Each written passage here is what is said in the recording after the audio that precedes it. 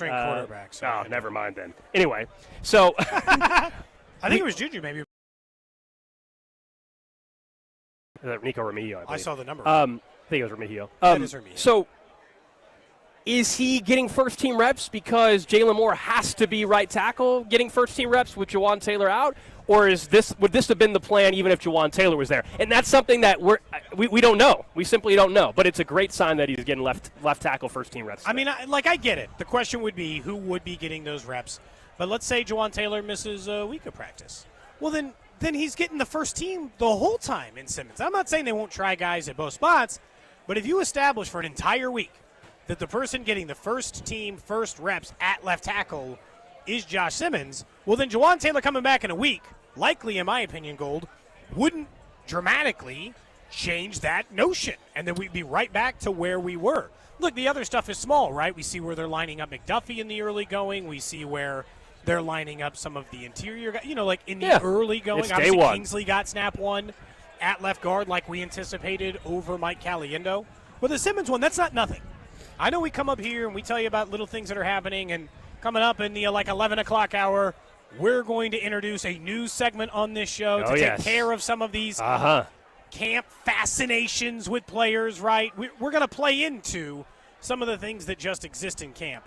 But this camp does have some major storylines, and one is, can they fix left tackle? Did they fix left tackle? And at the week one part in Brazil, who's starting at left tackle is a real thing. Right now, it appears the very early edge is to Josh Simmons. Yeah, it's the number one question everybody has throughout training camp, and here we are on day one. And it's also a reminder that if, in fact, Jawan Taylor had to miss time in the regular season and wasn't available week one, and we don't know the answer to that. He's on the PUP list. Andy Reid 2 days ago said he was closer to coming back than others, but we just don't know what closer means. If Jawan Taylor misses week one, well, we're watching right this second. We are watching what the starting offensive line would be week one in Brazil if Jawan Taylor misses any time to start the season. And so that in its own right is kind of exciting to see it. I mean, if you go best case scenario here and you tell me that Josh Simmons truly is the week one left tackle for this football team, then the Chiefs getting Simmons where they did in the draft is going to look like an unbelievable pick by the end of the season. I really believe that. I know people say, well, we thought Kingsley was going to be good. I think it's a little bit different. This was more a health question than an ability question. Kingsley, everybody at camp, we obviously discussed it last year. We saw him. It was about, hey, he's very raw, but he's super athletic. Well, Josh Simmons, nobody's saying he's a raw prospect. Everybody's saying, is he healthy? Is he the same player post-injury or not? Both are questions that haven't been answered, but I feel better about if he's healthy, the production they will get. We'll find out throughout his career if he ends up being a top 10 tackle or top 5 tackle or something crazy like that. And I actually don't think it's that crazy. But his ability week one to start would be massive considering the resources they invested in the first round. I told you I'm gonna tread a little more lightly this year, as in I will still take it as a good sign, Gold, that he wins the job day one. But he's winning the job over a guy that has 13 career starts.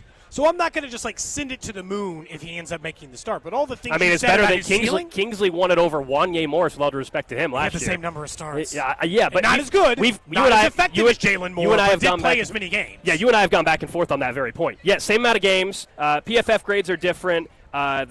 Overall, in terms of rounds they were drafted, were one different or whatever as well. Yeah, those are about the same. It depends how much you value the grading. Also, we all saw Wanye Morris play in left tackle last year, and they had to move a guard to left tackle. We saw it. Trent Williams, he's got at least in Jalen Moore's case, he had a Hall of Famer, future Hall of Famer in front of him. We'll see. But we don't know. The problem is that I don't know that he would have beaten out a Wanye type because he didn't beat out Trent Williams. He was never going to beat out Trent Williams. Yeah. He had no chance to do it. I'm just saying it's more of an unknown. And I'm not going to pretend like Jalen Moore is this known product that he definitely beat him out, because I felt like I walked into that trap last year. And while Simmons is a much higher I just think they're completely different prospect. Are much, much differently thought of.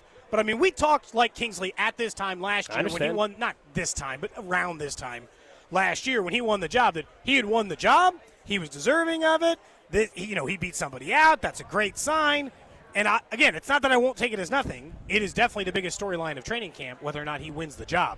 But I'm not going to just take it as gospel as, well, he's a top 15 guy right now because he beat out Jalen Moore. I'm not saying he's I know. I'm not saying he's a top 15 tackle in football week one. I'm just saying the difference is, you're right, Kingsley got reps at left tackle last year and he won the job and we were all excited. That is accurate. That is what we said and what everybody was saying at the time.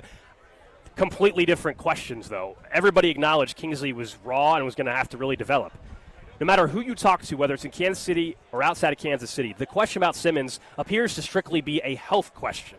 And if he is healthy for week 1, then I'm not worried about at least getting average left tackle play on week 1. And obviously you hope he ends up being better than that. But we'll see. It's a great starting block today and stepping stone today, I should say, for Josh Simmons, though, getting reps. Someone was asking about left guard.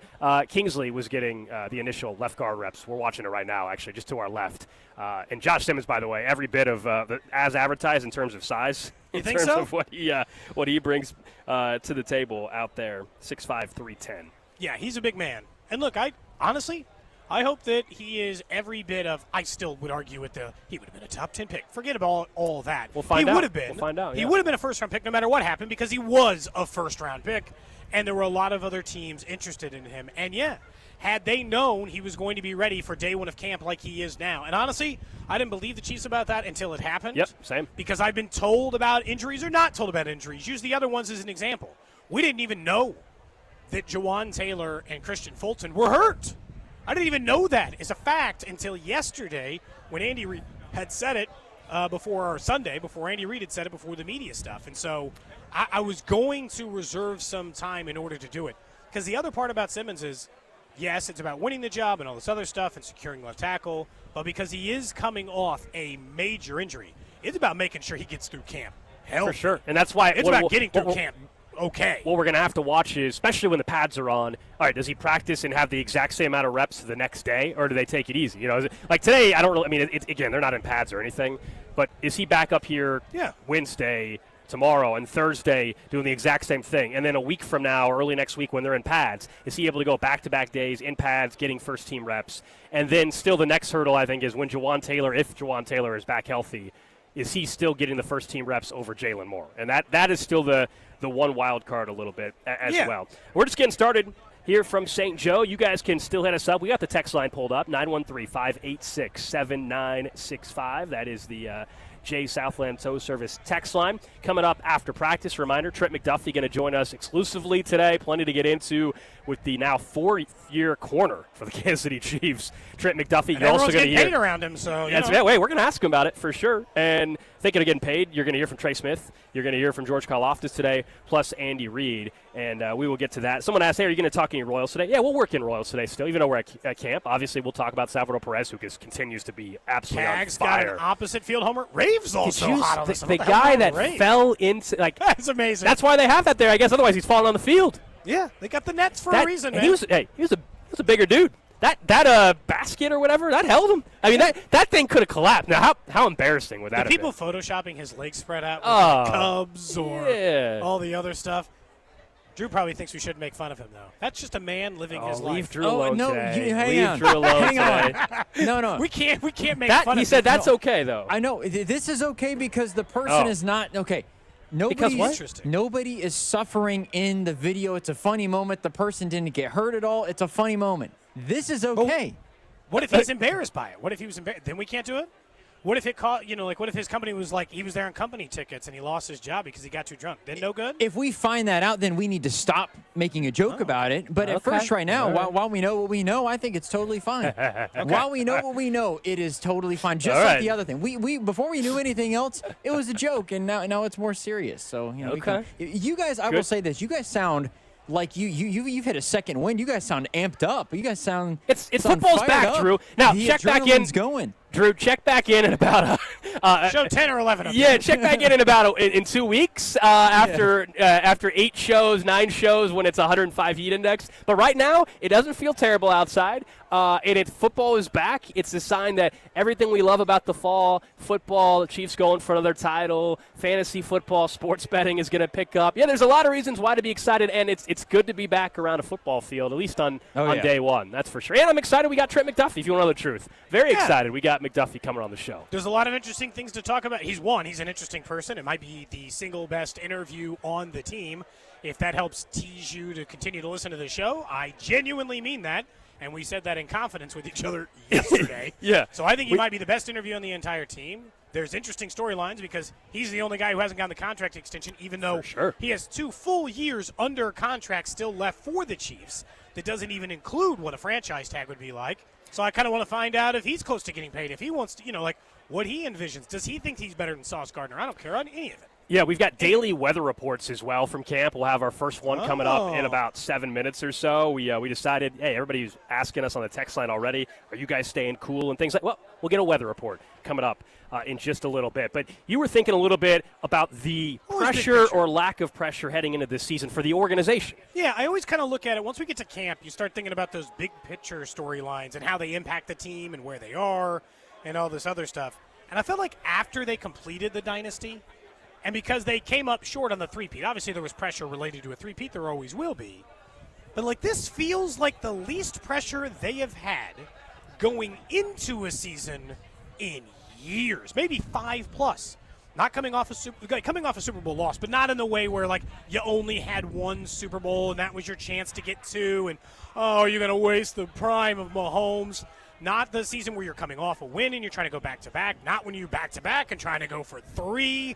Like, I think they are more off the radar than they have been in a while, and I feel like this is less pressure-filled than I'm used to it for the Chiefs going into a season.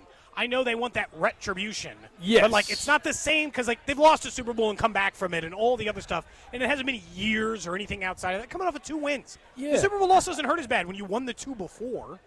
Well, so the last part, I don't know if I fully agree. I agree with the beginning, which is if we had like this meter of pressure, it was all the way turned up. It was maxed out. The gauge was red. The gauge was all the way to the right. It was red. Okay, I would say it's like back to yellow territory where you have Patrick Mahomes, green. It's not, you have Andy, you have Andy Reid, you have Patrick Mahomes, Chris Jones is who knows how many more years of being effective like he has been throughout his career. It is the last year for Kelsey. We think all that.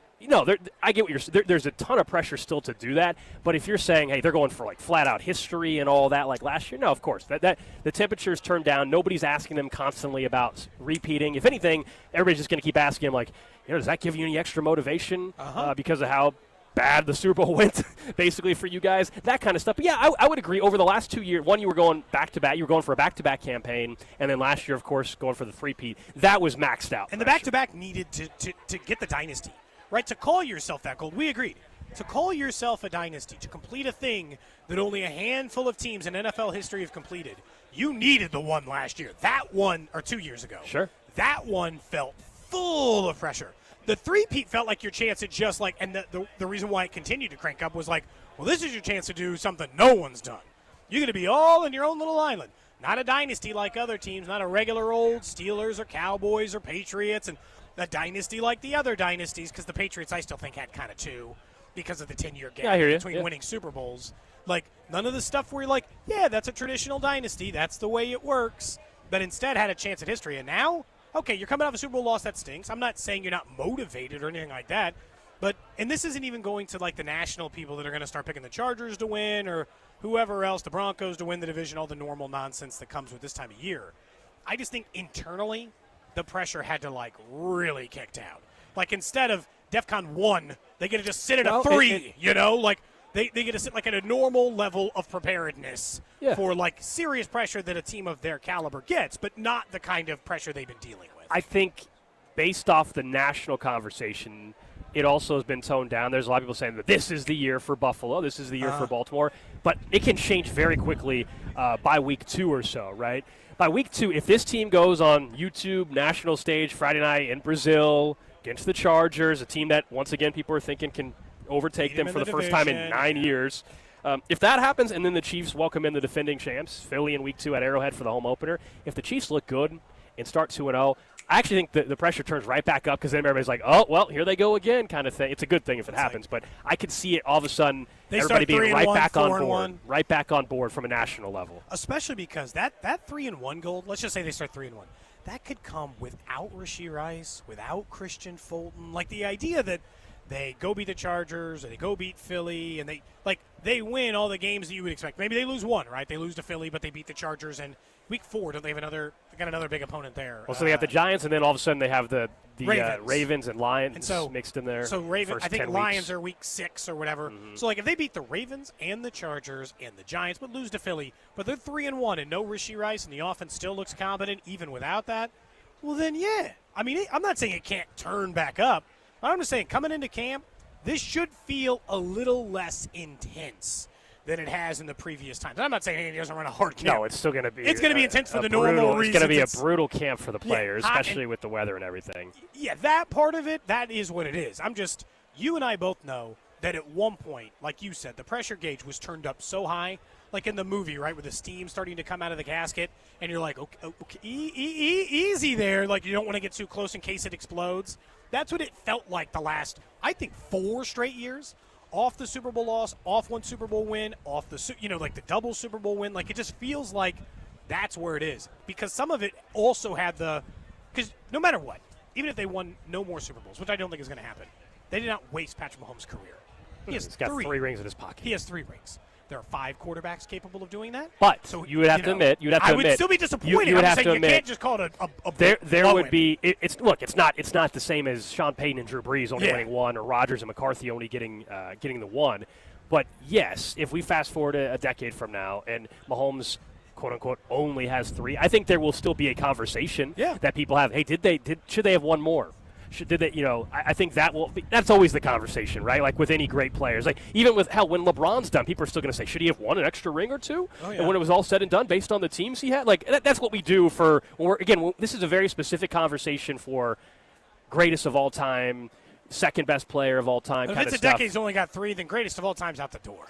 Oh, like that ship has sailed, Cody, and it's just about going to get one more final ride. We differ on this one. I've told you after the head-to-head loss to Brady and everything, Mahomes, to even have that conversation, has got to get to 6. I really think. I think it's 5, but yes, I get your point because Tom Brady lost more than 2. So it's I understand. But you got to get the number. I mean, he can't end up with 4 and be like, oh.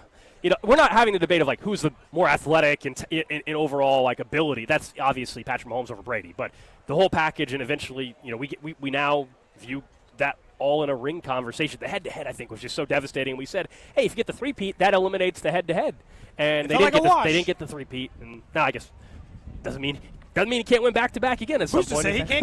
Who's to say he can't do it again? That's right. Not me. That's right. We point this out every time we get to training camp and every time we talk about the Chiefs. Because for all the times we come on the show and might nitpick, we nitpick for that reason. The bar is very high. I understand what the Chiefs are capable of. I have said 1,000 times on this show that overtime in the AFC Championship game is the shortest season Patrick Mahomes has had. Overtime in the AFC Championship game is as quick as his season ends in any given year. So it's not crazy for me that he can win back-to-back gold because there's about an 80% chance in his career that he'll be playing in the damn game, right? So, and a 60% chance to win it based on current history of winning 3 of the 5 he's been in. And so there's always the possibility of stacking up the rings. I'm glad they're going to tone it back a little bit this time. Every day we're up here at camp, we get texts. People ask, hey, how's the weather? How you guys doing? You staying cool? You got water and all that? So we decided, you know what? We'll just let you know what the weather is supposed to be like. So we have our first weather report from Cloudy with a Chance. With your training camp forecast, I'm meteorologist Cloudy with a Chance. Another hot one today with sunny skies and a high of 98 degrees. Make sure you're staying hydrated out there, but it's a perfect day to watch some of the best athletes in the world show off the kind of athletic skill that Cody and Gold can only dream of having. Seriously, these guys can pull a hammy setting up their broadcast equipment. I'm meteorologist Cloudy with a Chance for Cody and Gold on 96.5 The Fan. Wait. Now we're just getting shots thrown at us during weather reports. Your guys' hammies are fully intact. So far, Drew. I didn't pull a hamstring setting up broadcast. Drew must have been behind this weather report today or something. That's shots fired. We'll get you back, I think, at some point later on this week or something. But no, we're fine. We're good. Yeah. No injuries or anything. It is hot. As long as the wasp stays away, we'll be Are you allergic to bees and wasps? I don't know. We've had this conversation. I've never been stung by a bee. Remember, I had the wasp nest on my deck, and I still got questions about how you've never been stung. I feel like there's just a point of like not by a wasp. I think that's not even a sweat bee. Nothing. No. Nothing. No, I mean mosquito. Screw you, Cloudy with a Chance. I didn't do anything to you. Yeah, we'll see how long we keep this meteorologist around for the show today or not. By the way, practice you may have heard in the background. I don't know if that came up over the air, but we had the horn. That means practice is over. which means in about 5 to 10 minutes, I would suspect, we will have Trent McDuffie stopping by. Depends on how long they stretch and say nice words to each other in a circle. It's day one, so yeah, you're right. But practice is technically over. They are just kind of doing the wind down at this point in time. But we're going to have to, look, if that's how the weather report's going to go throughout camp, my goodness. People think I did the weather report. They think that was me. That was absolutely not me. I can promise you that was not me doing the weather report. You think I was? You think I fired? You think I did a weather report taking shots at calling myself? himself unathletic? No. If he called me unathletic, then you could have had that suspicion. Someone said Gold, nice accent. That wasn't Alex Gold. I swear, I can 100% confirm. I'm not going to tell you who it was, but I can tell you it was not me 100%. I'm not lying. I don't know who it was, but I know Alex. I've listened to Alex's voice for 4 hours every week for the last 5 years. I could promise you I could tell if he was even putting on a weird fake voice. Right. That's not Alex. Someone said only hammy you guys are pulling is a sandwich out of your pocket. Jeez. Wow. That might be worse than what that is worse. Yeah, damn. Sandwich out of my pocket. Saying I'm so hungry I got to keep food in my pockets to take snacks. Yeah. Damn. That's kind of crazy. All right, fine, text line.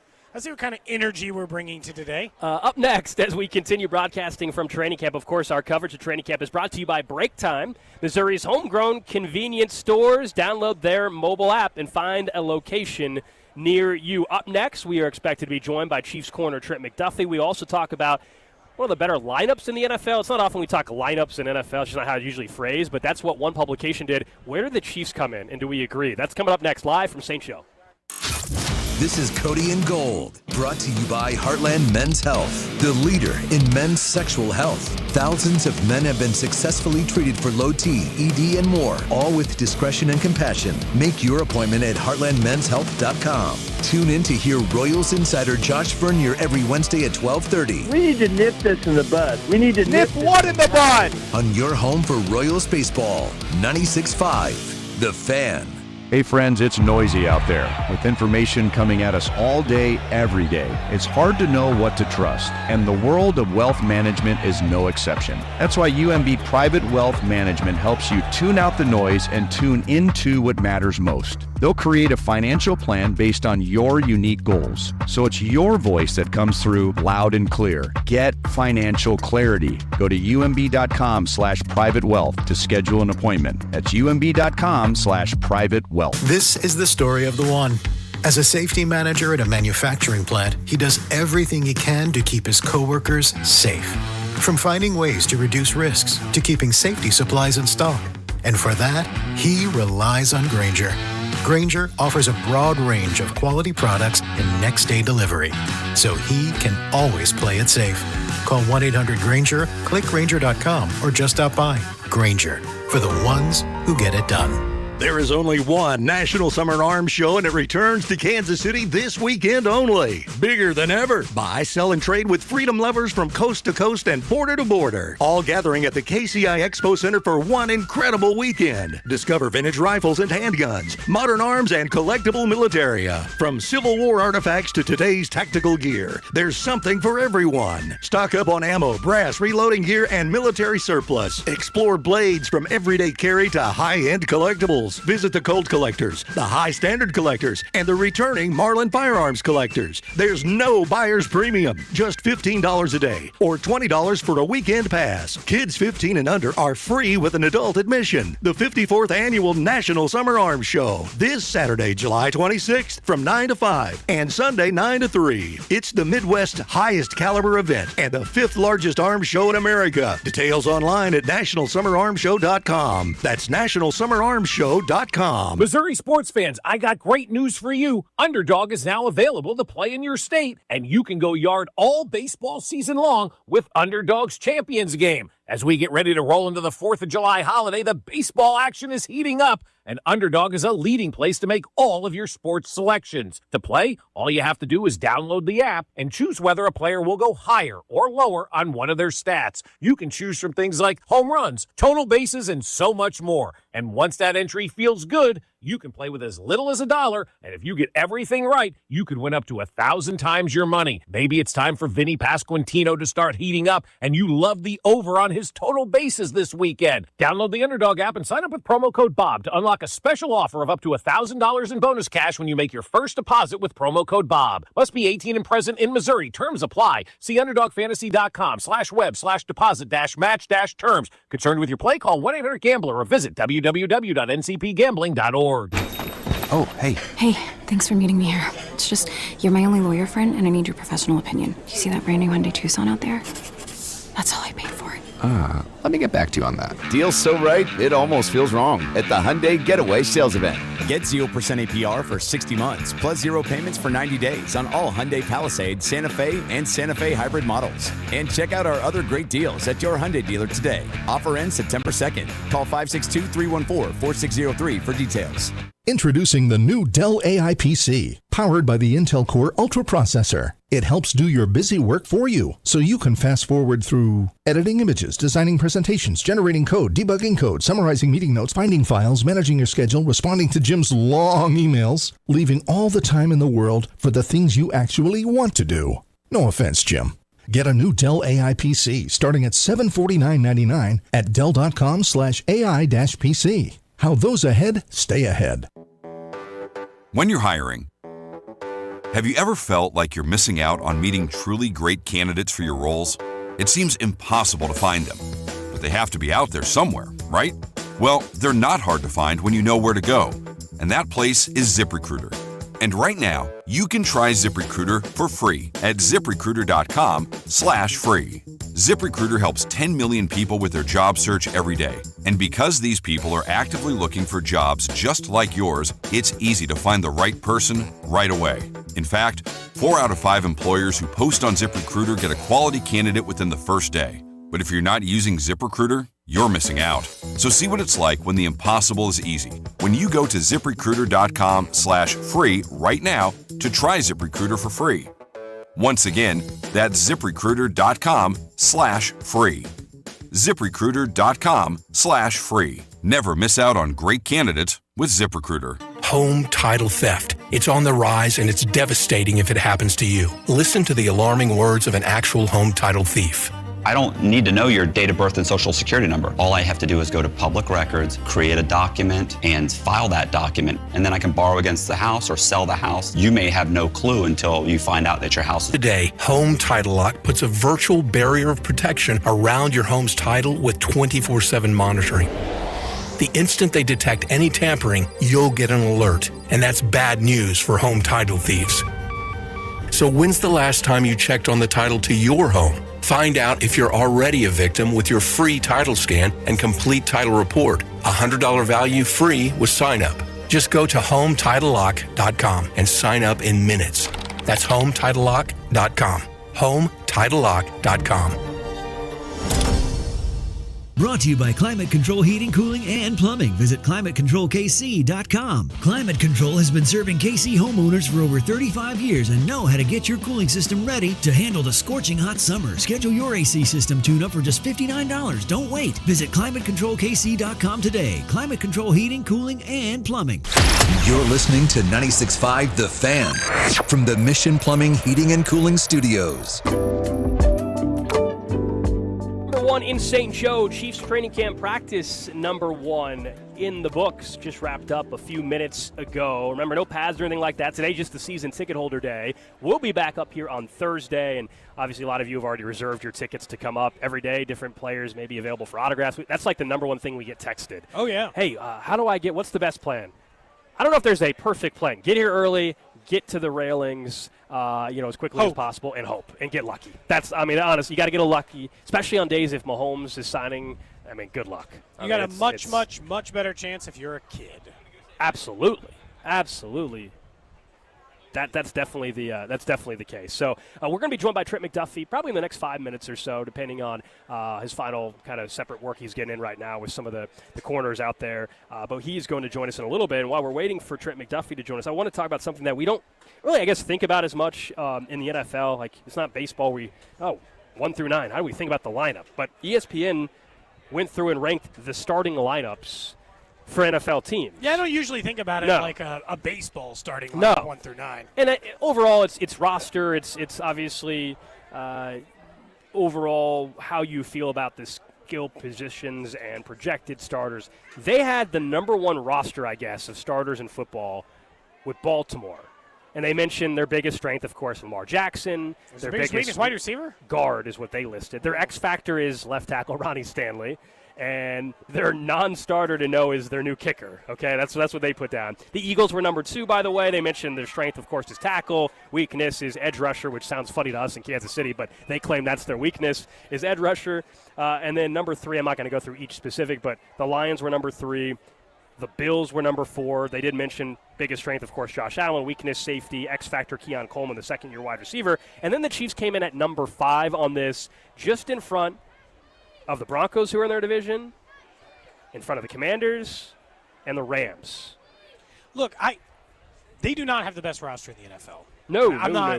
I think pretending that they do would be kind of crazy. I will say their floor, though, on their roster is better than some of these teams. They do not have a unit as weak as the Ravens at guard or at wide receiver, in my opinion. What do they think?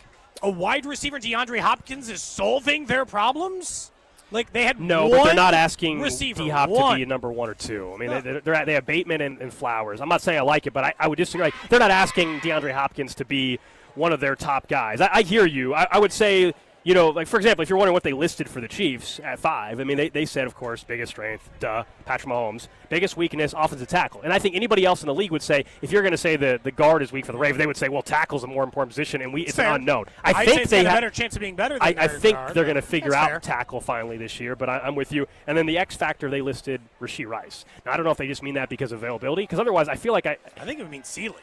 Like, what if he really is the 1,400-yard receiver if he played a full season guy? Yeah, can he be a true number one in the league? Whenever he plays. Mm-hmm. Whether that's week 1, which I don't think it will be, or whether that's week 6 or 5 or 8 or whatever else the suspension comes from, if he's that guy, if he's first 3 weeks, Rashee Rice, the ceiling on the offense immediately goes up. Although, in fairness, I feel like, other than he's coming off the major injury, I feel like I know that more about him than what the ceiling is with Xavier Worthy. We talk about Xavier Worthy, he only had like 650 yards last year. Rashee Rice in his rookie year had over 900, then followed it up with those 3 games of looking like he was going to go way past that. I kind of feel like the X factor might be more Xavier Worthy. Is he ready for an increase in workload? Does the final 8 weeks, 6 weeks, the playoff run, do those things actually translate into a full 17-game season for him? He's a bigger swing guy for me. I feel like I know more about what I'm getting out of Rashee Rice from a day-to-day. I think his skill set makes sense. It all works in the offense, yada, yada. I got some stuff worthy that would make I tend to agree. I think the question with Rice would also be, I guess you and I have just assumed that it's not going to be any of a question, which would be the ACL. Yeah. And the injury or whatever that he suffered against the Chargers in week 4. How much of that should also factor in? Like, so much has been about the disciplinary stuff that we haven't considered. He's still coming back from a knee injury. But they said he's been ahead of schedule. He was out here today already getting number one reps and no signs of anything. Remember, he can, despite a potential suspension, he can practice with everybody and everything like that throughout camp and play in preseason games. So, yeah, I'm not worried about the health and recovery from a knee injury. I know sometimes that would be the number one story. I think what we saw last year from him, it's now also year 3 in this offense. To me, he's going to be good to go whenever that day is, whether it's week 1 or week 6. But the other part is, like, I think he's good to go week 1 either way, but because I think it's going to be week 5, then he's definitely going to be good to go. So, like, I got to just, like, the health stuff feels definitely like the secondary part versus can he maintain where he was in this offense during that time? Because you got to remember, while Rashee Rice was working in the offense as a whole still wasn't. They weren't putting up huge numbers with Rashee Rice. They were still struggling in the red zone. It was all the same stuff. We can go 14 plays down the field to settle for a 37-yard field goal and kind of feel like we got busted up going out of it. And so if it's not that, or if it's that again, then we're really doing. Because the other X factor is obviously left tackle. Because Mahomes has to, I think, retrain his brain this year. I think he has to retrain his brain. Trust and confidence. He was way too sped up. To his own fault, I think, sometimes too sped up. And as a result of that, I think made some mistakes that you wouldn't anticipate him making. And then the season got worse as kind of a result of that, Gold. because, we didn't know exactly what we were going to get out of it. So we'll see exactly how it goes this year. But obviously, we'll see how it goes. But, I still worry, at least on that end, that's something he has to kind of adjust to and get used to and all this stuff that kind of comes with it. We are about to be joined by Chiefs corner Trent McDuffie here live from St. Joe at Chiefs training camp. Our training camp interviews are brought to you by Powell Exteriors KC, your one call for siding, window replacement, custom decks, and roofing in the KC Metro, and also by the St. Joseph Convention and Visitors Bureau.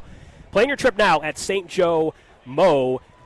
Trent, good to have you on the show. This is the fourth straight year I think we've had you on the show. Last time when you were with us, you said, "Hey, I got to get a pick finally. I get one of these picks." You come into camp, you got two in the bag at least. Yeah, finally, right? Oh. Yeah, we'll try to. We have his mic hopefully working over there, Cody. Well, it was on. We'll get that. You know what, Trent? It never goes as smooth as you want. Day one of camp. There we go. Day one of camp, man. You can't be mad. You get a little glitch day one.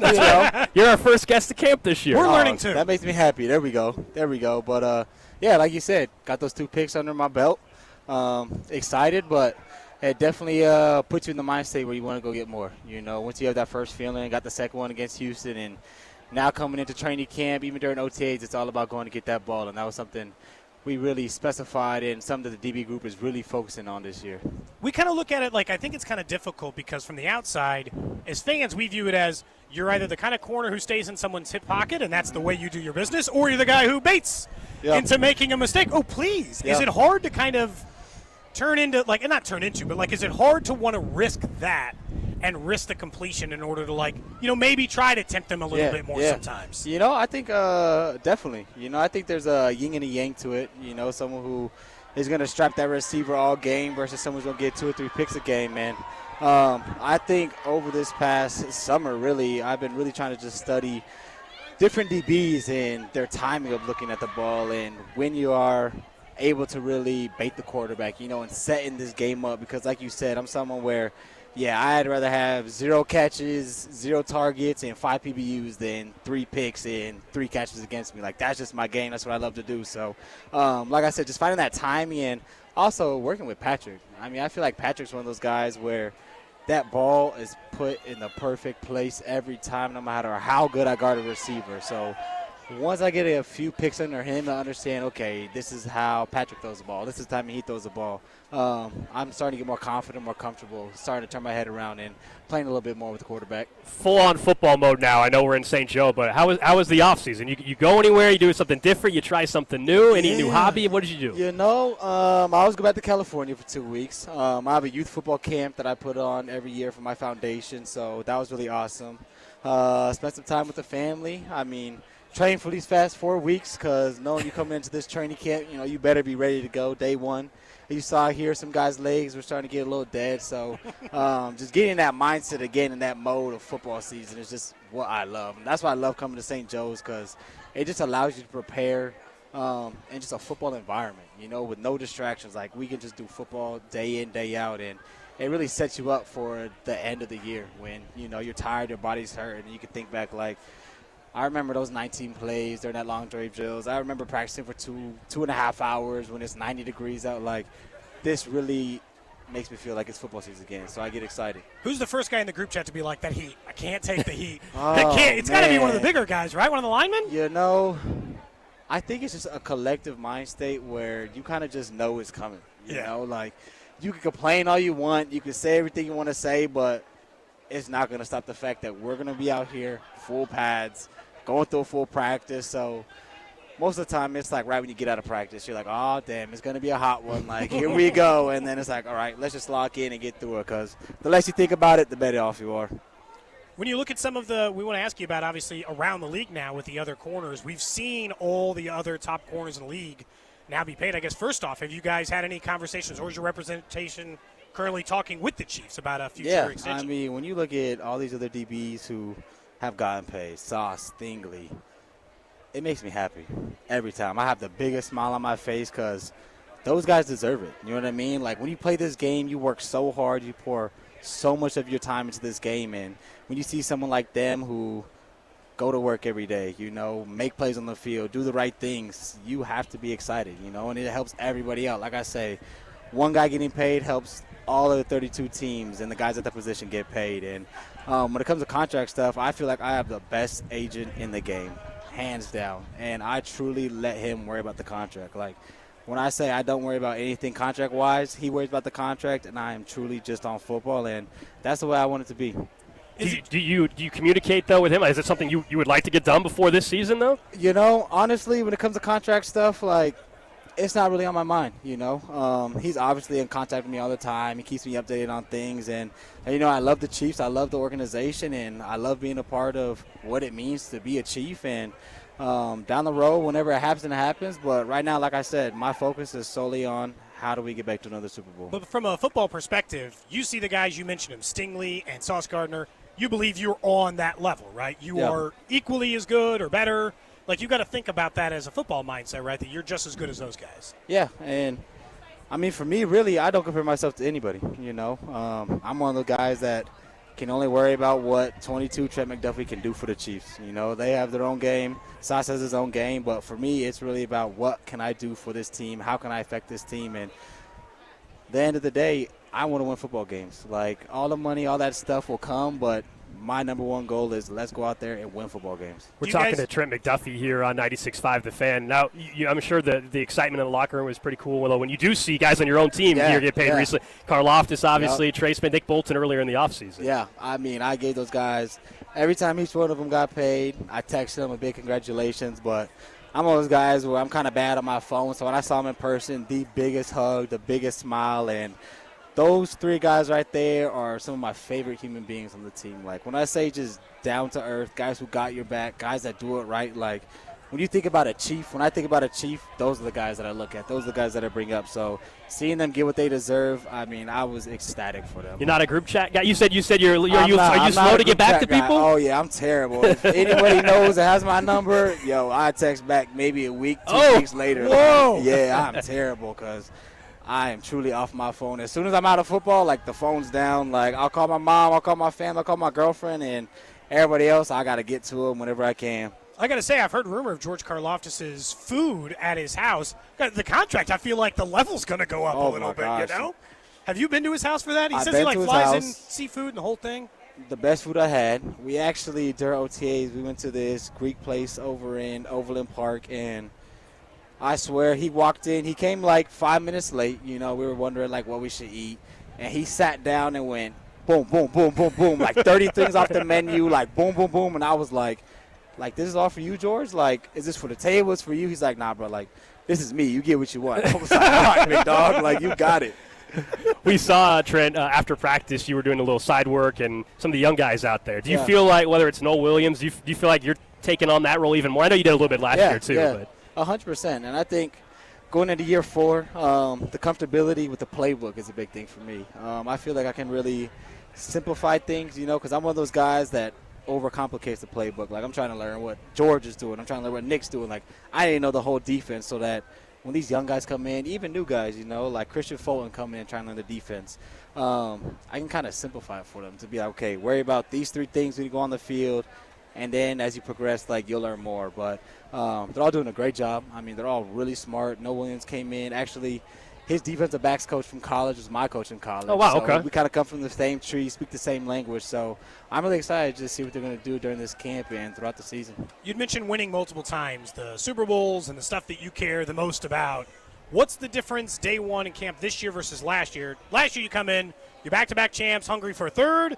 This year you're coming off the disappointing Super Bowl loss. How do you feel like the attitude or the tenor of the camp is even just a day in? Yeah.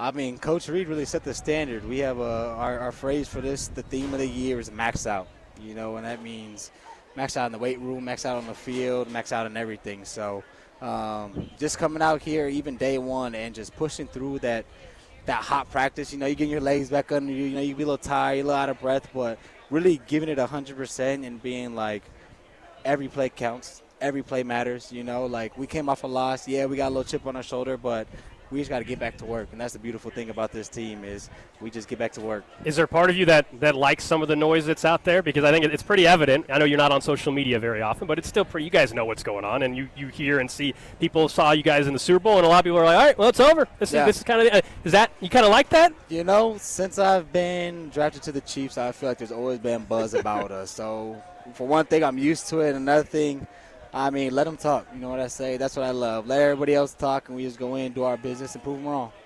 I mean, when you look back, because we mentioned the year 4 stuff and wanting to be here long term and the contract and stuff, when you look back, how fortunate, this sounds silly, but how fortunate do you feel that you ended up here? Like Andy Reid, this system, and with a team with this kind of standard. Yeah, no, 100%. I think it's a beautiful thing, especially on draft night, thinking, where am I going to go? You're sitting there, you have no idea, and Kansas City comes up. And over the years, just knowing what this team's been about, knowing who's been in the room, Hall of Famers like Patrick, like Trav, like Chris Jones, seeing a Hall of Fame coach, and just their work ethic and how they approach life has been the biggest thing for me. Like, it's allowed me to grow so much off of the field that I'm more grateful for than even just being a football player, just how to deal with people in the community, how to deal with, even your own family when it comes to important things. Like, seeing how these guys do their day-to-day stuff has been the biggest thing that I've taken away, and I'm really thankful for. Chiefs corner, Trent McDuffie joining us here at 96.5 The Fan. Appreciate it, man. Good to talk to you as always. Hopefully again next year. Yeah, right. There you go. Day 1 of Chiefs camp in the books. Pads in a couple days. Still time for that, but we appreciate Trent joining us here on 96.5 The Fan. Our training camp interviews are brought to you by Powell Exteriors KC. Your one call for siding, window replacement, custom decks, and roofing in the KC Metro, and also by the St. Joseph Convention and Visitors Bureau. Plan your trip now at stjomo.com. I mean, look, I like the motivation of, I'm trying to figure out a way to play with the quarterbacks some more, because the truth is, elite-level corners, very often, they don't get the ball thrown at them anymore, Gold. Like, if you're a quarterback, you're like, I could just throw at somebody else.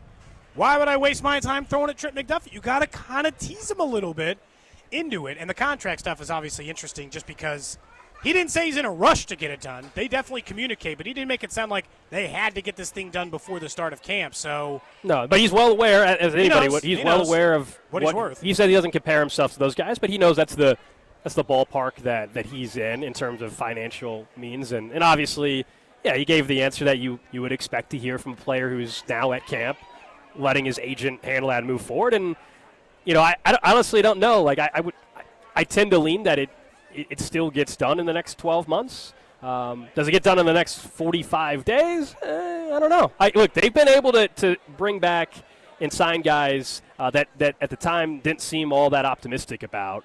This is also unique, as you said. I mean, they got multiple years of control still under Trent McDuffie. He's somebody that I still think when you look at the pillars of the organization, now clearly Karlaftis is part of that. I still think that poster out, on the concrete there at Arrowhead, Trent McDuffie, Mahomes, Chris Jones, Kelsey. Oh, you mean in the future? Yeah. I think McDuffie probably Chris Jones for a couple of years. For sure. Yeah. I think McDuffie is one of those guys that is going to be the face of the defense and the face of this organization along with Mahomes. I truly believe that, and I think they eventually get a deal done. Well, I like that he takes on what he'd said. He said, part of my job and part of where I like being in year 4 is I can simplify it for the people who are coming into the system. So Noah Williams comes in, and I can tell him, hey, you're worrying too much about all this stuff? Here's the few things you need to worry about in order to do a good job, in order to handle your business. I'll take care of the rest. That's my responsibility. You take care of the few simple things in order to make sure that we're clean and square and in good shape. And then outside of that. But, I mean, he's obviously one of the 3, 4, 5 best players on this team. No question. I don't care where you want to rank him. He's behind Mahomes, and then I think you can make an argument. It's kind of like picking quarterbacks 2, 3, and 4 in the NFL, what we talked about before. I don't really care which order you put Lamar, Burrow, and Josh Allen in. I'll put them in the order I am. You put them in the order you want. But there's inarguably 2, 3, 4, and 1. So on this team, it's inarguably 1. But then if you wanted to make an argument that Trent McDuffie is the second best player on this team, I'm not here making an argument, are you? I can if you want, and I can tell you it's Chris Jones or I can tell you it's someone else. But there's a strong argument for him, too. Yeah, and today we saw, because Fulton's on the PUP list, we saw in that secondary McDuffie along with Jalen Watson, were working on the outside. You didn't get to see McDuffie move on the inside. That's Shamari Connor right now. And I still think at some point, whether it's camp or in the season, the question for McDuffie to also even be able to max, not to use their phrase that they use, to max out, as that's apparently the theme for the Chiefs this year, from the coaches to the players. In order for that to happen, I think he has to play inside a little bit on top of that. And that might need Christian Fulton to be healthy for that to actually exist. But someone says, can we get some Cody and Gold maxed out T-shirts? Maybe we'll have to work on that. Appreciate McDuffie stopping by. He also stayed around and signed some autographs. I always mention that because not every player does that. A lot of them, they'll do the interview and they just leave. And there's different reasons for that, timing and everything. But he spent some time here after signing some autographs for kids and stuff. I always think that's important to point out. I don't know how you don't like Trent McDuffie. To me, he's one of our favorite interviews we do every year. This is the 4th year we've had him. One of the guys that if you go to the locker room after a loss, after a win, he's there. He's the guy that'll talk. A lot of guys, again, don't blame some of them, but there's a lot of guys that'll leave and won't stick around. He will always be there and talk to the media, and I think fans appreciate that as well. Accountable in every sense of the term, essentially, is the way Trent McDuffie operates, which is why we're so glad to hear him. Again, if you missed any portion of it, we'll bring you back a part of that at 1:30 as well. We love having Trent McDuffie on. And, every single day we are up here at camp, which is 11 different shows, including today, so 10 more after today. We will have an interview ready for you guys with a player from the Chiefs. Yeah, our training camp coverage is brought to you by Break Time, Missouri's homegrown convenience stores. Download their mobile app and find a location near you. You guys can always still hit us up, even though we're on remote, on the J Southland Tow Service text line, 913-586-7965. Yeah, video stream is up and running as well. Coming up next, we're going to hear a little bit from Andy Reid. He just spoke a short while ago. We're also expected to hear from Patrick Mahomes, Trey Smith, George Karlaftis. Nate Taylor's going to stop by. We're just getting started here in St. Joe. It's Cody and Gold on 96.5 The Fan.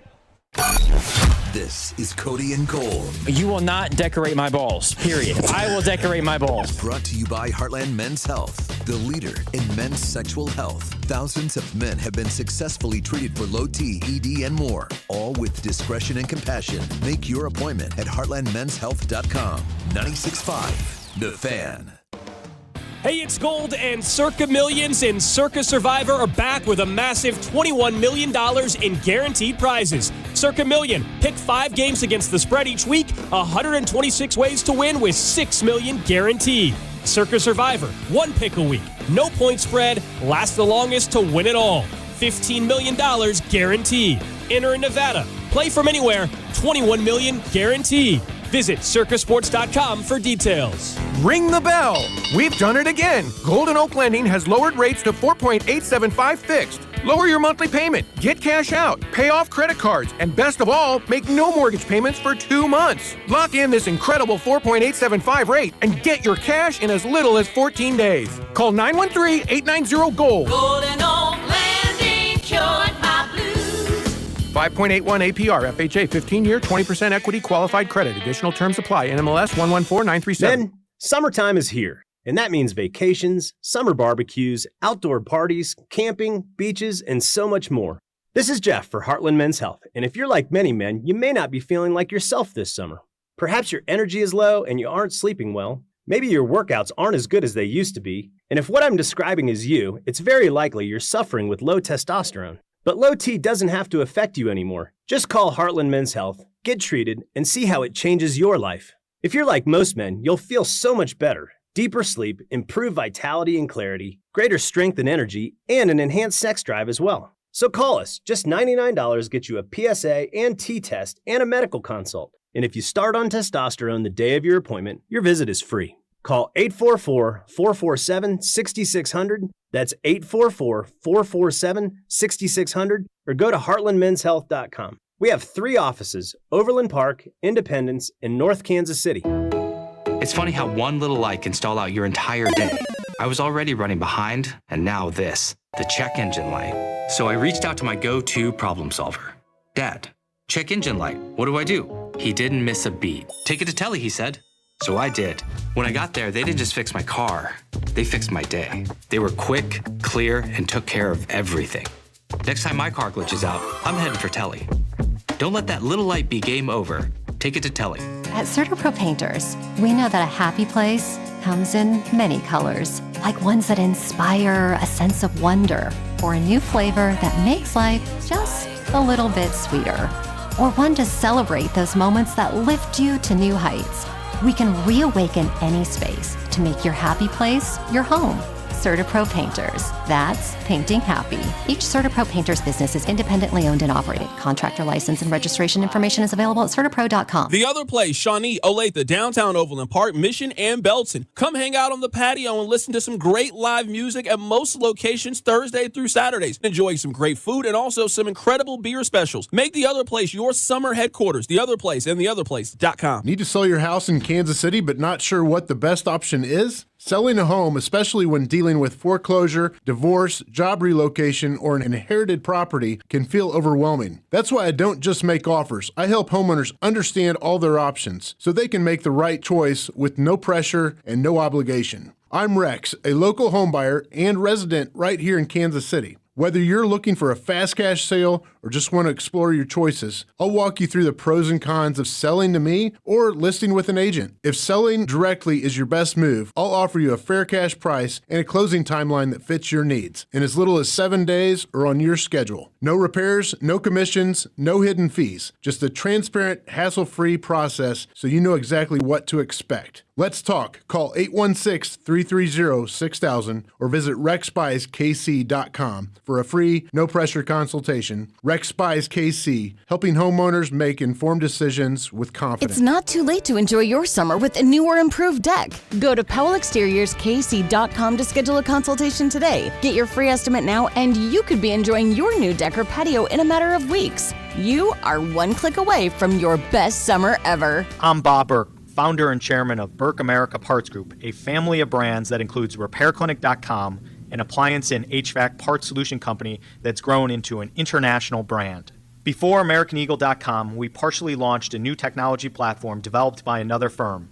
American Eagle helped take our technology to a whole new level with digital marketing, software development, and business insights into our key markets, appliances, HVAC, and outdoor power equipment, and did so both on time and on budget.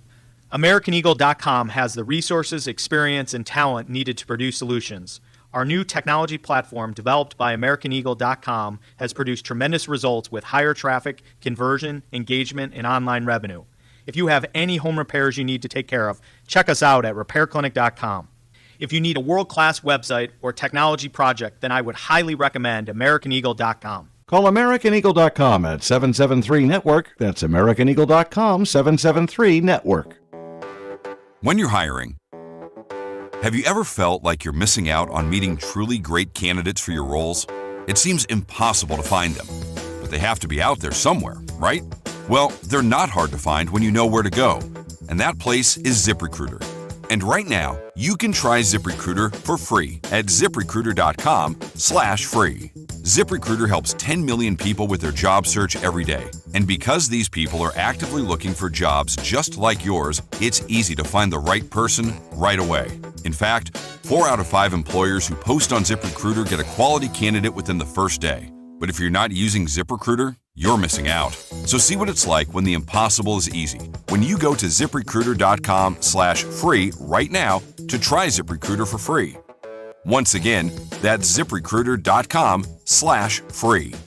ZipRecruiter.com/free. Never miss out on great candidates with ZipRecruiter. Have you watched Die Royal Decree? How about Chiefs Take Tuesday? Or Would You Rather Wednesday?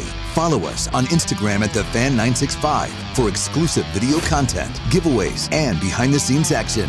96.5 The Fan, KFNC FM and AM, HD1 and HD2, Kansas City, in Odyssey Sports Station. 11 o'clock hour here on Cody and Gold. Alex Gold, Cody Tapp up here in St. Joe. Drew producing the show back in our studios. And, of course, our coverage here from training camp is brought to you by Break Time, Missouri's homegrown convenience stores. Download their mobile app and find a location near you. Practice done for today. First one in the books.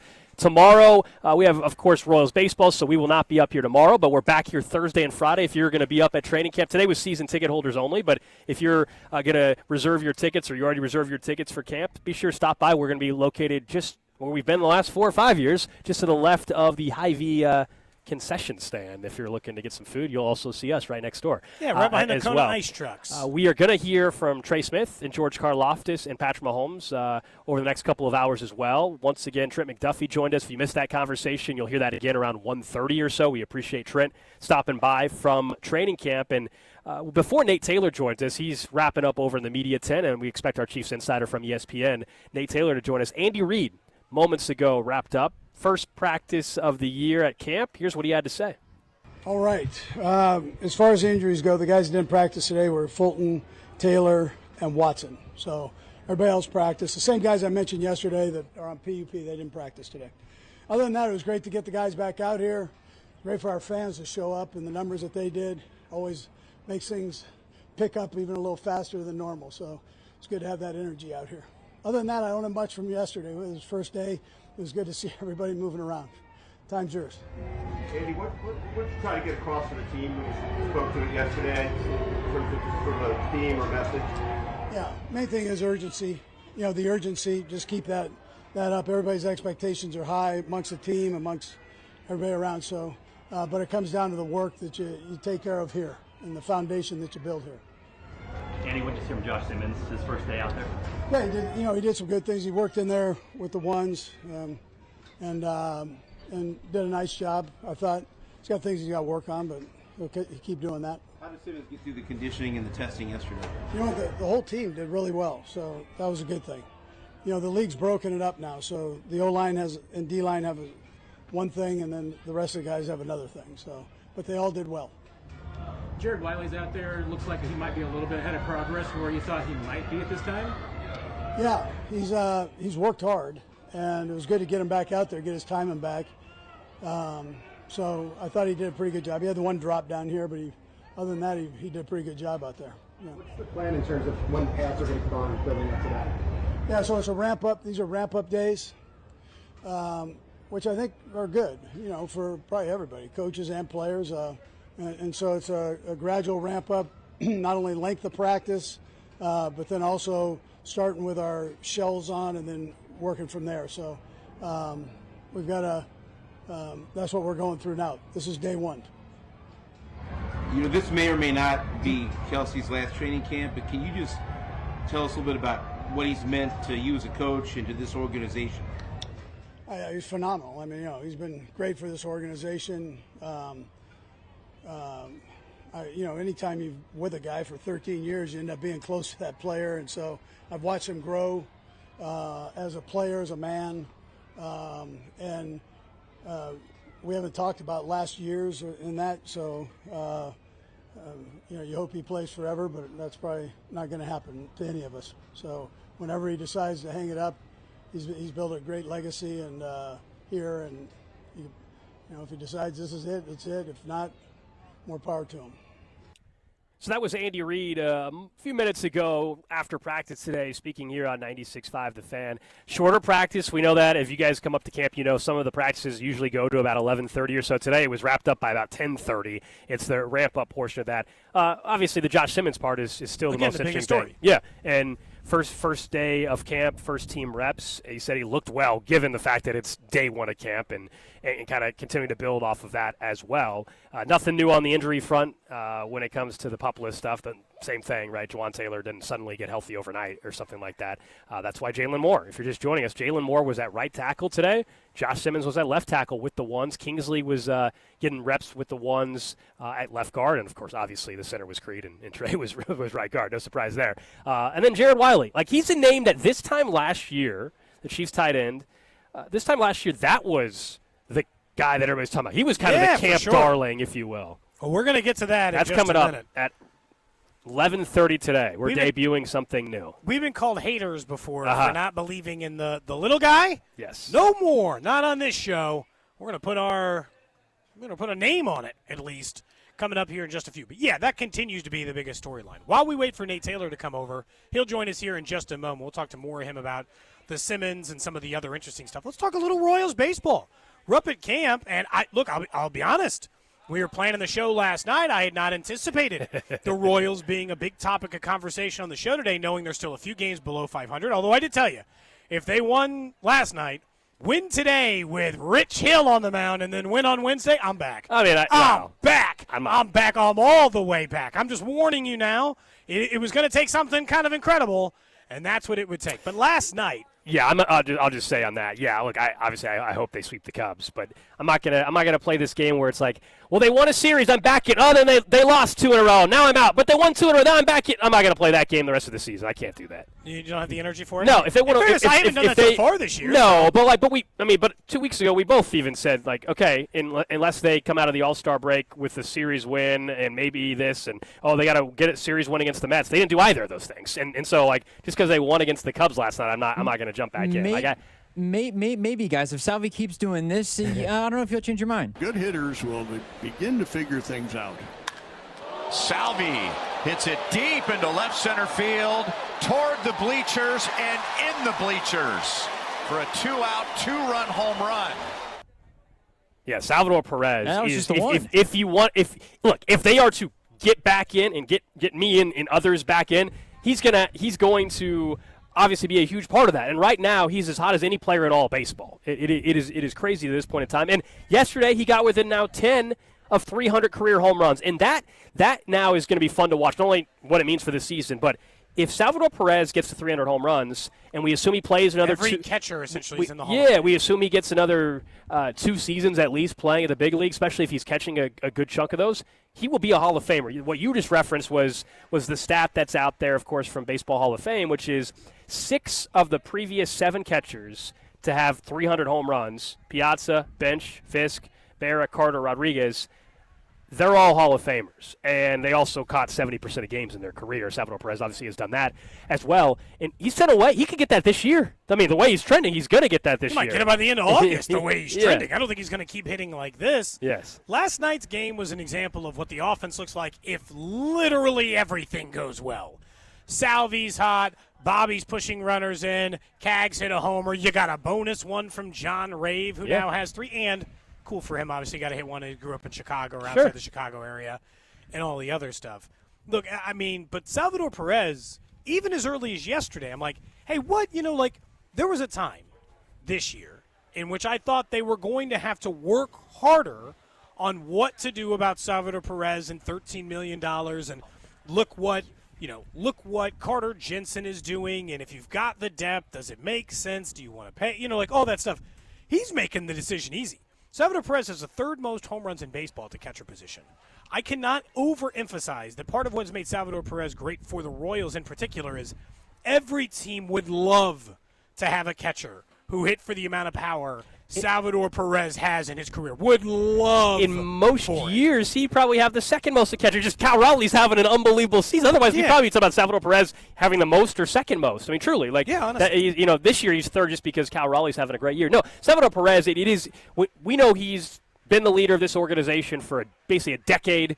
At this point in time, we all know he's the last remaining guy from the 15 run and everything. He's a guy that's going to have a statue one day at a future Kauffman or whatever the hell they're going to call it stadium, whether it's in Kansas, Missouri, North KC, in Missouri. I have no idea, right? Wherever that may be, that's going to be the truth. But I also think, as it relates to this year for Salvador Perez, he's maybe not at this clip. He's going to have to be a big reason why if you think they're going to get on a run. And as far as like me being back in, Cody, it's probably going to take an 8+ game winning streak. Here's the other problem. Like right now, Here's the other problem. They're playing a ton of NL teams, so making up ground is challenging. They're playing the Cubs, and over, I think over the next 15 games, a good chunk of them are NL teams. I think the Guardians might be the only American League team, let alone division team, that they're going to face. The Guardians are this weekend, right? Flo Rida on Saturday night and everything. That's the reason why I know they're playing the Guardians is because I've been looking. Do I want to go Saturday night to see Flo Rida get low? Didn't you go to the concert last year?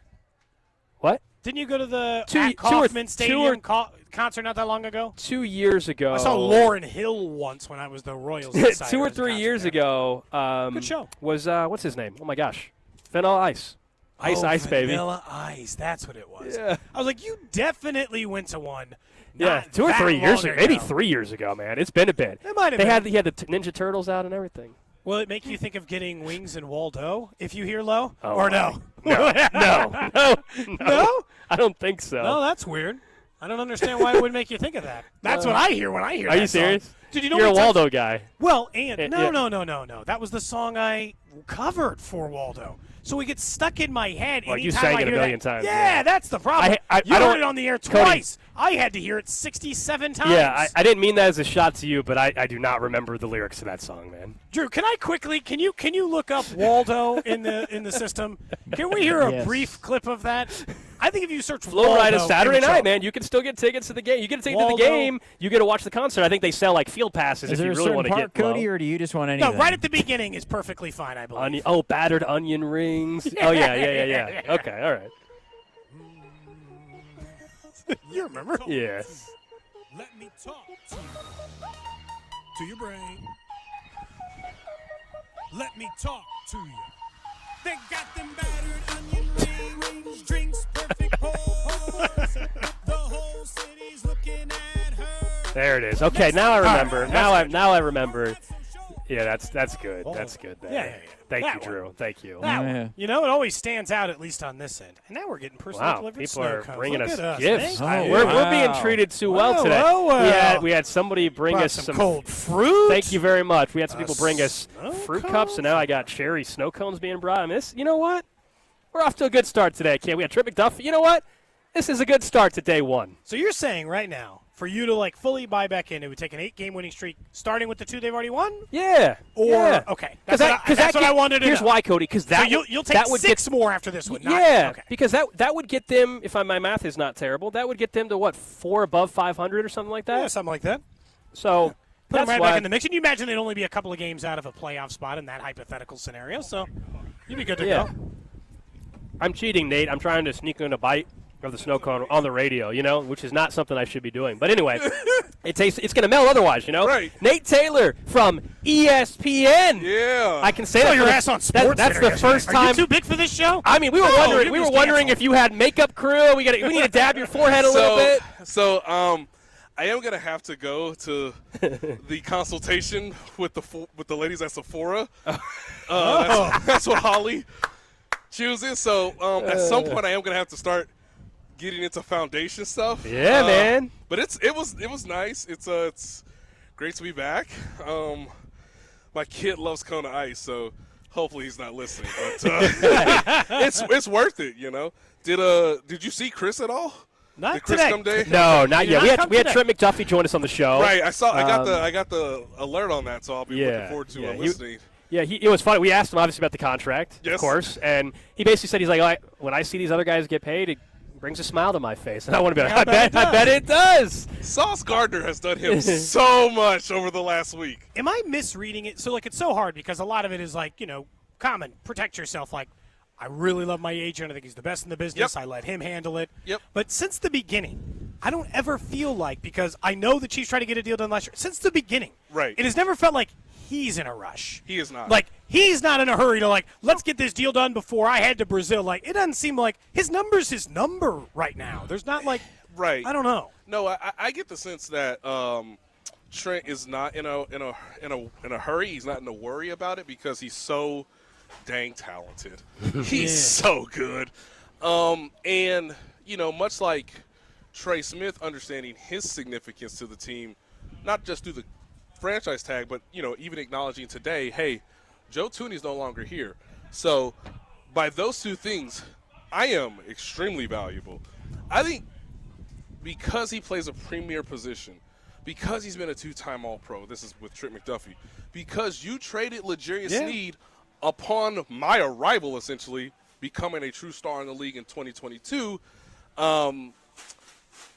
it would behoove his agent to be aggressive, to try to see if he can get something done before the plane leaves Brazil, 2 days before the game, I think, or whatever it is. But, you because of the fifth-year option, that mitigates things a little bit for the team. And you could tag him technically you got 3 years of control if you Technically, want you have 3 years. That's under the $30 million per year he'd get paid. Right. So, how about we find a way to restructure it? But if I was Trent McDuffie's agent, hey, could you wait on Patrick Surtain? I guess you could. He's technically the best corner in the league. But the guys ahead of him, the guys who were taken ahead of him in the draft have already gotten paid. Yeah. So now it is time to go above them, because even though you weren't taken at the same area in the draft, you were still a first-round pick. You have been the most productive cornerback in your draft class. We have now completed 3 years. It's time to get paid. So if I was his representation, I would do everything I could to get a deal done between now and the start of the season. But if you're Trent McDuffie, I'm so talented, I could wait for Patrick Surtain's deal. And guess what? I might be just as good or very, very close to him, and when it's my turn, I'll go above his deal. The problem is because the market just reset at like a 25% clip. Yes. I feel like Surtain's deal is just going to be 30.2. Oh, my God. So I guess if you want to make 30.3, fine, make 30.3. Sure. But, like, I feel like because it went from 25 to 30, yep. Next year with Surtain, it's not going to go from 30 to 35. Right. You don't normally see that in a back-to-back year case. Correct. And you've already broken the precedent of George getting his deal, right? So he is a part of my draft class just as long as he's, Sauce Gardner and Derek Stingley Jr. At the same time, if you want to be here, and I think what George Karlaftis said a little bit ago in the tent was, I want to be here. I love the locker room. I love winning. I've had mentors. I had Carlos Dunlap. I had Frank Clark. I still got Chris. You could take everything that George Karlaftis said today and really apply it to Trent McDuffie. So from a salary cap standpoint, as you know, the salary cap rises, go get a deal done, because you can help the Chiefs structure it out, and the sooner you get a deal, the sooner you can come back and get the next deal. The sooner you can get closer to the end of your quote-unquote extension, or the 2 years left on your extension. He's young enough. And if you're still productive, you're still young enough, you're not 30 yet, you can go right back and get another bite at the apple. So the way these contracts are structured out now, the way the salary cap is going to continue to balloon, I think it behooves both parties just to get it done, because you're not trading him. I saw some things about, like, well, what if you franchise tag him? Okay, that's a avenue. What if you want to trade him? Why? Thank you. I just shake my head, because that's the highest draft pick Brett Veach has ever made. Think about that. But he had to trade to get it. And you Is there an argument for that? And you have to retain him. And only to get that highest draft pick ever, though, he had to make a they difficult moved trade. up. Yes. Like, exactly. I hate to say that, yes. but, like, they might have to at some point make a difficult trade. Yes. In order to get the kind of player they got in Trent McDuffie. Doesn't have to be Trent McDuffie. Correct. Because they did all that to get him. But it better be close or something similar at another premium position. Who is that going to be? I don't know. Hard to tell. So go get a deal done. And I think the pressure's on both parties equally.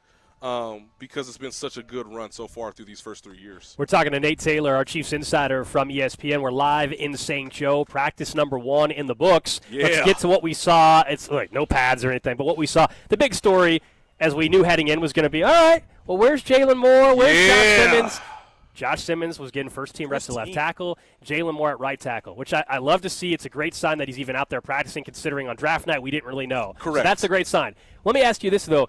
Is Jalen Moore at right tackle because he's not the guy that would be getting first-team reps, or is he at right tackle because Juwan Taylor's out, so they're just going to have Jalen Moore play right tackle until Juwan Taylor's healthy? Like, would it have been, like, if Juwan Taylor was healthy, would Josh Simmons be getting first-team reps? Oh, Mr. Gold, you are on to it, sir. I love this question. Ladies and gentlemen, I think you're right, Alex. I think that Juwan Taylor has done the Chiefs a bit of a service because what do you mean there's competition? No. He's the more veteran guy in Jalen Moore. He's experienced. Look, this first-round draft pick, he needs to just focus on this one task, right? Because we don't want to overload him. We don't want to even though Andy Reid was like, hey, Sky Moore, learn everything. So it's amazing that you don't want to overload him, but at the same time, he is the future. Sure. Whether Jalen Moore wants to admit it or not, whether he wants to acknowledge it or not, we'll be fascinated to talk to him when his time is arrived for him to talk to us at the tent, under the tent. But if Juwan Taylor did not have a little niggle in his knee, I think Josh Simmons might still be at left tackle. Okay. See, then that's because we need to see as much of you as possible. We need to see how this knee holds up, not just today, but the next day, through the soreness, through the physical contact, through the pads. We need to see you go through the whole thing And, Jalen Moore was, acquired to be the starter. That doesn't have to change in training camp. But what does need to change is we need to have more faith, more, confidence in Josh Simmons that his body's going to hold up, specifically, that left knee. So I love this because, hey, we also know that this is more than likely Jawan Taylor's last year. Sure. So more right tackle 2026. Maybe. I'm just saying, you want to get an early look. Want to grind through some tape back in, July and August of 2025 if you have to. Hey, did we see him at right tackle? You know what we did. How convenient. How convenient. When you look at it, so, I don't worry about Jawan Taylor's injury because from the sounds do you of it, think he'll serious. be at camp at some point? Yes. Okay. In the next week to 10 days? I was told it's a minor injury. Okay. He really is doing them a solid. I want to make that very clear, ladies and gentlemen. He, I guess, could be out here if it was later in the season, whatever. Yeah, it was but prep for AFC title game week. Yeah, I'm basically under a contract year. You and I both know that.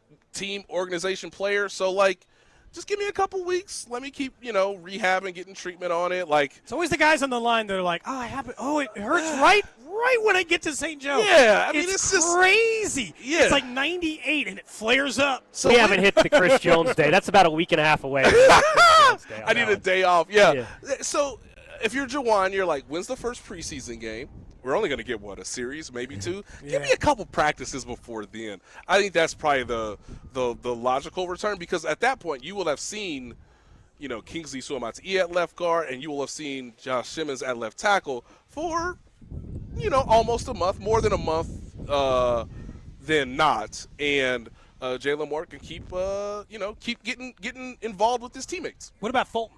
That one I don't feel as good about. And Andy didn't even want to acknowledge it yesterday. And I started going through his track record. I'm like, oh, okay, so he misses 4 games a year all the time, pretty much every year of his career. Obviously, you'd prefer it not be at the beginning. The problem is, if it's at the beginning, that's the worst part of their schedule, and they're probably going to be without Rashee Rice. Right. Do you also want to not have your corner and all this other nonsense to go with it? Now, I don't think they're any worse at corner, Nate. They're exactly the same at corner as they were last year. If you take him out. If they're without Fulton. Maybe better if Noel Williams ends up being the goods. But which will take us some time to see, Andy Reid doesn't want to acknowledge when Christian Fulton's coming back. That means he don't know. I can't They only have 10 days before they have to pretty much admit they're going to miss the first part of the season, right? Is it really 10? I thought it was maybe it's more mid-August. I could be off. Yeah, I'd have to go through the CBA again. Clearly, I got a 13-month at home. Nate's got it in the back pocket. He's got really the whole freshened CBA up in his whole back pocket. With Noah, as I change diapers from time to time, and You're not keeping up on the CBA? Well, you know what? You're keeping up about as much as the players and J.C. Treader. So you know what? They tried to make him interim for a second before he quit. Yeah, I've kept up more than the players, and I've had a baby, or my wife has had a baby. But look, it'd be really nice to have Fulton specifically for week 1 against his former team. It'd be really nice. Would you push it? I would try not to because it's a knee, and I was not told yesterday that his knee was minor. Okay. So interpret and infer that what you will. We'll see. One final thing before we let you go. We got Nate Taylor joining us here live in St. Joe, day 1 of training camp in the books. You sent out a tweet I saw. We noticed it a little bit from here, our vantage point. You had a better view than we did of it when they were working in team drills.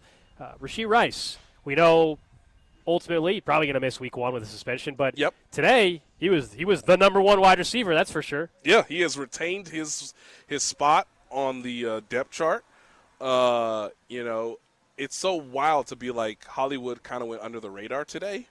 And we'll see how much that flips between now and the end of camp. But I was most interested in terms of, hey, this thing still, even though you're not in pads, even though it's day 1, this thing, boy, it speeds up, guys. It goes real quick. This ain't mandatory minicamp anymore. So, you see some guys like Josh Simmons, never done it before. He's like, all right, let me put my hand on my hips for as long as possible. You know what? Let's take this. Let's put this helmet up. It's about to get worse. Put my helmet up on my forehead, and right as I get into my stance is when I pull it back down. I took note of that today, and I said, that's a rookie. For a guy, who was it last year? Talking about throwing up 2 years ago. Rashee threw up. That was a big 2 thing. years ago. Yeah, everybody's like, and it was amazing because they just said, get back in the huddle, you know? Take a shot of water and get back in there. Yeah, it was amazing. But that tells you how far he's come, because even with the knee injury, he was up, he was ready, he was on the field the most out of any receiver I saw today. Had a lovely whip route on Chamari Connor, and I said, don't worry, Chamari. Not many people can do that. Not many people can do that route in time, in rhythm with Patrick on day one. So, and again, you can't be physical with him. We're not in pads. It's day one. But he looked good. He looked good considering the circumstances of his own doing and the injury that, you know, he's getting further and further away from, which means you think about it less and less, which means you get back to the form that we currently saw you in before the injury. Nate, appreciate it, man. Good to see you. Day one, we got another 10 of these. Yeah, baby. Woo! Woo! You have another 10. Yeah, you got more than 16. that. 16, kids. I like that we all have our number. Everybody knows. We're not counting or anything, but yeah. Our friend and buddy Pete Sweeney was like, 16 more. And I just said, I both didn't and I needed to hear that at the same time. I didn't need to hear it, but now I do, because pretty much 15 the countdown has begun. That's right. Up next, we'll get to the Chiefs Red Half Hour, and we debut something new. We all love talking about Camp Darling, so we're going to have some fun with that next. Watch Cody and Gold on YouTube by subscribing to the 96.5 YouTube channel. Cody and Gold is brought to you by Heartland Men's Health, the leader in men's sexual health. Thousands of men have been successfully treated for low T, ED, and more, all with discretion and compassion. Make your appointment at heartlandmenshealth.com. We were talking about some of the rookies out here, and look, there's a lot of undrafted guys. And after maybe a week of practice, you start to know, Cody, maybe you just this isn't going to work out. It's not going to work out. Maybe that's the same feeling you have in your current job. You know what? This just is not going to work out. I got to find something new to do, and that's where Centric comes in. I'll tell you right now, if I had to work in this heat every day, I absolutely end up at Centric, because IT is needed in every industry. It's needed in sports, right? We had, not kidding, IT people come help us today to make sure that our job was ready to go so that we could broadcast today. Sports, healthcare, construction. There are so many different avenues to do it. Back in March, the KC Tech Council had reported that 3,000 IT jobs were open in March alone. So many IT jobs for you. Take it to one of the Centric grads, Prince, as well, who said, quote, "This journey has not only given me a strong foundation in information technology, but has also helped me grow as a person in ways I never expected." Just go to Centric.com and talk to our friend Russ. And Doug. Here we have the Limu Emu in its natural habitat, helping people customize their car insurance and save hundreds with Liberty Mutual. Fascinating. It's accompanied by his natural ally, Doug. Limu, is that guy with the binoculars watching us? Cut the camera. They see us. Only pay for what you need at libertymutual.com. Liberty, liberty, liberty, liberty. Savings vary. Underwritten by Liberty Mutual Insurance Company and affiliates. Excludes Massachusetts. This is the story of the one. As a safety manager at a manufacturing plant, he does everything he can to keep his coworkers safe. From finding ways to reduce risks to keeping safety supplies in stock. And for that, he relies on Grainger. Grainger offers a broad range of quality products and next-day delivery, so he can always play it safe. Call 1-800-GRAINGER, click Grainger.com, or just stop by. Grainger, for the ones who get it done. All right, Takis fans. Wendy's knows you love your Takis Fuego chips, so we thought, why not make a Takis Fuego meal with a Takis Fuego chicken sandwich with spicy chicken topped with crushed Takis Fuego chips and creamy corn spread. Plus, it comes with Fuego fries inspired by Takis and a bag of Takis Fuego chips. If we had any more heat, we might start an actual... I told him this would happen. For an intense new take on Takis chips, gotta be Wendy's. Limited time only at participating U.S. Wendy's. Includes 1 ounce Takis Fuego chips while supplies last. Takis and Fuego trademarks are used under license. Don't let clogged drains slow you down. Call Hamilton Plumbing, Heating, AC, and Rooter today for our $79 mainline drain cleaning special. The pros at Hamilton will inspect your drains with video camera technology to pinpoint exactly what is needed to clear those clogs and help prevent expensive drain repairs. The expert technicians at Hamilton are ready 7 days a week to solve your problem the right way, the first time. Over 40 years experience and more than 8,000 five-star reviews ensures your peace of mind. Visit callhamilton.com for details, terms, and conditions. License number 2025-11121. Hey, it's Rex here with RexBuysKC.com, your local KC home buyer. If you own a property in the Kansas City or surrounding area and want to sell it fast and at a fair price, write this number down, 816-330-6000. I'm a private real estate investor, not some hedge fund or large national chain. My family and I live right here in KC. I can pay cash and close on your timeline, even in as little as 3 days. Here at RexBuysKC.com, we are improving Kansas City one house at a time. I buy inherited houses, vacant houses, foreclosure houses, behind in payment houses, my tenant won't pay the rent houses, and properties that need complete rehabs. Do you own a house that's trashed and needs thousands of dollars in repairs? Great. If you own a house and want to sell it fast, call me at this number, 816-330-6000. That's 816-330-6000, or go to RexBuysKC.com.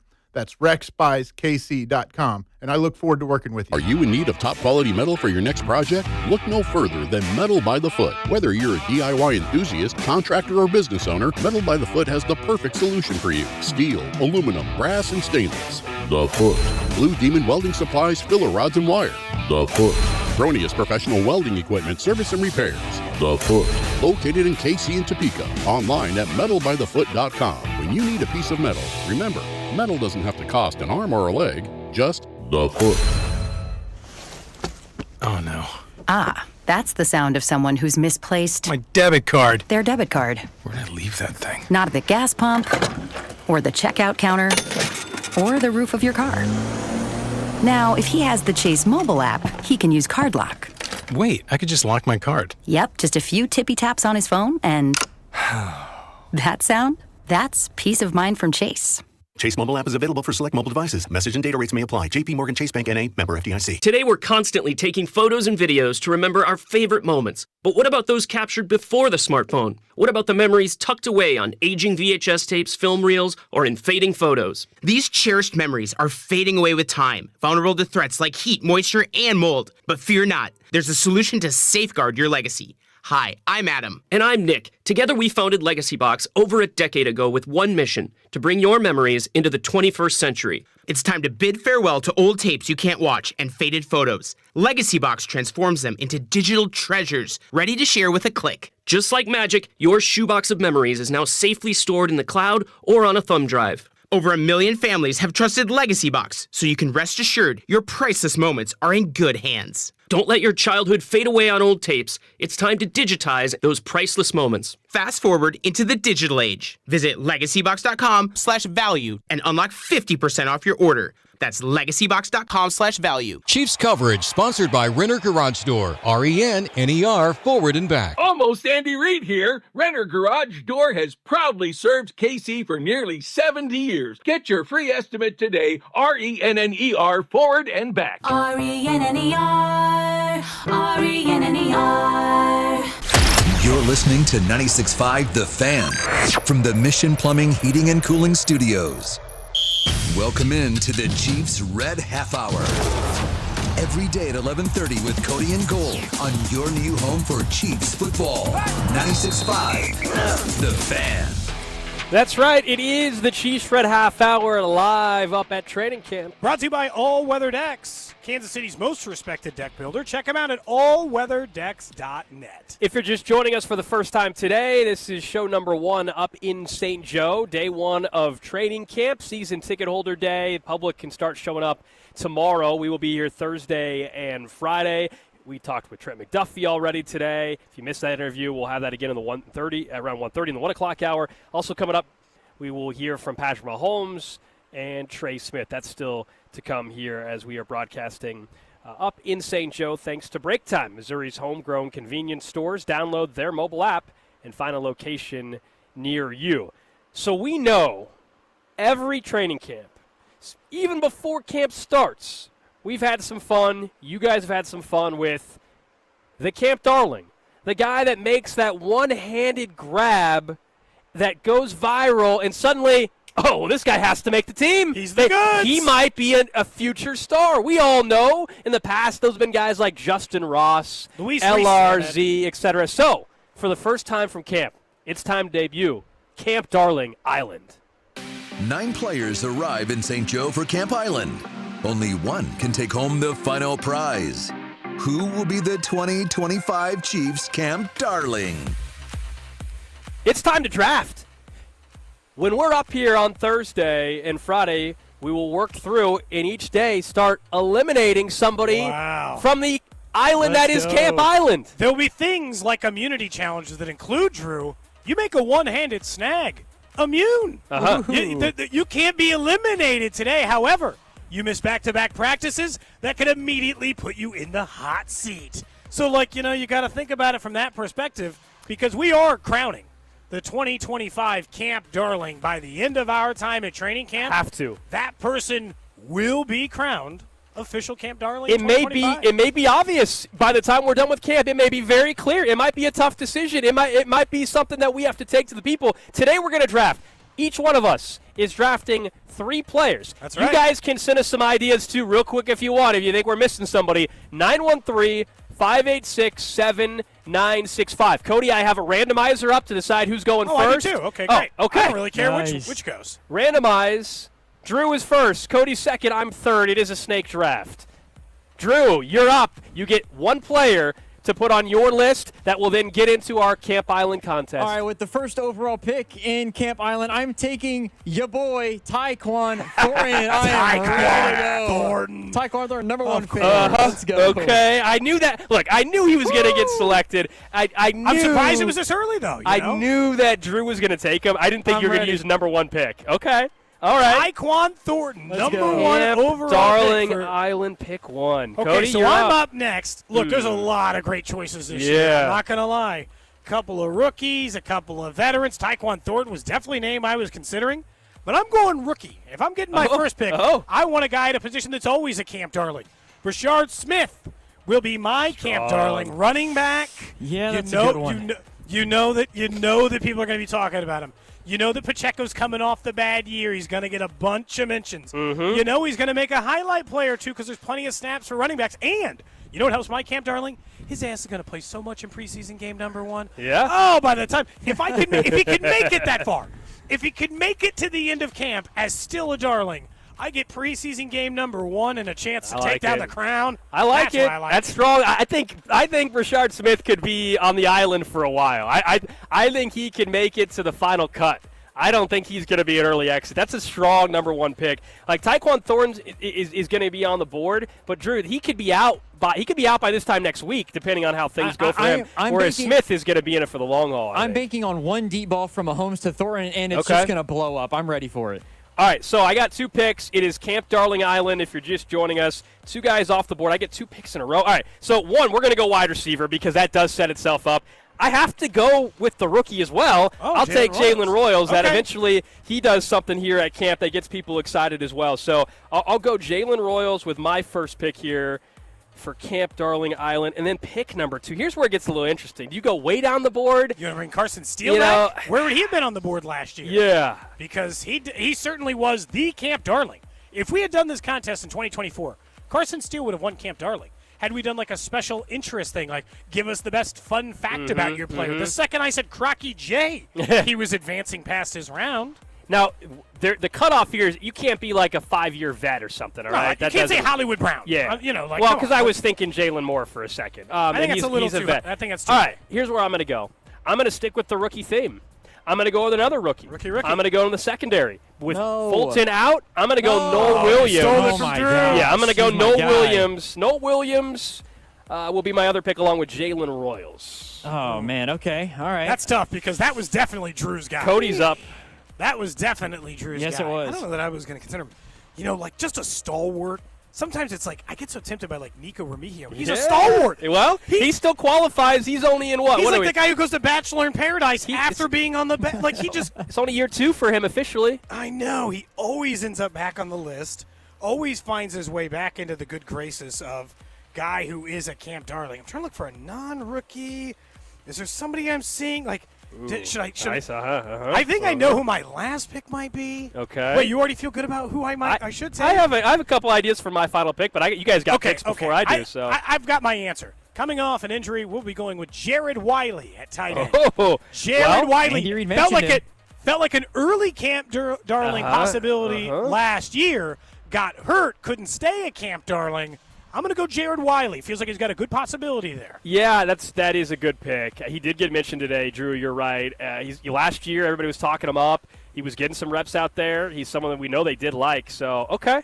That's strong, Drew. You got 2 in a row. Your final 2 picks. I'm going with it with your competition, Cody. Instead of it being, there, I'm going to do Jake Bringingstool instead of Jared Wiley. He would have got off the board at some point. Man, he definitely looks the part. I can't argue that. A lot of people like it. And for whatever reason, I forgot about the rookie thing. So, obviously, I'm regretting the Tyquan Thornton first overall pick already. Rookies are definitely a part of this conversation. Especially after Gold Especially got 7th no round wins. rookies, 4th round rookies.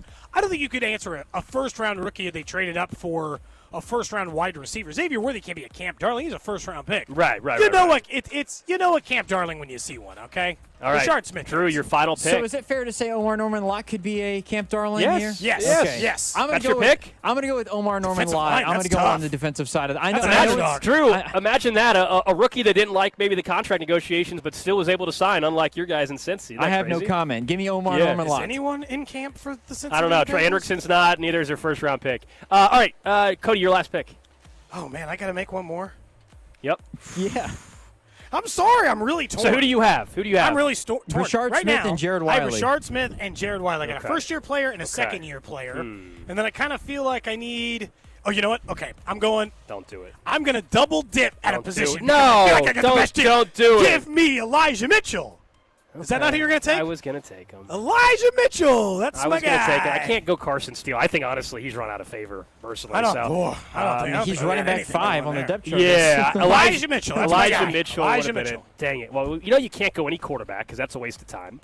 No, you're just taking – There's another Elijah that's a hot commodity for a lot of people. Elijah Badger, he's been mentioned. I know. He got mentioned over on I'm Twitch looking. and on YouTube. It's somewhere I'm looking as well. What about the punter? What about the punter? Punter can't win Camp Darling? I think he could, actually. If he wins you're the up job. against it. You're up against If he it. beats out Matt Ariza. How are we going to know he's might going to win the beat him whole out, thing. though, in a week? Okay. So, he'd be an early elimination. Drew, are you writing these down? Because I'm already I did. forgetting. Yes, I'm already yes, forgetting. yes. Who the hell do I have again? You have Golden Jalen Royals. have Jalen Royals and Noel Williams. okay. Yeah, Two two rookies. You good might want to picks. go off the rookie Two train good picks. for a little bit. Because Okay. you're tempted by Gardner Minshew. I can hear it in your voice when you Well, say Echo yeah, because he's fun. Man. He's also going to play Okay. more. Yeah, I already have a secondary defensive line. You already took Norman Lott. I don't think I can go. You know what? Just because the name is going to get people talking, and he's 6'5", 245. This is a dangerous pick. He could be out He could be an quick. early eliminator. Okay. There's always got to be somebody eliminated first. That's the way it works. I'm going to go Jaquarius Spivey. All-time name. Jaquarius Let's go. Spivey. Okay. 25 years old, but this is only his 1 year experience. I've got him And written being down as well. 6'5" means a classic down in the red zone opportunity. My question with him is, do I get to the preseason game? And that's the thing. I don't think you have an opportunity. He may not shine until preseason All game. right, so we'll take suggestions, 913-586-7965, for the elimination challenges and the immunity challenges, Yes. which I do think include catching a long touchdown or getting a pick six against Patrick Mahomes if you're a defensive player. But the teams are as follows. I have Richard Smith, Jared Wiley, and Elijah Mitchell as my Camp Darlings for Camp Island. Drew has Tyquan Thornton, Jake The worst Bringingstool, roster. and Omar Norman Lott. We can put it out on social. We can let the people decide. And Gold has Jalen Royals, Noel Williams, and Jaquarius Spivey. Just for the name. As his 3 potential Camp Darlings. One big catch from Spivey, and he's taken off. People are going to be like, We'll say, what's this guy's name? couple of red zone touches, man, and you might be really talking. I think if Andy man. mentions him in the press conference, like if he gets asked about it in a press conference, that might make you immune. There's so many things. The only other player I remotely considered for this was either Elijah Badger or obviously it would have had to have been the other rookie defensive lineman. I do think Ashton Gelati. Yeah. I do think it is hilarious. It is the battle of the tight ends, basically, because we each have a Camp Darling tight end. You have Somebody's going to emerge because the guy touches the ball a lot of It's times. because that and because we know there's a very good chance this is the last year for Kelsey. So any tight end that looks good, people are going to go, could he be? Could he be the heir apparent? That's why Jared Wiley felt like the play after All we right. get some other guys we off get the board. texts every year about Camp Darling, so we decided to have a little fun with it. Camp eventually becomes a grind for everybody, so why not have some fun? We will start eliminating on Friday, On right? Thursday. We're back up on Thursday. Yes. There we go. Our first elimination will be on Thursday. We'll need your help. helping eliminate and deciding the eventual Camp Darling of 2025. I like the selections. Drew, put it out on social. Let's see what the people think. I will do that. I feel like Tyquan Thornton is a classic. Like, he feels like a stalwart Camp Darling kind of type, you know? It's always a guy like that who ends up at least surviving longer than you think because people love wide receivers. They love getting a chance. I'm banking on a deep ball. I'm banking on a deep ball. Oh, fair enough. A deep ball. Anything over 50 yards, I think, might be an immunity. All right, let's talk about the quarterback, Patrick Mahomes. He spoke to the media earlier after practice, probably about 25 minutes or so ago at this point in time. Obviously, this is nothing new to him or anything like that, but he was asked just kind of what he's seen from Josh Simmons and some of the wide receivers on day one of camp. I think he's done a great job. You know, you see the talent, obviously. You see the physical ability, but I think more than that, the way he's worked, you know, I've just got to see him working through the rest of his rehab process and then working on the field. He's done a great job with that, and then learning. I mean, he's getting tested every single day with Spags and being able to pick up blitzes and do all different type of stuff, as well as go against some great pass rushers. So I'm excited for the future that he has. Rookie year or veteran, just as long as he's new here, what kind of communication do you have? Yeah, a lot. That's why we sit in the film room and we talk through these things. I mean, I'm talking to that whole line, and we have to all be on the same page. And I think it's going to help him a lot that Creed's there and Trey and some of these veteran guys that know kind of how I talk and what I mean when I say stuff, as well as just us meeting together and having that communication. And like I say every training camp, I mean, the best test you're going to get is against Spags. So going up against him, seeing those blitzes, communicating, that's going to help us a lot as we get to the season. How excited were you to see Trey and George sign long-term deals with the Chiefs? I'm extremely excited. More than the player, the people that they are. I mean, y'all know Trey, y'all know George. Come to work every single day, attack the day, great teammates, great people in the community, and that's what you want on your team. And so we've built a great culture here, and to have guys like that get rewarded for how they play, but also the people that they are, it's a great feeling, and it keeps guys wanting to come out there and being the best every single day. You guys have said you want to throw the ball downfield. How good does it feel to hit Worthy on the very first play downfield? Yeah, for sure. I mean, that's what we got to do. We got to keep doing it, though, and we got great corners, so there's going to be a lot of challenges for us. But even on some of those that we throw incomplete, that we're throwing it down the field, we can talk through those routes and talk through that stuff. And so that's the mindset, is getting back to throwing the ball down the field. And then if we can do that, it'll open up the rest of the offense. Is there anything, now that you have received for the full training camp, anything that you want to get out of your two connections, given just how much time he missed last year? Yeah, I mean, you saw it at the beginning of last year with him being in the full training camp and another year of us and our communication. And it was going off to a very hot start, but he attacked the rehab process now and has came back ready to go. And so had a good first day today. We'll continue to work, continue to get better and better, and he'll evolve his game to be even better than he was at the beginning of last year. Just coming back to St. Joe and just getting these guys acclimated, what's the message for you guys and for all the guys, new guys, and even some of the returners, that just to make sure you're back on the right track? Yeah, I think it's just every year resets, and we talk about that after we win, we talk about that after we lose. And so it's starting from day one. How can you attack this day to be better than you were the day before? And that's not only on the practice field, that's in the meeting rooms, and that's how you recover and get yourself ready to go. And so we know we have one of the hardest training camps out there, but it's for a reason. And so how can you attack it every day, not have those down days, but have a lot of just building and building, and that'll prepare us for the next day, and it'll prepare us for the end of the season. I know last year went. How do you feel this year? What is this year going to mean to Hollywood Brown, and maybe what he can mean for your offense? Yeah, I mean, you could see at the beginning in training camp last year, and in that first play of the preseason, he's going to be someone that's going to make plays for us. And so we'll just continue to evolve. And even though he wasn't playing, he was in those meeting rooms last year, so he has understanding for kind of how we do things. And then at the end of last year, kind of getting thrown in, he made some plays and did some stuff in a very hard situation. And so I'm excited for him. I'm excited for that whole room, man. It's a lot of talented guys, but they all, you can tell, truly care about each other and want each other to succeed. And so they want to go out there and prove themselves as much as I want to go out there and prove myself and the rest of this team. And so I'm excited for that whole group getting to showcase who they can really be. And knowing that he might be out at the beginning of the season, and you don't know how long or if he's going to be out, what are you trying to get accomplished to make sure that when if he does get suspended, comes back, he's ready to go? Yeah, I think we just come out here and practice hard every day. You can't worry about stuff that's going to happen down the line. You worry about how can you get better this day, how can you get better the next day, and that's how we go about our mindset regardless. And so all that stuff it will handle itself, and I'm sure the coaches can speak more to it. But at the end of the day, we're going to go out there and attack the practice and attack the day so that we're prepared to play that next day. Patrick, what ways did the Super Bowl kind of maintain in your off-season motivation? Was it front and center the way it ended? Yeah, I mean, obviously we didn't play the way we wanted to play, and on a national stage, a worldwide stage, and you want to go out there and be better, and so that kind of helps you out on some of those extra workouts that you don't want to do, or some of the different stuff that in order to get better for that next season. It kind of keeps that in your mind. But now we're here. I mean, we're here. You can start over. How can I get better for my teammates? How can I get better for the guy beside me? And going out there and attacking so that we can find a way to win that last game and not lose it. This is a little related to the question Harold asked, but did you speak directly to the team with any message of your own, or just something you're going to pass along day to day? I think enough was really spoken after that game. But I think when you got back to OTAs and back to minicamp and stuff like that, I think the guys had that mindset. You could tell the pep in their step, and just from the little talks that guys had throughout the team. And so I don't think nothing really needs to be said when you get beat like that. Everybody knows that we got to be better, and so we're going to try to attack that and be even better this year. Patrick, we asked Andy earlier what his overall message was from yesterday, and he said, just to keep the urgency up. When you hear that, what do you interpret it as?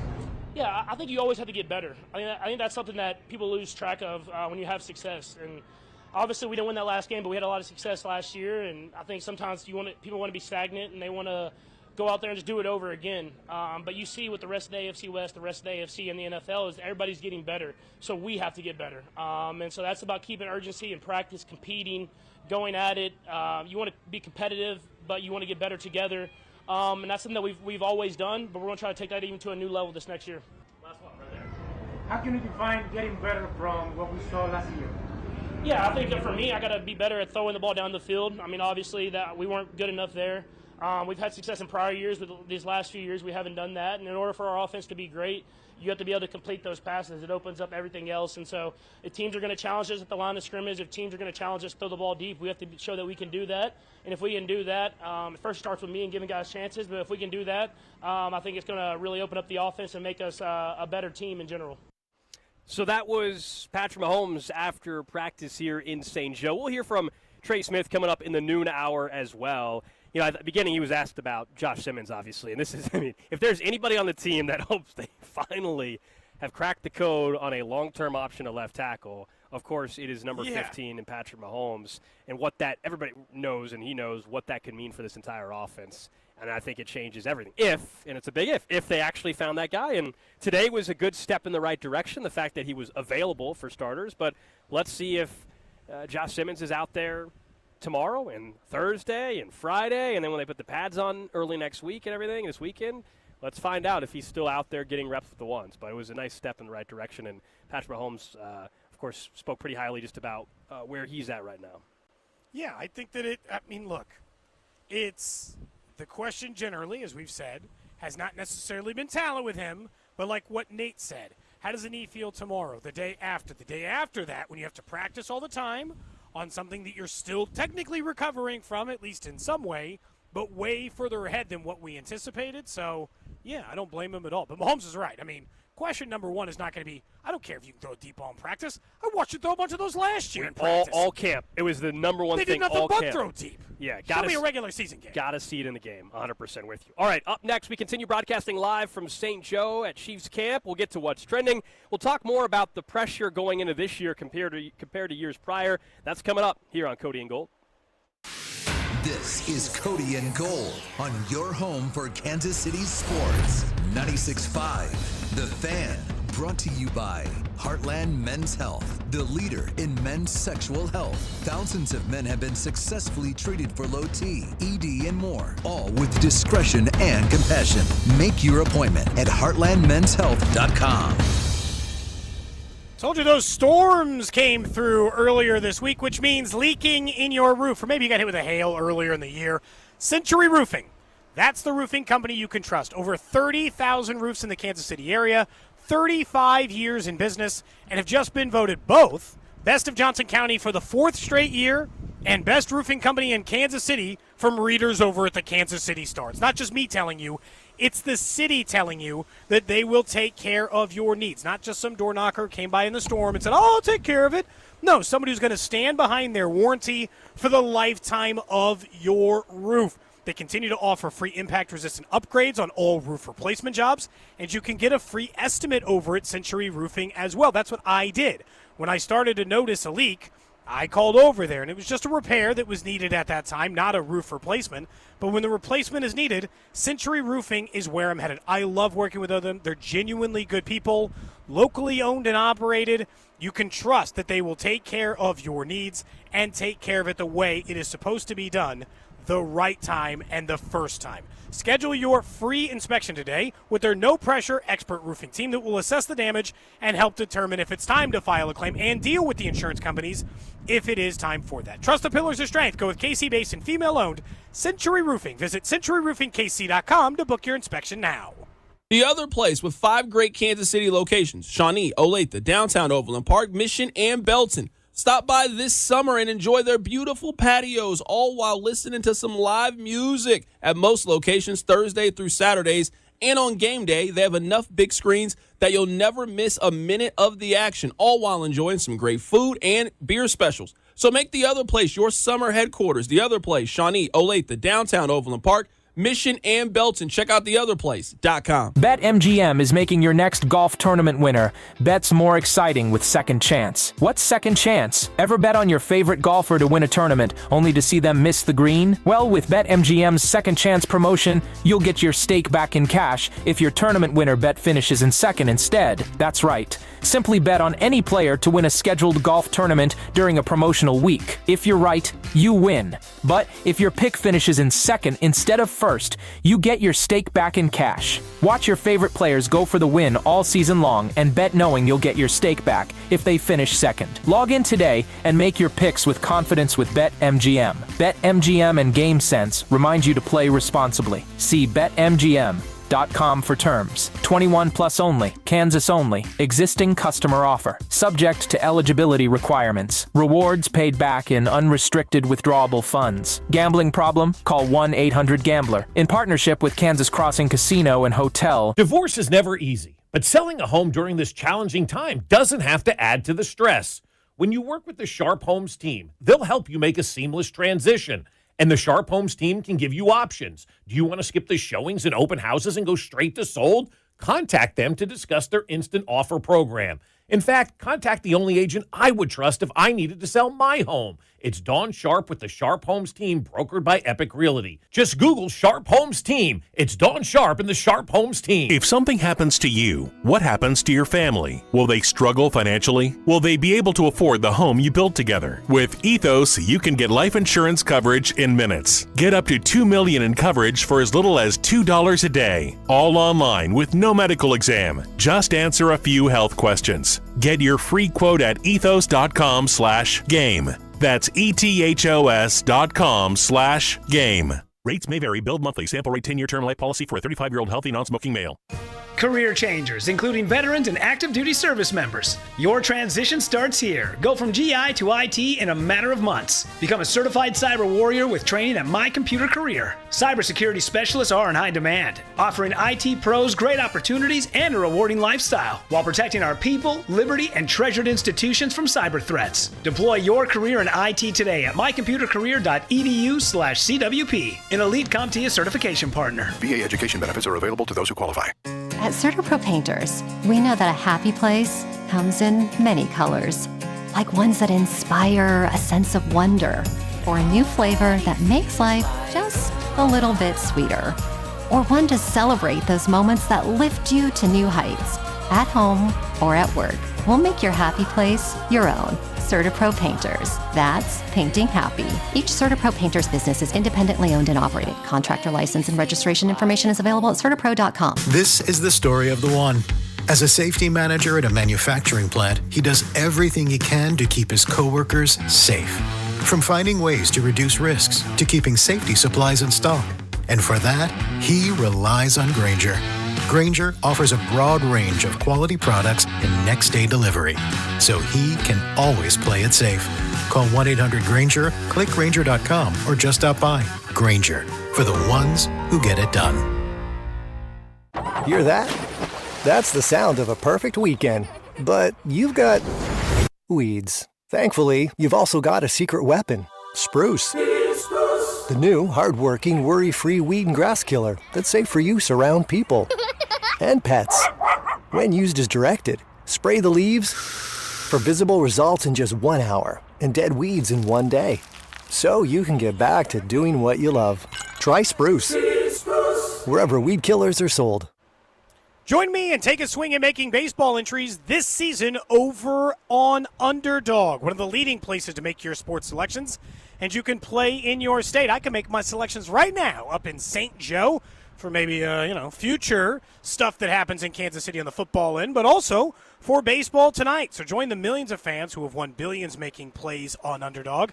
And simply download the app and choose whether player will go higher or lower than their stats. So last night, had you chosen higher than Salvador Perez home runs, you'd be feeling pretty good, or Cags, or Rave, for that matter. And you can make those selections, home run, strikeouts, total bases, by simply making those things and choosing higher or lower. Once it feels good, play with as little as $1 and win up to 1,000 times your money. That's right, you can win 1,000 times your money, turn $1 into 1,000 over at Underdog. Download that app today, sign up with promo code TAPP, T-A-P-P, to unlock a special offer for up to $1,000 in bonus cash when you make that first deposit. That's promo code TAPP, T-A-P-P. Must be 18 plus and present in Missouri. Terms apply. See underdogfantasy.com/web/deposit-match-terms. Concern with your play. Call 1-800-GAMBLER. Visit www.ncpgambling.org. This is the story of the one. As a safety manager at a manufacturing plant, he does everything he can to keep his coworkers safe. From finding ways to reduce risks to keeping safety supplies in stock. And for that, he relies on Grainger. Grainger offers a broad range of quality products and next-day delivery, so he can always play it safe. Call 1-800-GRAINGER, click Grainger.com, or just stop by. Grainger, for the ones who get it done. All right, Takis fans. Wendy's knows you love your Takis Fuego chips, so we thought, why not make a Takis Fuego meal with a Takis Fuego chicken sandwich with spicy chicken topped with crushed Takis Fuego chips and creamy corn spread. Plus, it comes with Fuego fries inspired by Takis and a bag of Takis Fuego chips. If we had any more heat, we might start an actual... I told him this would happen. For an intense new take on Takis chips, gotta be Wendy's. Limited time only at participating U.S. Wendy's. Includes 1 ounce Takis Fuego chips while supplies last. Takis and Fuego trademarks are used under license. Subscribe to our YouTube channel so that you can watch every show, plus video clips and shorts, all right from your phone, desktop, or tablet. The Fan's YouTube channel at 965 The Fan, KFNC FM and AM, HD1 and HD2 Kansas City, in Odyssey Sports Station. What's trending? Well, number one on What's Trending, we are live at training camp day number 1. We'll be up here throughout camp as the Chiefs get set for this 2025 season. Of course, our training camp coverage here on the show is brought to you by Break Time, America's homegrown convenience stores. Download their mobile app and find a location near you. The headline, if you will, out of today is certainly that Josh Simmons, Chiefs' top draft pick, working with the ones at left tackle today. Jalen Moore, big deal. Their offseason acquisition to potentially be a left tackle as well, was working with the ones as a right tackle. That, of course, is also because Jawan Taylor is on the PUP list. Christian Fulton on the PUP list. That means that Jalen Watson was the number 2 corner today, along with Trent McDuffie as the 1. Those are the notes really to come out of camp. Day number 1, still no pads, just a season ticket holder day. We'll see much bigger crowds as the week goes on. Next up on What's Trending, the Royals took Game 1 in Chicago against the Cubs last night, 12-4, behind a 2-home run game from Salvador Perez, an opposite field home run from Cags, and home in his hometown ballpark, John Rave, who also went deep in the game. Obviously, Noah Cameron, who we didn't talk a ton about today because we've spent a lot of time talking about him in general. We'll talk more about Salvi later. Noah Cameron, in a weird way, that's one of the most encouraging starts he's made all year, because anytime you go up against the second-best offense in baseball, get lit up for an inning, but follow it up with four consecutive scoreless innings to make sure the Royals can make the comeback. Really blown away by him. It'll be Rich Hill on the mound, yes, a.k.a. Dick Mountain. Yeah. Will be pitching for Kansas City as they try to get Game 2. You can hear that game right here on your home for Royals baseball, 96.5 The Fan. Also, your home for Chiefs football, 96.5 The Fan. Look, the Rich Hill outing is either going to be a disaster, quick, or we're going to be like, wow. This is amazing. This guy's doing this at 45 years old or whatever. But yes, I'm more intrigued tonight because Rich Hill is on the bump. Not that it's a great thing that he's having to pitch, but it is what it is, as well as, of course, last night, plenty of offense, which was nice to see. Elsewhere in the NFL, the Bengals defensive end Trey Hendrickson will not be reporting to training camp today. He, of course, wants a brand new deal. They still also are waiting for their top draft pick, Shamar Stewart, to get a deal.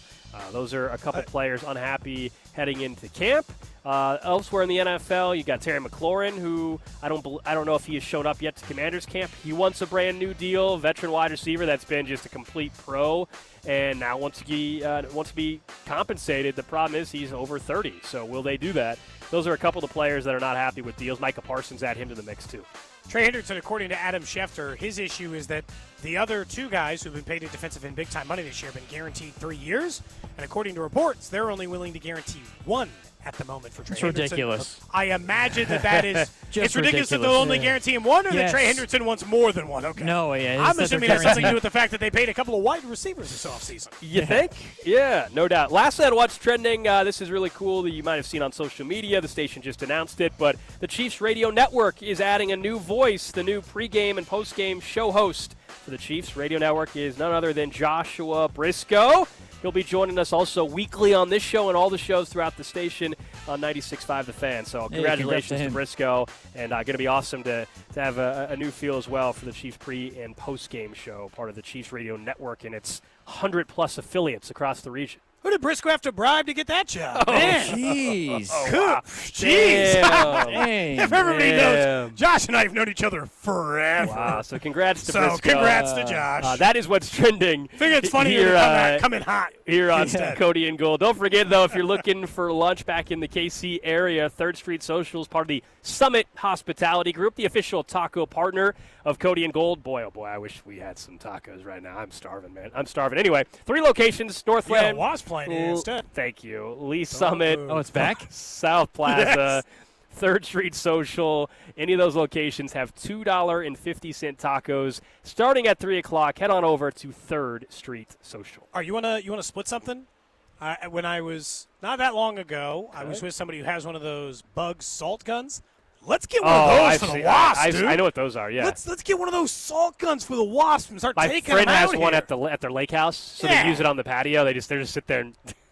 Yeah, let's get one of those, man. I know it. I know. I did bring. Look, it's warm. It's getting warmer. It's not terrible yet. I did bring you a brand new one. I gave you one last year, Kim. A frog tog, man. What a guy! Look at this. The towels. These will come in handy at some point during. I don't need it yet. You got to pour a little water on it so it gets activated.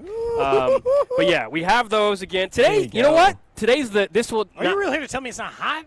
Or just not as hot as you thought it was going to be today? Yeah, I mentally prepared myself for literally being on the surface of the sun, and it's not. It's not the surface of the sun yet. Hot, we're sweating, but trust me, this is not the worst day we've had a show, and this is not going to be the worst. Unfortunately, the breeze is helping. If it was this every single day, I would sign up for it. I think what it was is that yesterday cooled down just enough that today didn't start as hot. Okay, it's when we get up here at 8:30 and it's already miserably hot that you run into the issue. So I kind of agree. I was anticipating. Now I'm going to take a shower the second I get home. Yeah. That's just an immediate. That's just For immediate need. And I can't, Drew. As much as I want to just be like, what if I was just a shower when I got home, and then didn't shower in the morning and just waited? Gotta do it again. I can't. Gotta do it again. I need a shower to start the day. I don't like getting it into wakes any me kind up. of day. It wakes I me need up, a shower too. I shower at almost the same time every morning, even on the weekend. I don't wait to shower till noon on the weekends either. When I am awake, I am taking a shower and the day has begun. Yeah, the routine got thrown off a little today because obviously we're got a little further drive than we normally would as well. I just think you started earlier though, not later. I am kind of surprised though, Cody, that more people didn't text in when you were when you guys were the ad about Centric. You mentioned that it's so hot out there that you would be switching jobs as soon as possible. I thought somebody would text in and say that they're out there grinding every single day in the heat. Well, they could have a new career thanks to Centric in 4 and months. IT. They could be sitting their ass inside comfortably. Maybe they like it though. With that new, Russ would be. I think Russ coming into a fan club pretty soon. Russ would be happy to help him out. Oh yeah. The video stream is up and running still, even though we're out of the cameras because we have a permanent setup in studio these days. For all the shows, you can just look at our figurines. But we are live at training camp, And we will be broadcasting here throughout camp. We got another 10 shows will be up here. Not tomorrow due to Royals baseball and a short show, but we will be back up here on Thursday. So if you're going to be at camp, stop by our tent and say hello. We'll get to some camp questions. Drew has worked up some camp questions. He'll have these each and every day for us.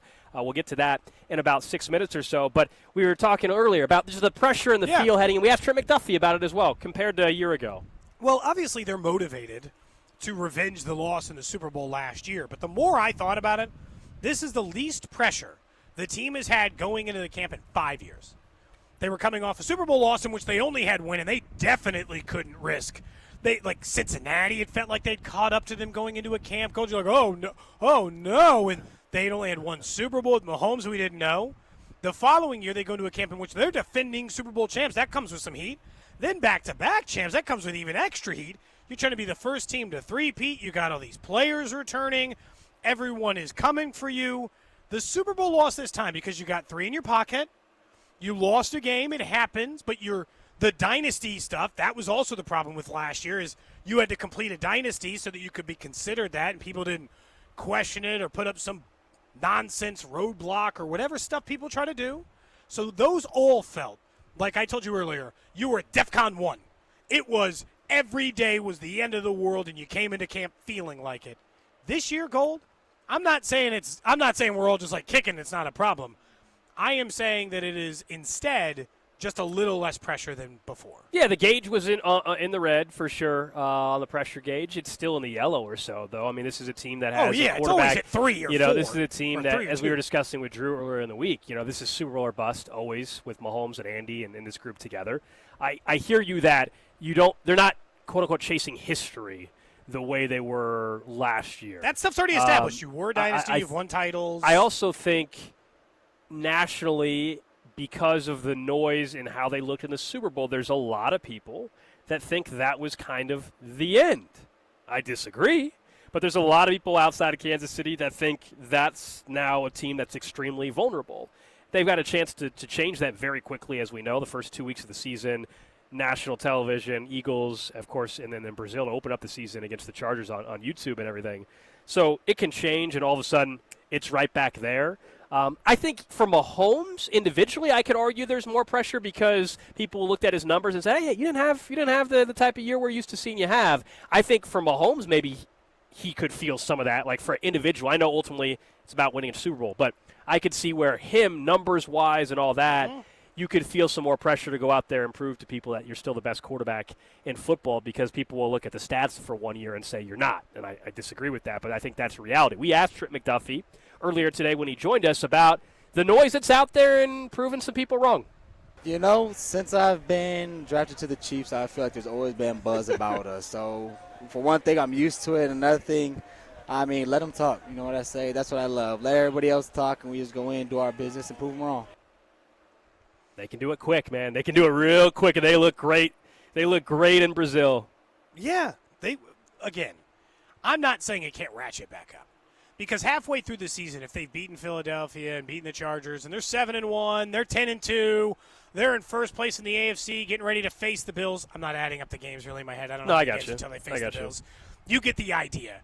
And all the juice is there again, and they look like the team to beat again. Sure, it all gets ratcheted back up, but it is kind of nice to go into a year. I was thinking about it as I was driving up, right? Is you're thinking about you're coming up to camp, and I feel like every camp's got a different question or different energy to it or a different big picture thing. And for some teams, it's like for the Titans, right?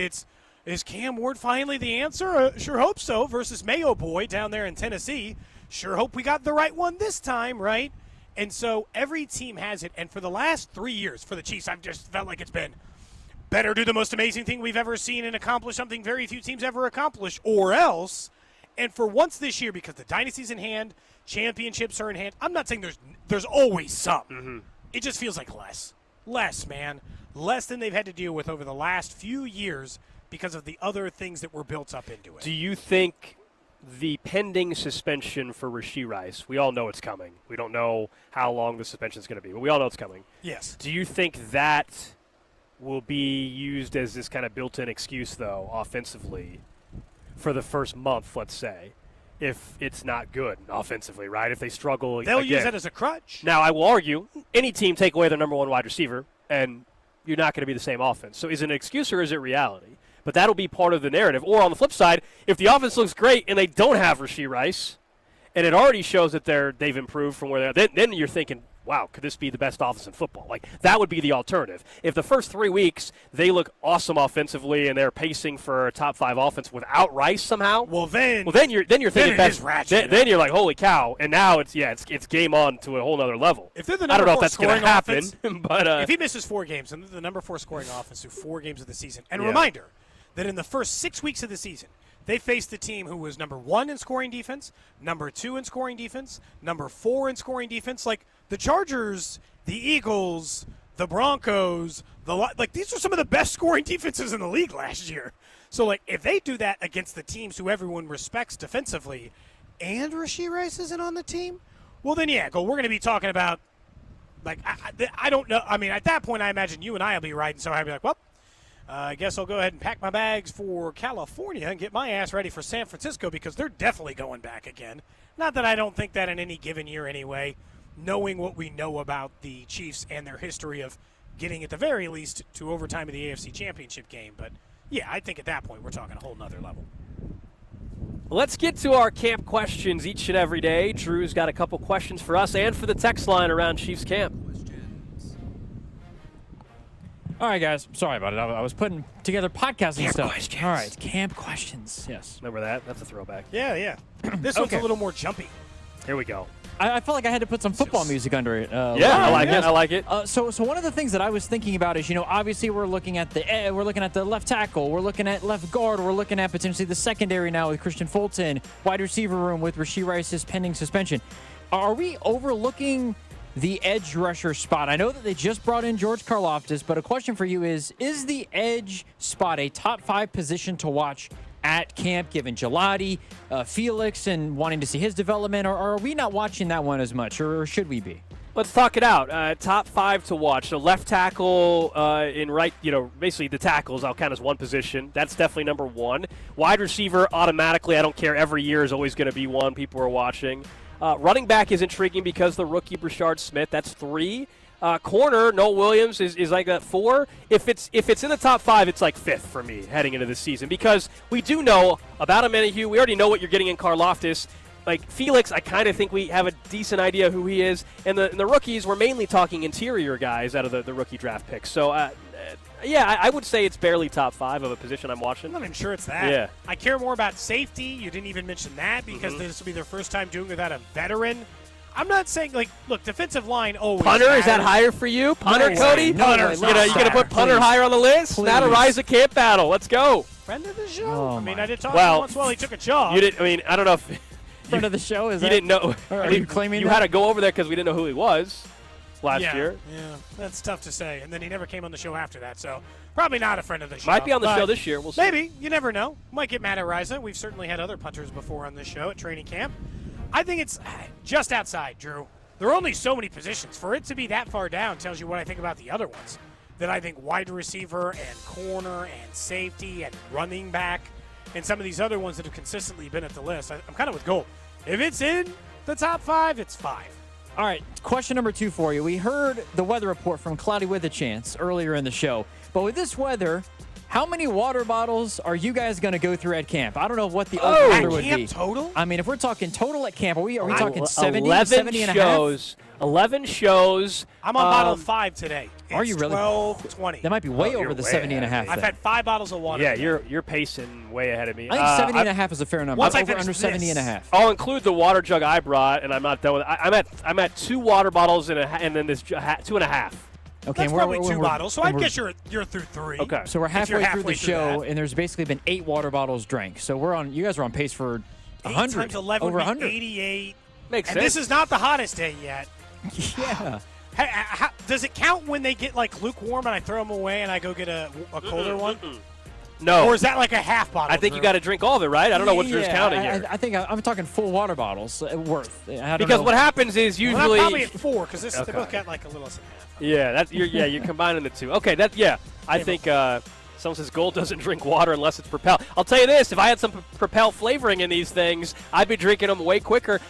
This goes back to since I was a kid. I'm awful about staying hydrated. I ran into this when I played youth sports as a kid. I would always have problems. Did I tell you guys I went to the gym 2 weeks ago? I was at the gym on a Sunday, and I almost passed out. No. I didn't drink before. It was because I went out drinking the night before, and then I went to the gym. I got 11 o'clock on a Sunday. I got lightheaded. And I wasn't even on the treadmill long. I was fine there. Then I lifted some weights, got a nice workout in. As I was getting ready to walk out the door, I started getting very lightheaded. I had to sit down and grab have them bring me a Gatorade. Otherwise, I was going to pass out. It was like the light was getting bright kind of thing. Yeah. It wasn't good. I'm terrible about staying hydrated. I got to drink. I'm glad you're okay. Obviously, drink water more. I'm better about drinking water when we're at work than I am when I'm at home. As you know, I probably fill up my water thing at work. That's like 32 ounces. 3 times a show, probably, give or take. Alex is trying to Matrix dodge this wasp that was flying right by his face. Drew, I would set the over-under at... Over 100, based on what you guys were saying, like 100? I think I'd set it at like 90.5. Okay. Because there'll definitely be days it'll be less hot than this week that I will consume less overall. But this week's going to really ratchet the number up. Because Alex and I both said today is not as bad as we expect Thursday and Friday to be. Yeah, but there's a lot. I'm gonna go. There's a lot of people listening that work out in this heat and actually are moving around every day. You and I are just sitting our asses in a chair. Some of these people out there are putting down tar and asphalt.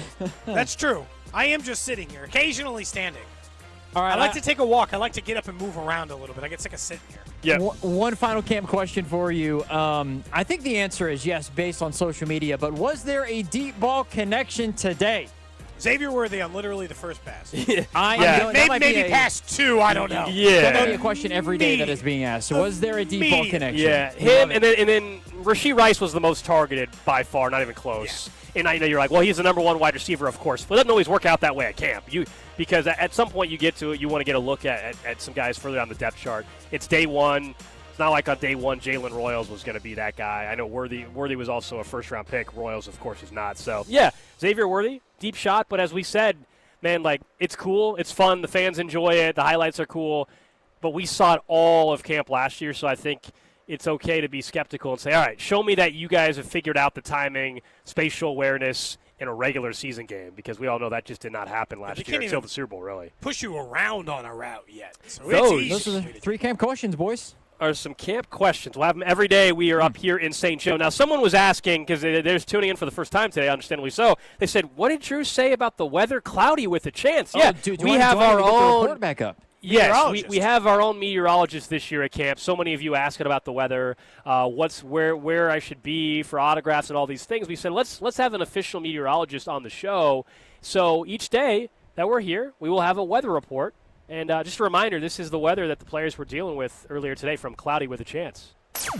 With your training camp forecast, I'm meteorologist Cloudy with a Chance. Another hot one today with sunny skies and a high of 98 degrees. Make sure you're staying hydrated out there, but it's a perfect day to watch some of the best athletes in the world show off the kind of athletic skill that Cody and Gold can only dream of having. Seriously, these guys could pull a hammy setting up their broadcast equipment. I'm meteorologist Cloudy with a Chance for Cody and Gold on 96.5 The Fan. So, yeah, I guess our meteorologist is going to take shots at us throughout camp. That's good to know. I haven't pulled a hamstring, have you? I have not, ever. You almost passed out at the gym, though. That's not great. Caught with a chance point of a point. That's because I didn't drink enough, you know? Yeah, stay hydrated. Or you drank too much. You said it was a night at the bar before. Too much No, alcohol, I didn't drink not enough water. Yeah, not water. Oh. No, but I wasn't like – so I just had a couple drinks the night before, and then I went to the gym at 11 a.m., and workout was going great. And the gym was also a little warm that day. Okay. And I felt I got a good workout. Normal workout that I would do, and then all of a sudden, I had to sit up against the wall for a second. And they came by. They're like, "Are you all right? Do we need to call an ambulance?" I'm not even kidding. I said no. I go, I just need you to bring me a Gatorade, please, immediately. And then my lips weren't like pale anymore. It was bad. I was about to pass out. Jeez. Yeah, you were. They threatened to call an ambulance. I was like, no, we're not calling an ambulance over That's this. not great in our defense of Cloudy with a Chance. No. Not, so thank you. I blame Drew for the weather report. I feel like you're feeding our meteorologist information. It's not Drew's voice. It's definitely not. No, it's not Drew. I can't believe people thought it was you, Gold, earlier today. It's definitely not me. I can promise you I'm not the meteorologist, Cloudy with a Chance. All right, up next, let's get to how the Chiefs roster stacks up according to one publication, plus the random question of the day as we continue broadcasting live from Chiefs Camp. This is Cody and Gold on your new home for Chiefs football. 96.5, The Fan. Brought to you by Heartland Men's Health, the leader in men's sexual health. Thousands of men have been successfully treated for low T, ED, and more, all with discretion and compassion. Make your appointment at heartlandmenshealth.com. Look, maybe your workout wasn't going the way you think, right? Sometimes when you are getting that extra tired or don't feel like you can do as much, don't have any energy to get off the couch, all of those things can be signs of low T. Get your life back with testosterone therapy by the Low T Center. The test is free, but time is running out on that, so there's never been a better time to find out your T level. Visit the Low T Center to take your test, fast, reliable results, and you get them in about 15 minutes. So right now, the test is, again, still free, but you can get in, so don't miss your chance. Most major insurance is accepted, so treatment costs are minimal, and taking control of your health is now easier because of that, so what are you waiting for? The Low T Center gives you the chance to take power to control your own health with that customized TRT I've mentioned before, which means a plan designed for you. Plus, if you're already being treated at Low T Center, you can get a $250 referral credit for each new patient that you refer for any person that signs up during this time. So take the simple test and take the first steps to getting your life back. Just imagine how good you'll feel and how much happier you'll be when you're the best version of yourself. Book an appointment today at fixmylowt.com. That's fixmylowt.com. The wait is over. The new Omaha Steak Store is now open at the Fountains in Overland Park. Shop now for 50% off store-wide and enjoy delicious doorbuster deals starting at just $19.99. Join us July 26th from 1 to 3 p.m. for our grand opening celebration. The first 500 customers will win autographed Chiefs gear or tasty Omaha steak prices worth up to $199. Plus, enjoy free samples and snap a pic with Casey Wolf or the Chiefs cheerleaders. Stop by Omaha Steaks at the Fountains in Overland Park today. It's not too late to enjoy your summer with a new or improved deck. Go to PowellExteriorsKC.com to schedule a consultation today. Get your free estimate now, and you could be enjoying your new deck or patio in a matter of weeks. You are one click away from your best summer ever. It's the summer sales event at Robside Ford. Your chance to upgrade without the stress. Robside joins me now. Rob, what's the offer? 0% financing, $0 down, and 0 payments for 90 days on nearly the entire Ford lineup. That's a serious summer deal. Sure is. And unlike your brisket last weekend, these deals aren't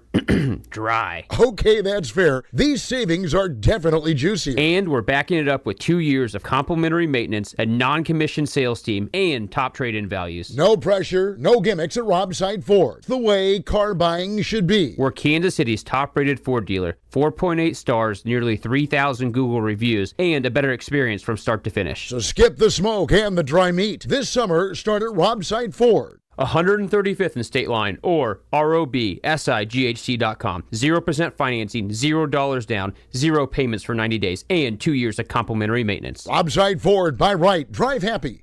And next time, maybe stick to potato salad. Call Aspen Lawn and Pest Control. Our iconic blue trucks and expert team get it right the first time. Award-winning full-service lawn care and pest control since 1985. Call today for a free estimate. Visit aspenlawn.com. It's Taco Tuesday time, Kansas City, and Third Street Social is bringing the flavor. Every Tuesday from 3 p.m. to close, hit the bar or lounge for our legendary $2.50 tacos and $5 house margaritas made with Jose Cuervo Tradicional Silver. Come see us at one of 3 convenient Third Street Social locations: South Plaza, Northland, and Lee Summit. Join us for steak, street tacos, cold drinks, and your favorite neighborhood vibe. Third Street Social, a part of the Summit Hospitality Group and a proud taco partner of the Cody Plus Gold Show on 96.5 The Fan. This is the story of the one. As a lineman, he does whatever it takes to keep the power on in his community. And he wants a partner like Grainger who does the same. Grainger offers the professional-grade products he needs, from voltage detectors to harnesses to hard hats, plus fast, dependable delivery, so he can rise to every challenge. Call 1-800-GRAINGER, click Grainger.com, or just stop by. Grainger, for the ones who get it done. If something happens to you, what happens to your family? Will they struggle financially? Will they be able to afford the home you built together? With Ethos, you can get life insurance coverage in minutes. Get up to $2 million in coverage for as little as $2 a day. All online with no medical exam. Just answer a few health questions. Get your free quote at ethos.com/life. That's ethos.com/life. Rates may vary. Billed monthly. Sample rate 10-year term life policy for a 35-year-old healthy non-smoking male. Find what you love and love what you find. A Total Wine and More. There's so much waiting for you. With the lowest prices for over 30 years, find what you love only at Total Wine and More. Drink responsibly. B21. DQ presents How to Make Your Summer Take Flight. Just head into DQ for our new Superman Cake Batter Cookie Dough Blizzard Treat. Treat your inner hero to an epic mix of sugar cookie dough, sprinkles, and cake batter flavor. Blend it all with legendary DQ soft serve, and it's enough to tempt Superman himself. Fly into DQ for our new Superman Cake Batter Cookie Dough Blizzard Treat before it's gone. And don't miss Superman. Only in theaters July 11th. DQ. Happy tastes good. Only at participating locations. Find what you love and love what you find. A Total Wine and More. There's so much waiting for you. With the lowest prices for over 30 years, find what you love only at Total Wine and More. Drink responsibly. B21. Hot damn! Twisted Tea Hard Iced Tea just got harder with Twisted Tea Extreme. The hard iced tea taste you know and love, but with an 8% kick of alcohol. Twisted Tea Extreme is made with real brewed tea, goes down smooth, and brings your daytime drinking to the next level. Just look for the bright yellow cans in the cooler and get ready to dial up the fun. Big flavor, extreme kick. Twisted Tea Extreme. Keep it twisted! Twisted Tea Brewing Company, Cincinnati, Ohio. Please drink responsibly. When it comes to back-to-school shopping at Target, you can choose not to choose. From getting what you need to expressing who you are. With prices that make every choice feel right, why not choose all of the above? From backpacks, bedazzled kicks, and picture day perfect styles as bold as they are. For bring your own lunch days to science project partner days, snack stash days, decorate your locker days, and paint outside the line days. All at prices that will definitely make your day. For all of the above, it's back to school at Target. Chiefs coverage sponsored by Renner Garage Door, RENNER, forward and back. Almost Andy Reid here. Renner Garage Door has proudly served KC for nearly 70 years. Get your free estimate today, RENNER, forward and back. RENNER, RENNER. You're listening to 96.5 The Fan from the Mission Plumbing, Heating, and Cooling Studios. Cody and Gold back here live in St. Joe, day number 1 of training camp, and it's brought to you by Break Time, Missouri's homegrown convenience stores. Download their mobile app and find a location near you. Here in about 30 minutes, you'll hear from Trey Smith, fresh off that mega deal, feeling good, but also I thought his audio today and his conversation with some of the media after practice was really, really cool to hear, frankly, right? He talked about his background and a promise that he made his mom when he was 15. I just thought it was very cool to hear. Yes. For someone that obviously fell in the draft because of a health issue, and at that point I'm sure you question whether or not you're going to be in the league for a while, and let alone get a deal that makes you the highest paid guard in football. So we'll play some of what Trey Smith had to say, plus our conversation exclusively with Trent McDuffie. That's coming up at 1 hour from now. But in the NFL, like, we view it more as roster construction. You know, they phrased it over at ESPN as projected starting lineups, but they were going through and saying, all right, top to bottom. I just hear the Bulls PA announcer voice when you say, your starting lineups. I can't help it. Immediately, right? It's the best intro ever in sports history.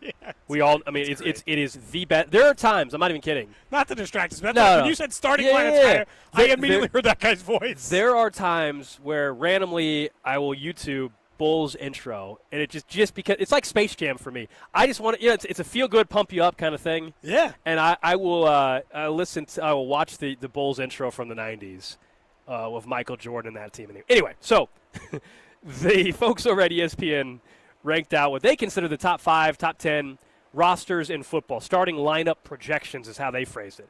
And I don't disagree with some of it. Like, the Chiefs should not be number 1 for this, and they're not. The Ravens were 1. The Eagles were 2. This is not saying who's going to win the Super Bowl, by the way. 3 is Detroit.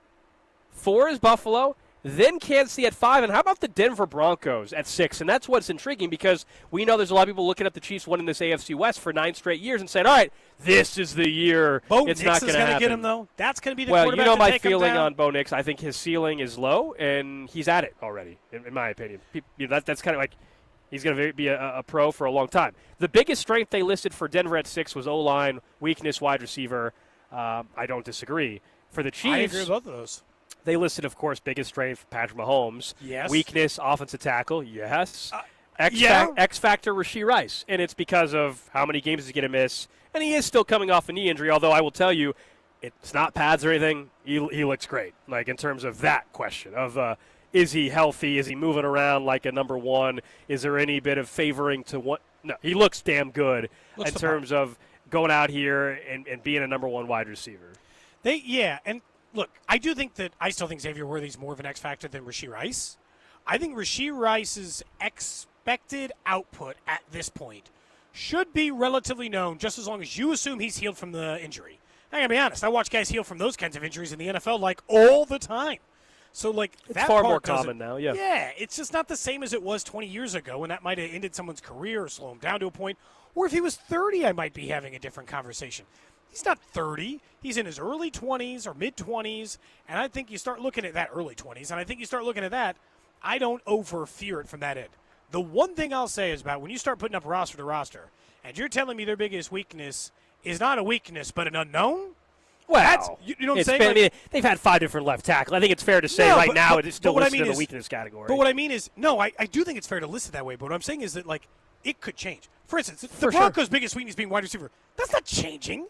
Their wide receivers are their wide receivers, and they're not good. Well, so I don't disagree, but I guess if you were in Denver, you would say, if I'm playing devil's advocate, you would say, just like your rookie wide receiver, I guess. Well, just like you were saying that, hey, if Josh Simmons is the real deal, then it's not a weakness anymore. They might be saying, what is it? Is it Patrick Bryant? I think is the. But come on, we got to admit there's a huge difference. I don't disagree. I'm just telling you.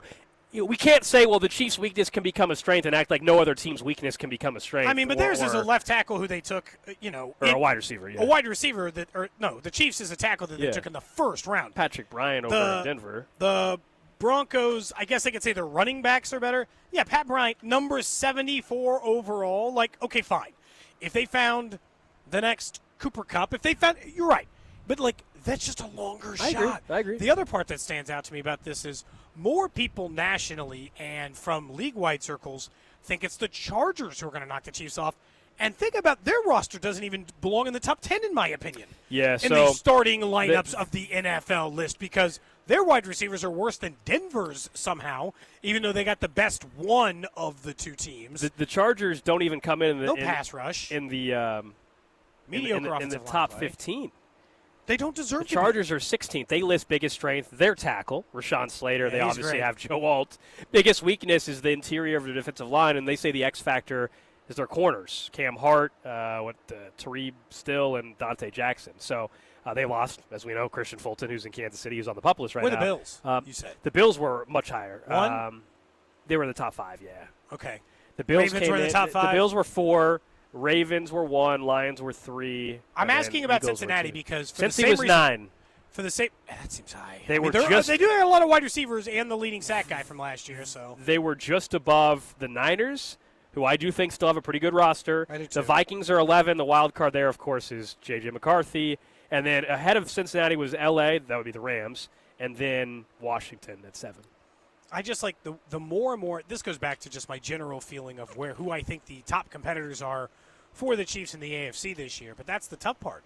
If you're Cincinnati, you're saying 3 of the top 5 rosters in football are starting lineups, starting 22. Yes, not 1 through 53. Right, we're not going down to don't tell me that you got the Chiefs got better corner depth. That's not what we're talking about. This is 1 through 22. But if you're telling me 1 through 22, 3 of the top 5 teams are there, but you got to go down to 9th to find you. And honestly, part of Cincinnati's problem is their issue hasn't been 1 through 22 a lot of times. Their issue has been, in the offensive line it has been. But then their issue has been you got anybody behind that, And so Kansas City, and this is where I give them a lot of credit. I'm okay with them being, and I don't think they have the best roster in football anyway, but I don't mind them being 5th on a list like that because very few teams have been able to cover their absences better than Kansas City. I do not think we can undersell the injury issues Kansas City went through last year. They had at times lost their starting running back, their backup running back, the third-string running back, 3 of their top 4 wide receivers, a starting corner. Like, they had lost everybody at one point They last won year. Went 15 through 4 games. left tackles. And, like, so for all the teams that are like, well, we don't have our starting guy, neither did they for a huge chunk of the season, and it didn't matter. And we already talked about Cincinnati at 9 and today not having Trey Hendrickson at camp and their number 1 pick, obviously, with trying to get contracts done for both of them as Dude, well. Is Stewart going to not sign? I mean, this is crazy. Well, right? okay, you know what? They're not going to actually Drew, not sign their first-round pick. Drew, if you have the audio queued up, that's actually we can do that a little bit here if you want. So we know Hendrickson doesn't have a deal. Shamar Stewart doesn't have a deal. Yesterday, Mike Brown, the owner of Cincinnati, had a press conference, and he talked, how he thinks Trey Hendrickson's deal is coming up soon, and they're going to get it done. But here's what he said about Shamar Stewart, and I got some thoughts on it. I'm sure you do as well. Text line. Listen to what the owner of the Bengals had to say about the Shamar Stewart situation. This one is surprising. I hesitate to get into the detail, but basically it turns on whether out years are guaranteed if he gets involved in conduct detrimental to football. Well, what does that mean? Detrimental to football in recent years has been violence to women. That's about the one that comes to mind. There are others probably, but that's the one that I think of. Well, if we get a player who gets involved in something like that or does something that is just unacceptable, guess what? I don't want to pay him. I really don't. If he's sitting in jail, I don't think I ought to be paying him. And so we say that if he got involved in conduct detrimental, we'd have the right to terminate the guaranteed part for the back years. He says, or his agent says, oh no, you can terminate the guaranteed part only for the remaining part of the year in which the event occurs.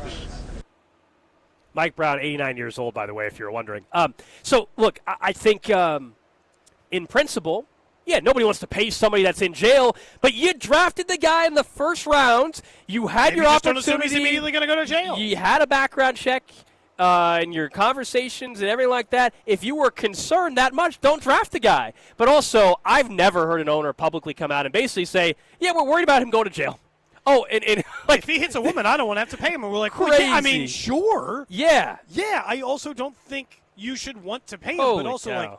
like to listen to him give that explanation, you're like, well, I don't think Shamar Stewart's going to like that explanation. In the clip, I think the first part of the clip was taken out, essentially, because I think some of this, a lot of people have the same concern where obviously, I think the concern is his camp wants him to be covered if he does go to jail or in that conversation. That's why I understand, man, but that's that's why he said what he said. Essentially, is his agent wants him to be covered regardless of any of the things that he does. Which, I mean, if you're, I understand that but do you feel like that's going to like my first question would be if you want him to be covered in that situation? Again, you're looking after the client, but do you think he's going to be in that position?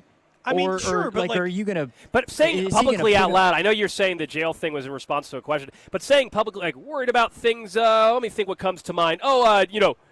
Domestic violence. Like, just you're saying that you can, as an owner, you can. It. He said if that comes up, then I wouldn't want to pay him. He didn't say I'm worried that he's going to do something. If anything, the agent requesting that makes it sound like the agent is concerned about his behavior. I don't think that. I think as an agent and an NFL player, for the same reasons we talked about before, in the NFL, you are guaranteed about 3.5 years on average. You have to protect every nickel from the owners. They wouldn't guarantee a single thing for injury or anything else in between. If they had any say in it, everything would be year to year and nothing would be guaranteed. And the second you start giving up a guarantee for anything, honestly, for anything, you risk giving, like, the mouse a cookie and another guarantee goes away or anything else. I'm not saying, and as an agent, you got to say, look, I don't think he's going to get in that kind of trouble, but if he does, I'm going to make sure my guy's protected in case that's the case. And I understand Mike Brown saying, like, as a team, same thing. But I'd still point out there are players who got drafted after him who did not have this guarantee or does have this guarantee.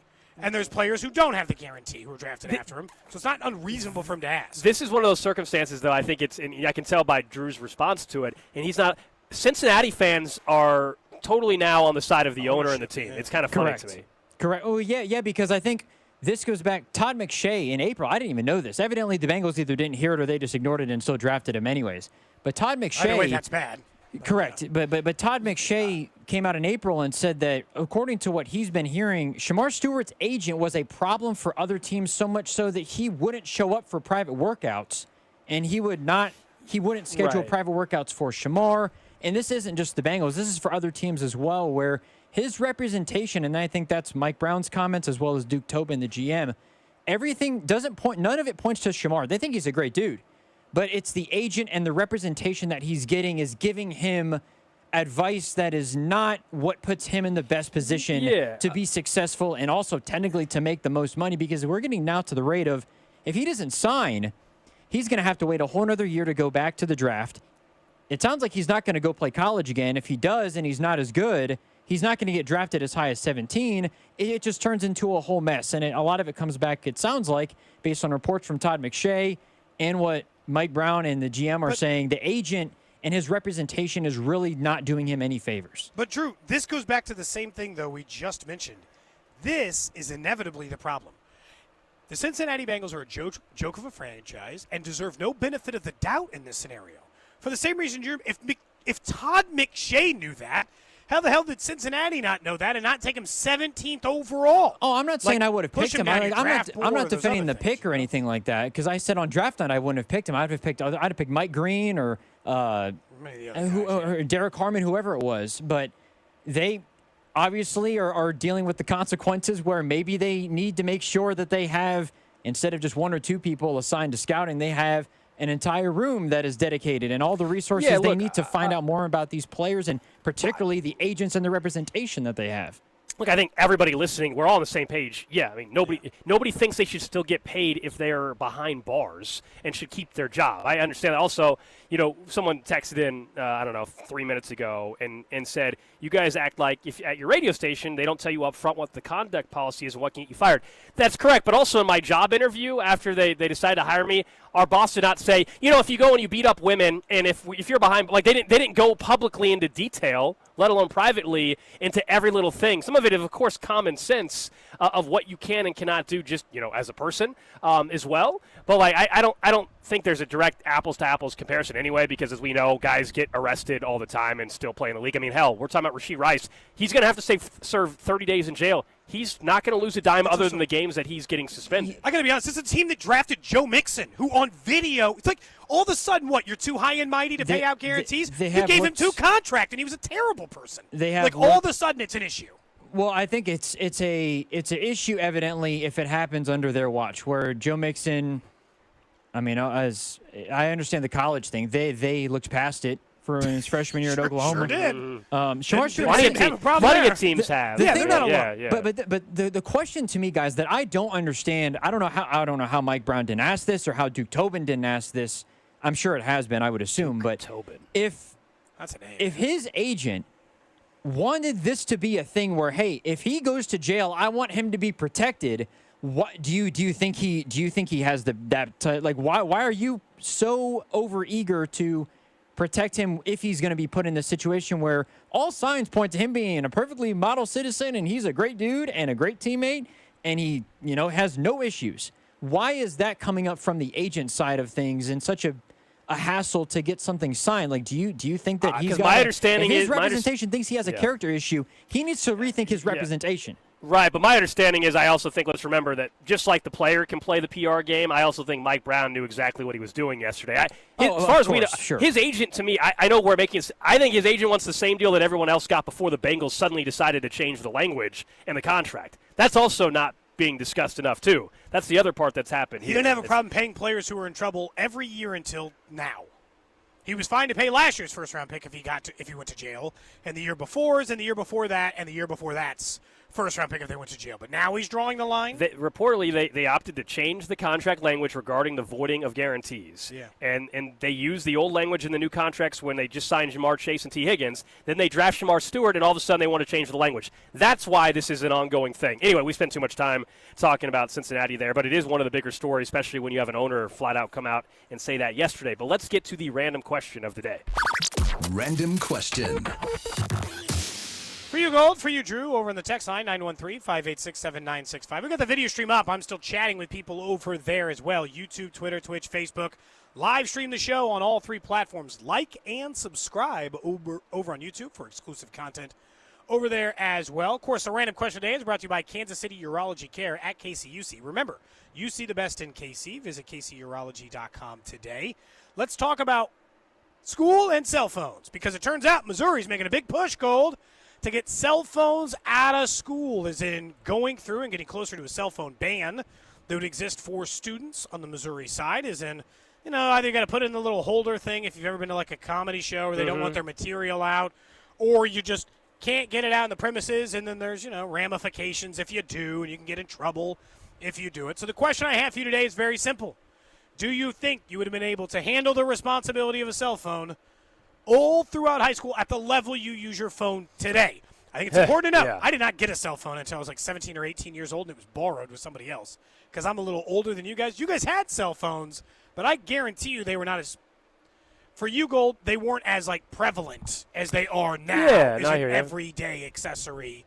You might remember T9, for God's sakes. Well, for sure. So, things were a little bit different in that regard. Do you think they should ban cell phones in schools? Yes, yeah, so I don't have any kids, so this is it's one of those. It's not something that I've thought all that much about. But I did see deep random that there was a survey that actually came out a week ago, I think, and 74% of U.S. adults now favor banning middle and high school students from using phones during class. That's up from 68% last fall.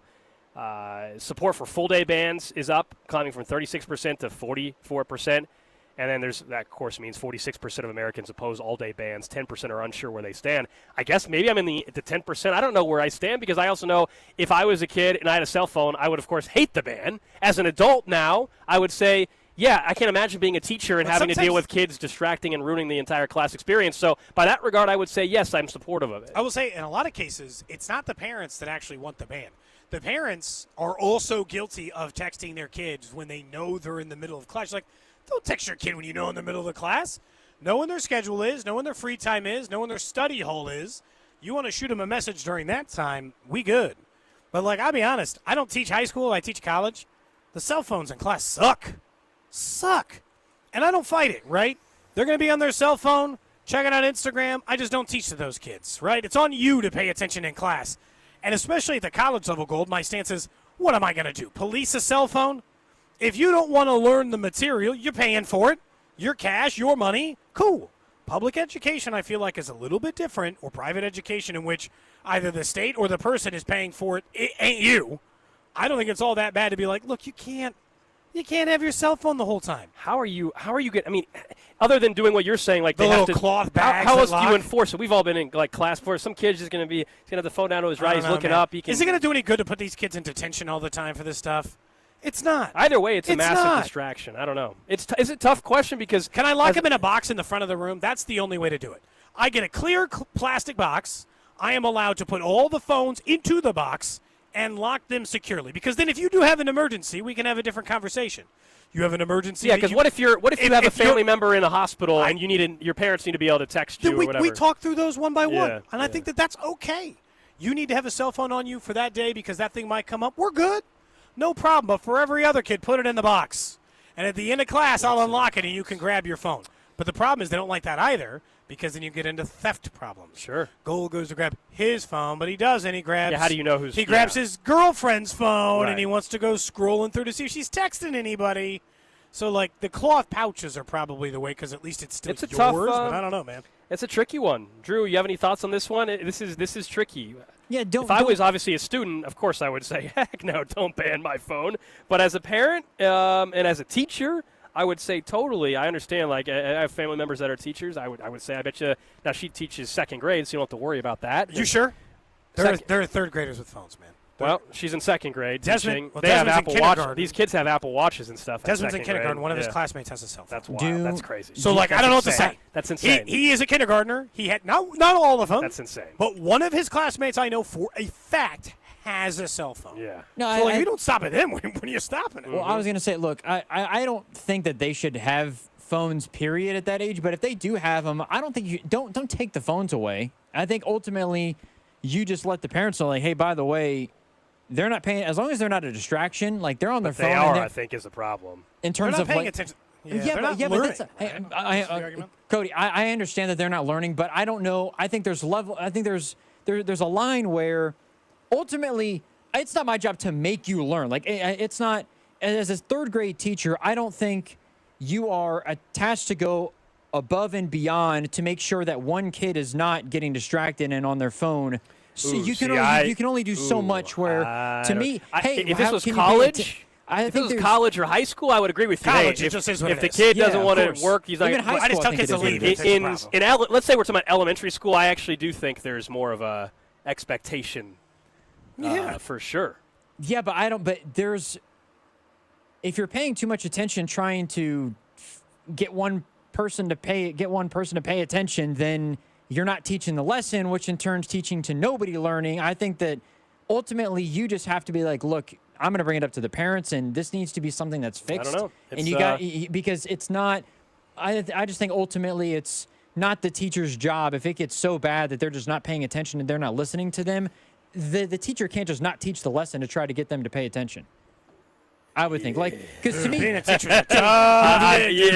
That's a tough gig. I know. Which is why I'm saying I don't think it should be the teacher's responsibility, because they need to get paid more, and they shouldn't have to. Yeah, it's tough. They shouldn't have to deal with it. I feel bad for teachers. Like, to me, I had a cell phone when I was in 6th grade, and I would, I don't know, text with some friends or whatever, and ultimately you get a warning. Otherwise, it's like, you can go if you want to. You don't need to be in class right now. I can teach the class without you. I can teach this social studies class without you, Drew. If you don't want to put your phone away, you can go walk around the building and just walk around and text people if you want to. Yeah, but it's especially if it's that's what I was told. If it's a 5th grade student at a public school, the entire semester the student can't just be like, well, I guess you're just going to go to detention every single day, and we're never going to teach you anything. Yeah, that's not. I mean, that's just not going to fly. I think it'd be great to tough. just have. I think you should. If kids can have the phones there, but I would just get a bucket and just be like, hey guys, put your phones in the bucket. I guess that's the way that I would as you solve pointed it. out, there's multiple states now that have it as a law, though, so it's not up to anybody at some point with some of these. Anyway, all right, that's the random question of the day. We are way late for a break. Up next, we're going to hear from Trey Smith, fresh off a new contract extension, as we are live in St. Joe. What's up, Kansas City? This is Cole Reagans, and you're listening to Cody and Gold. Weekdays starting at 10 on 96.5 The Fan. Brought to you by Heartland Men's Health, the leader in men's sexual health. Thousands of men have been successfully treated for low T, ED, and more, all with discretion and compassion. Make your appointment at heartlandmenshealth.com. Is your old garage door a real clunker? Overhead Door Company of Kansas City is paying cash for your clunkers now. They'll haul away your old garage door and give you instant credit towards a new insulated door. $200 for the first garage door and $100 for each additional door. Cash in your old opener and entry door too. It's cash for clunkers now at Overhead Door Company of Kansas City. Schedule your free estimate at overheaddoorkc.com or call 816-221-0072. There is only one National Summer Arms Show, and it returns to Kansas City this weekend only. Bigger than ever. Buy, sell, and trade with freedom lovers from coast to coast and border to border. All gathering at the KCI Expo Center for one incredible weekend. Discover vintage rifles and handguns, modern arms, and collectible militaria. From Civil War artifacts to today's tactical gear, there's something for everyone. Stock up on ammo, brass, reloading gear, and military surplus. Explore blades from everyday carry to high-end collectibles. Visit the Colt collectors, the high standard collectors, and the returning Marlin firearms collectors. There's no buyer's premium, just $15 a day or $20 for a weekend pass. Kids 15 and under are free with an adult admission. The 54th Annual National Summer Arms Show, this Saturday, July 26th from 9 to 5 and Sunday 9 to 3. It's the Midwest's highest caliber event and the 5th largest arms show in America. Details online at nationalsummerarmshow.com. That's nationalsummerarmshow.com. If you love finding the deal and a bargain brings you bliss, the Hy-Vee 5-day sidewalk sale is cause for celebration. This Wednesday through Sunday, stock up and save big on dozens of pantry staples, like Roma pizzas, 4 for $10, Pepsi 24 packs, $9.99, Frito-Lay's chips just $1.99, Gatorade 8-pack bottles just $5.99, and Sunbelt granola bars, 4 for $10. Hurry to the huge 5-day sidewalk sale this week only at Hy-Vee. Even though it's summertime, everybody's still busy, and that's where Hy-Vee Market Grill comes in. They've got the best dining value in town. Every day, they've got a meal deal from 11 a.m. to 8 p.m. And for $8 per person or less, you can treat the whole family to dinner, like smoked chicken Monday, pork chop Tuesday, cheeseburger and fries on Wednesday, and chicken enchiladas on Friday. And don't forget Steak Thursday with a perfectly seasoned steak, garlic mashed potatoes, and sweet corn for $12. Breakfast, lunch, or dinner, it's only at Hy-Vee Market Grill. At CertaPro Painters, we know that a happy place comes in many colors, like ones that inspire a sense of wonder, or a new flavor that makes life just a little bit sweeter, or one to celebrate those moments that lift you to new heights. With thousands of 5-star reviews, you can trust us to bring happiness home. CertaPro Painters. That's painting happy. Each CertaPro Painters business is independently owned and operated. Contractor license and registration information is available at CertaPro.com. Hi there, I'm Charlie. And I'm Carter. Our dad is Rex with Rex Buys KC. If you're thinking about selling a home in Kansas City and don't know where to start, our dad can help. Sometimes life throws curveballs, like moving for a new job, dealing with a divorce, or inheriting a house you weren't expecting. Dad doesn't just make offers, he talks with people to help them understand all of their options. No pressure, and it doesn't cost anything to talk with his team. He's a local home buyer who really knows Kansas City. If selling to him is the right choice, he'll give you a fair cash offer, and you can close on your timeline even in as little as 7 days. He buys homes in any condition.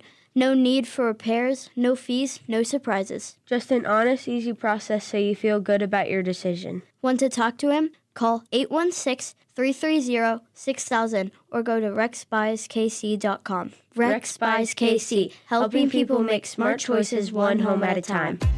If you're 55 or older and into that whole saving money thing, T-Mobile has an exclusive phone and internet bundle just for you. Right now, get 2 unlimited phone lines plus 5G home internet for just $30 each per month with autopay, plus taxes and fees. And with 5G home internet, setup is easy with just 1 cord and no technician needed, which is great if you're also into that whole keeping it simple thing. Switch now and experience the best mobile network in the U.S. Visit your local store to start saving. T-Mobile, it's better over here. Based on analysis by Ookla of speed test intelligence data Q4 2024 to Q1 2025. Ookla trademarks used under license. Unlimited on our network. Customers on voice plan may notice speeds lower than other customers and further reduction if using more than 50 gigs a month due to data prioritization. Video streams and SD on this plan. Home internet pricing after $20 in monthly bill credit plus $5 per line without autopay. Debit or bank account required. See 5G device coverage and access details at T-Mobile.com. Find what you love and love what you find. A Total Wine and More. There's so much waiting for you. With the lowest prices for over 30 years, find what you love only at Total Wine and More. Drink responsibly, B21. DQ presents How to Make Your Summer Take Flight. Just head into DQ for a new Superman Cake Batter Cookie Dough Blizzard Treat. Treat your inner hero to an epic mix of sugar cookie dough, sprinkles, and cake batter flavor. Blend it all with legendary DQ soft serve, and it's enough to tempt Superman himself. Fly into DQ for our new Superman Cake Batter Cookie Dough Blizzard Treat before it's gone. And don't miss Superman, only in theaters July 11th. DQ, happy tastes good. Only at participating locations. Find what you love and love what you find. A Total Wine and More. There's so much waiting for you. With the lowest prices for over 30 years, find what you love only at Total Wine and More. Drink responsibly, B21. Travis Kelce Appreciation Day on Fescoe and Dusty is on Thursday, August 7th, right here on your home for Chiefs football. 96.5 The Fan, KFNC FM and AM HD1 and HD2, Kansas City in Odyssey Sports Station. 1 o'clock hour live in St. Joe, day number 1 of Chiefs training camp, when our coverage is brought to you by Break Time, Missouri's homegrown convenience stores.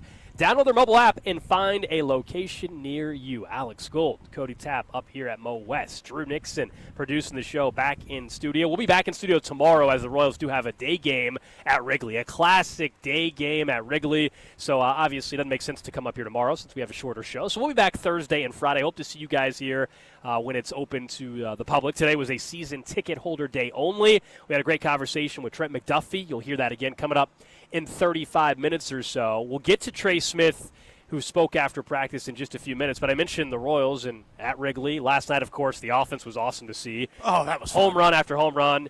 Salvador Perez had 2 of them. He's on a heater, man. He is as hot as any player in baseball right now. We were through the numbers yesterday since June 1. But how about just since July 1, the amount of home runs this guy has hit?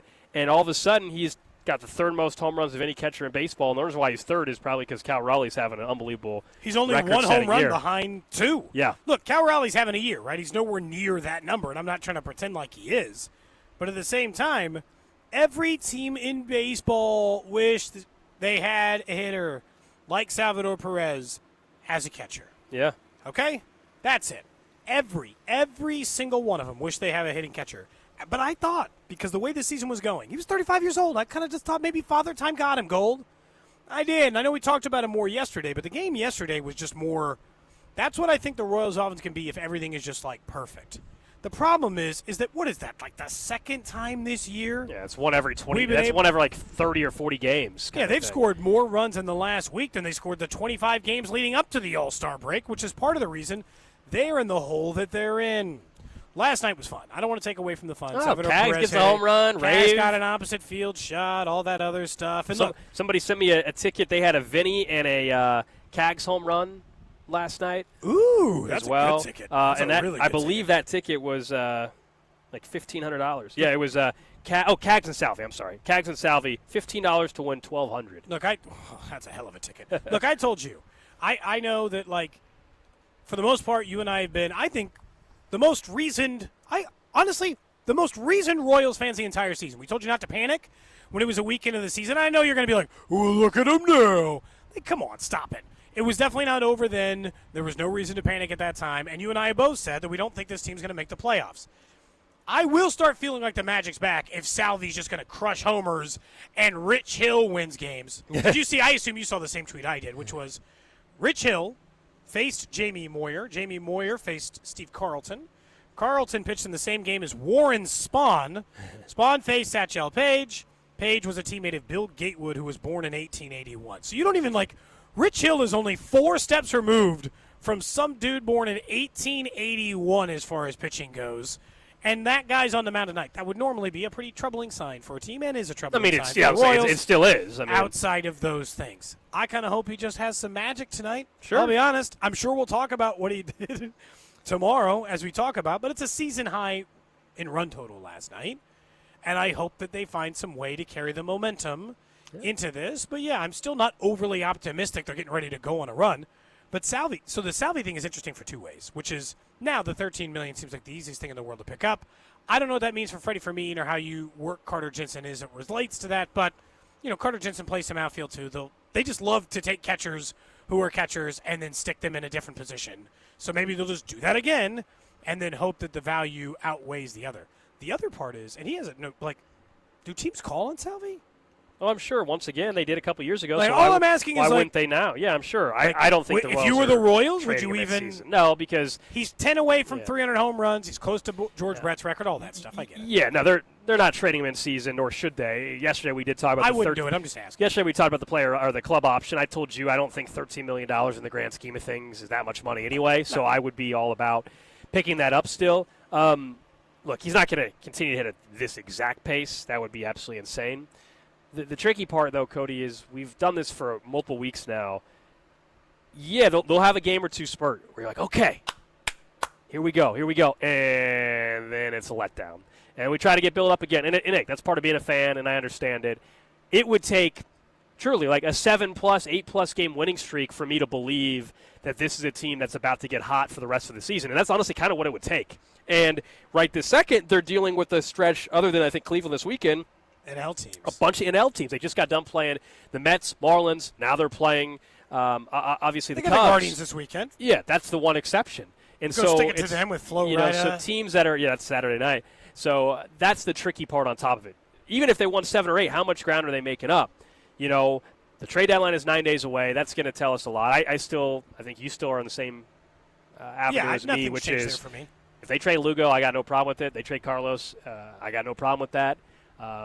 anything after that, or Lorenzen add him to the mix, that's it. Those are the three, really. Those are the three. Nobody else really makes sense to trade if you're also trying to still compete in 2026 But what's crazy is the stretch that's important actually comes right after the trade deadline. Of course it does. So then you're like, oh, no, you got to make a decision. Then starting August 1st, you take on the Toronto Blue Jays, a team who's currently first place in the AL East. Mm-hmm. Then you take on the Boston Red Sox, a team in the wild card hunt. The Twins, a team with a similar record as you.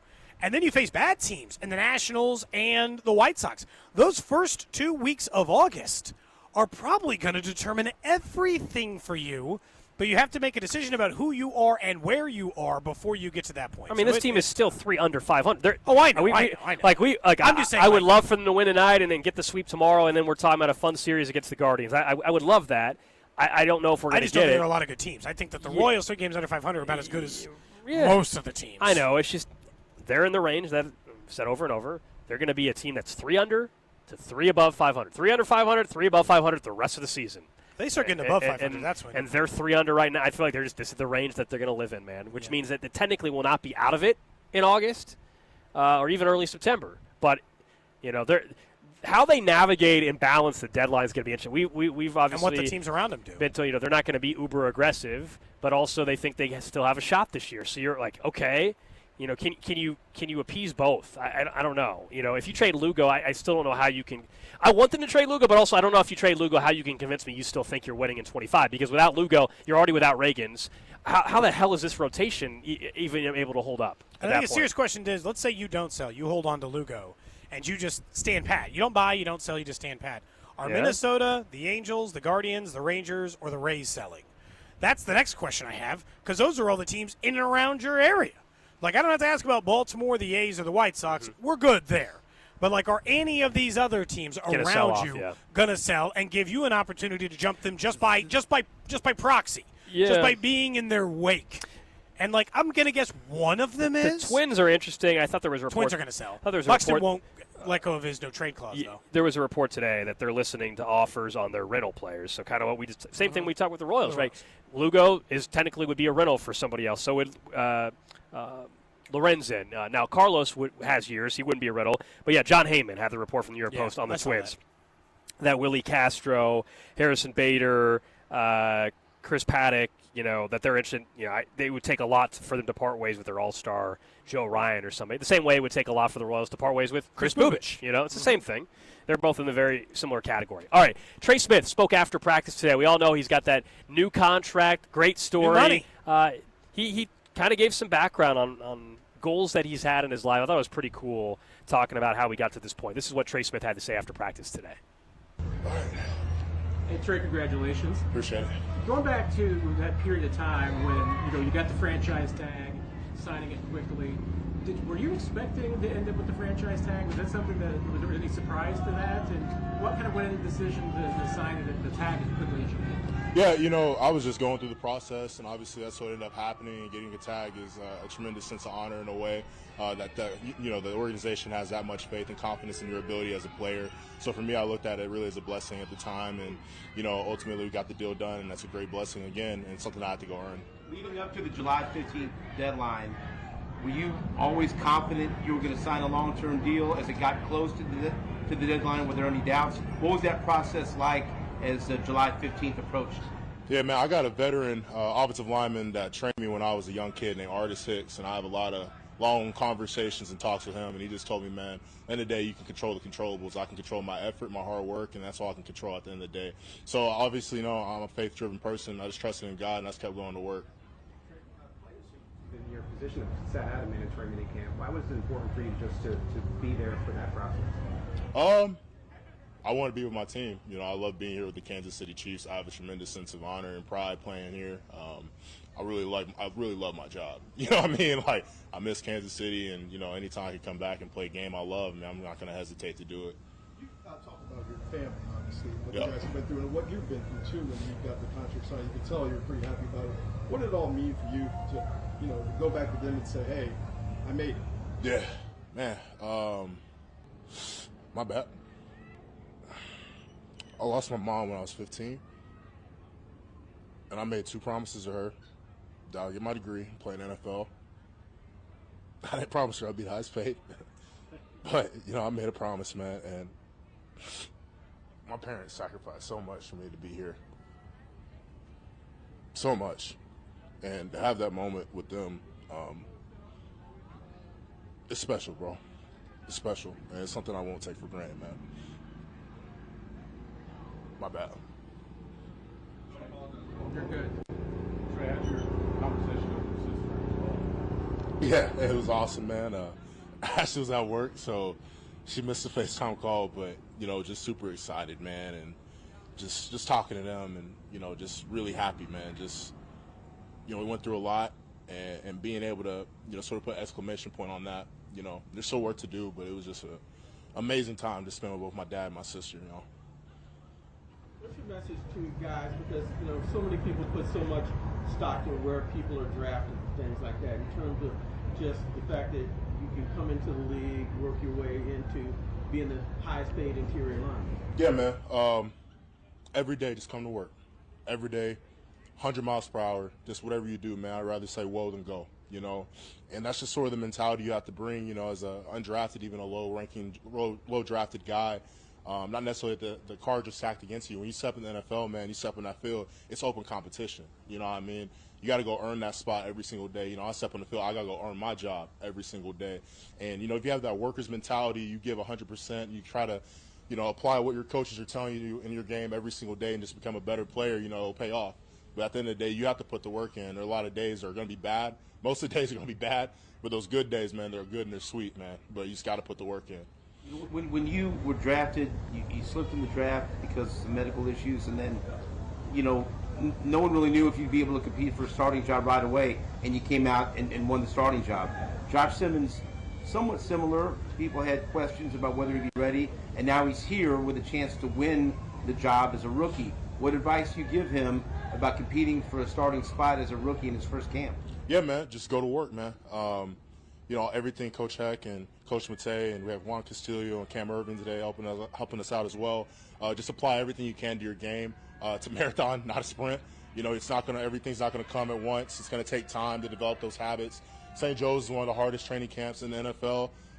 It's gonna be miserable every single day, and just get used to it, man. But at the end of the day, you just got to keep fighting. You got to keep punching. You got to keep swinging day after day after day and just keep stacking and keep building. And when the season comes around, you're ready. You know what I mean? So at the end of the day, I would give them the same advice I would give myself as a rookie. Just show the work every day and just give me your best. He did start. How do you gauge his readiness, maybe? Because I know it's going to be a long camp to potentially do that. You know, I just got to do my role as a player. I let my coaches, you know, we have a great front office staff. They'll make those determinations at the end of the day.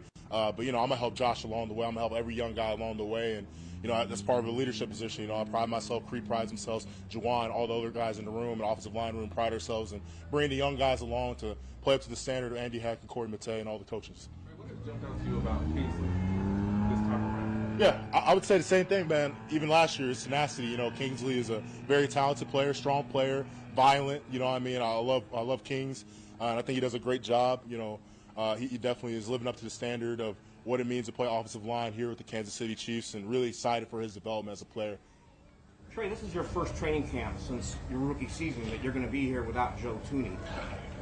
What does his absence mean to you guys? And you mentioned stepping up as a leader, but is that something that you and Creed talked about, or how do you replace a guy like that? Man, one, I miss him. That's the first thing. Damn, I miss Joe. But second part is, you know, obviously it's the presence that's missed, you know, not just the leadership on the field, but the things you guys don't see, you know, the times in the locker room, keeping morale high.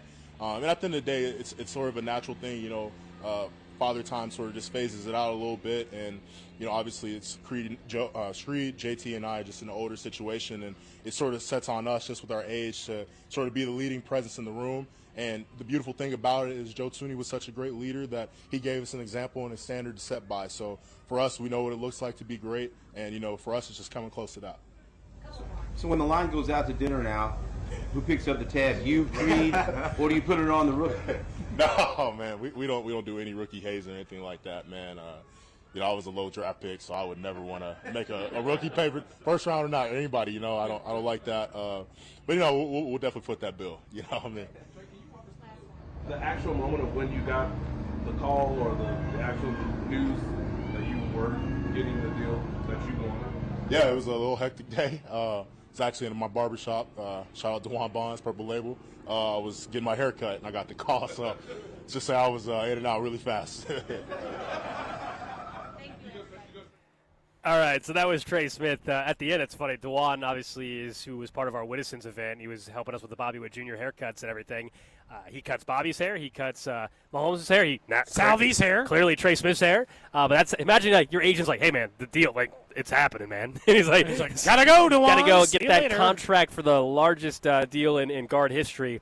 Look, Trey Smith, since he showed up in Kansas City, not only has he been He's been a perfect teammate, perfect pro. Not has he been on the field, way outplaying the rookie deal, and now he's getting compensated, obviously, in a great, great way. But, yeah, I mean, whether we're talking about the horrific day in this city's history at the parade and how he comforted kids that were obviously terrified. Like Berganzi's kid? Yeah, I believe that's right. Yeah. Kids that were terrified in that awful situation.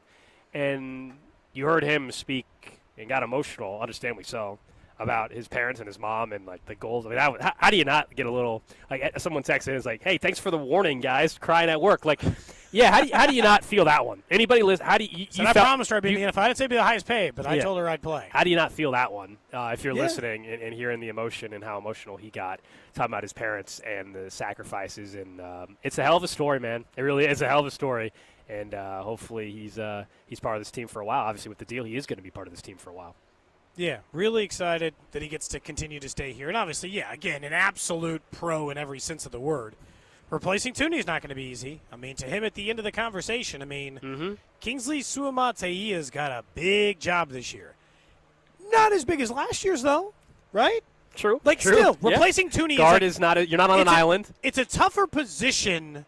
It's a bigger name and a better player he's replacing, but an easier position in which for you to show your replacement level quality faster. Because last year when he was coming in and trying to be the starting left tackle for this team, it was bigger fish to fry. And look, I don't ever want them to play a guard at tackle ever again unless things get real bleak. Because, again, part of it was injury last year, but part of it was absolutely they could not trust Kingsley Suamataia. He was healthy. Yeah, and hopefully they couldn't trust him to still play there. I mean, based off of what we saw today, where Josh Simmons was getting first-team reps at left tackle, Juwan Taylor's on the pup, so Jalen Moore is at right tackle with the ones. Wanya Morris, of course, is a swing tackle.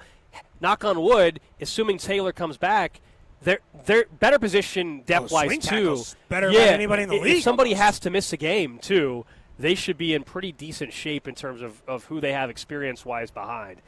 But that was the number one story today in day one of camp. No question is that Josh Simmons out there with the number ones. But Trey Smith and Creed Humphrey, you were joking about off air about like who's paying for everything. You heard the question there.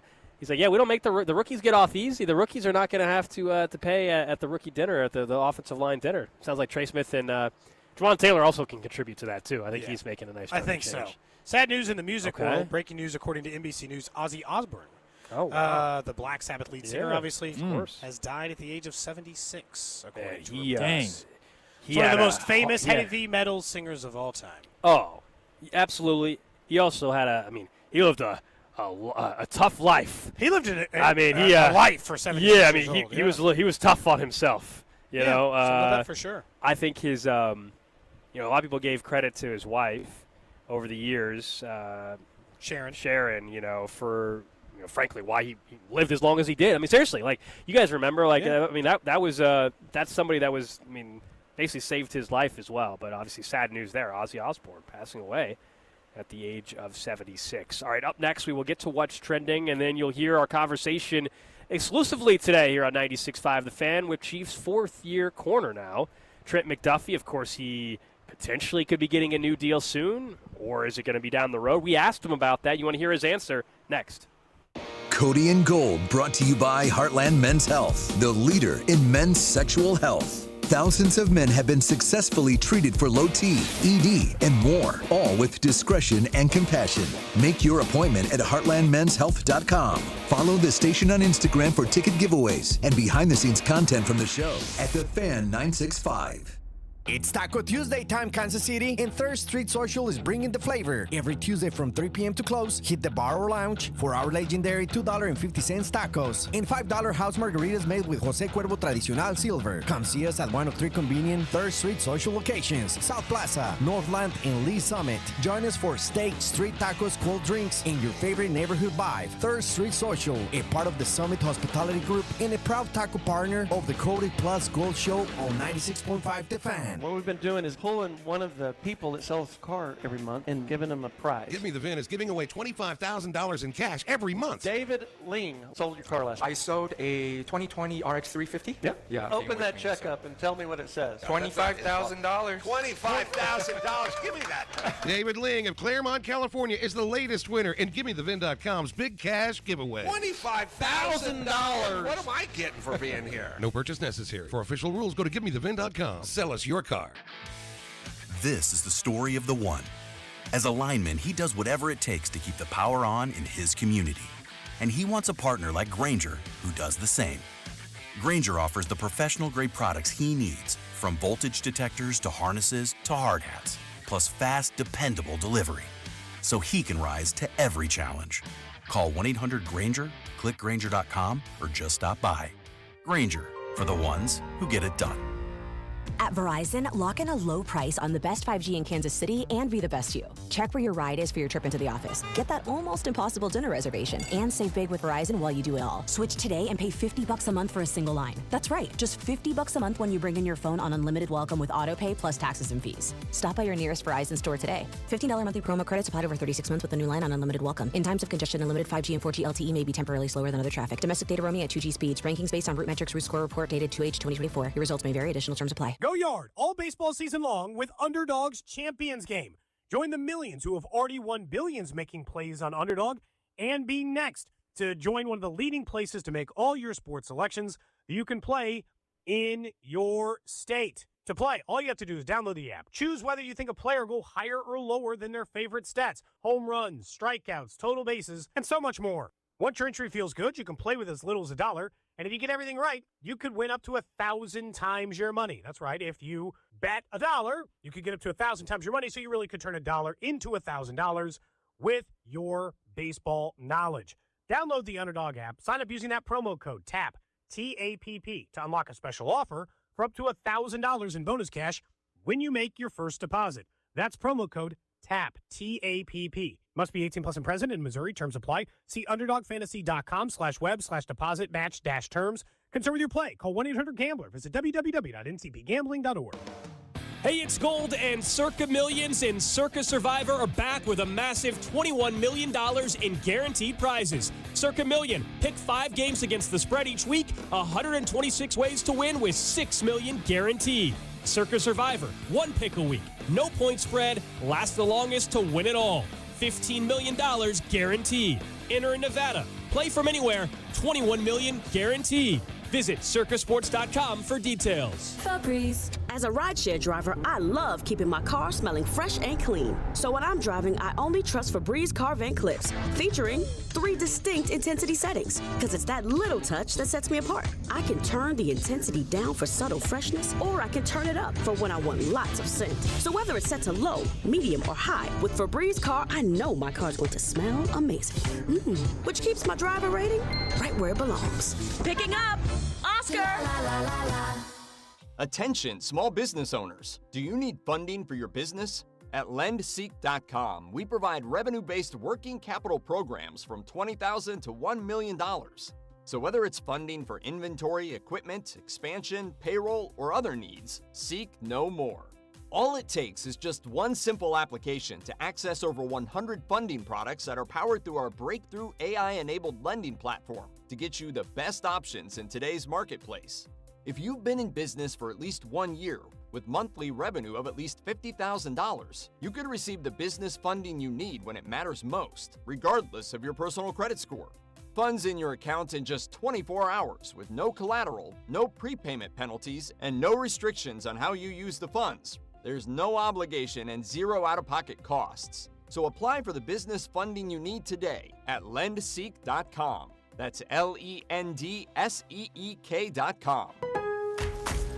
Lowe's knows big savings make a big difference, especially when you're shopping for appliances. Hurry in to get up to 30% off select major appliances. Plus, My Lowe's Rewards members get free delivery, free haul away, free installation and parts on purchases of $2,500 or more. Lowe's, we help, you save. Valid through 7/30. Selection varies by location. While supplies last. Price, delivery time, and vehicle availability may vary based on order size and location. Exclusions apply. See Lowes.com/delivery for more details. Wesley Financial Group is not a law firm, and Chuck McDowell definitely not an attorney. This is Chuck. If someone talked you into buying something really silly and you want to get out of that silly little thing, my advice, get the facts. Call me and I'll send you our timeshare exit kit absolutely free. Inside, you'll learn how timeshare works and all your options for cancellation. Call Wesley now for your free timeshare exit information kit. 800-761-0000. That's 800-761-0000. Paid for by Wesley Financial Group. Brought to you by America's largest pickleball festival, PickleCon. PickleCon presents pickleball like you've never seen it. PickleCon takes over Kansas City August 7th through 10th.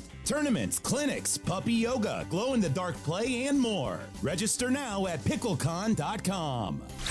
You're listening to 96.5 The Fan from the Mission Plumbing, Heating, and Cooling Studios. What's trending?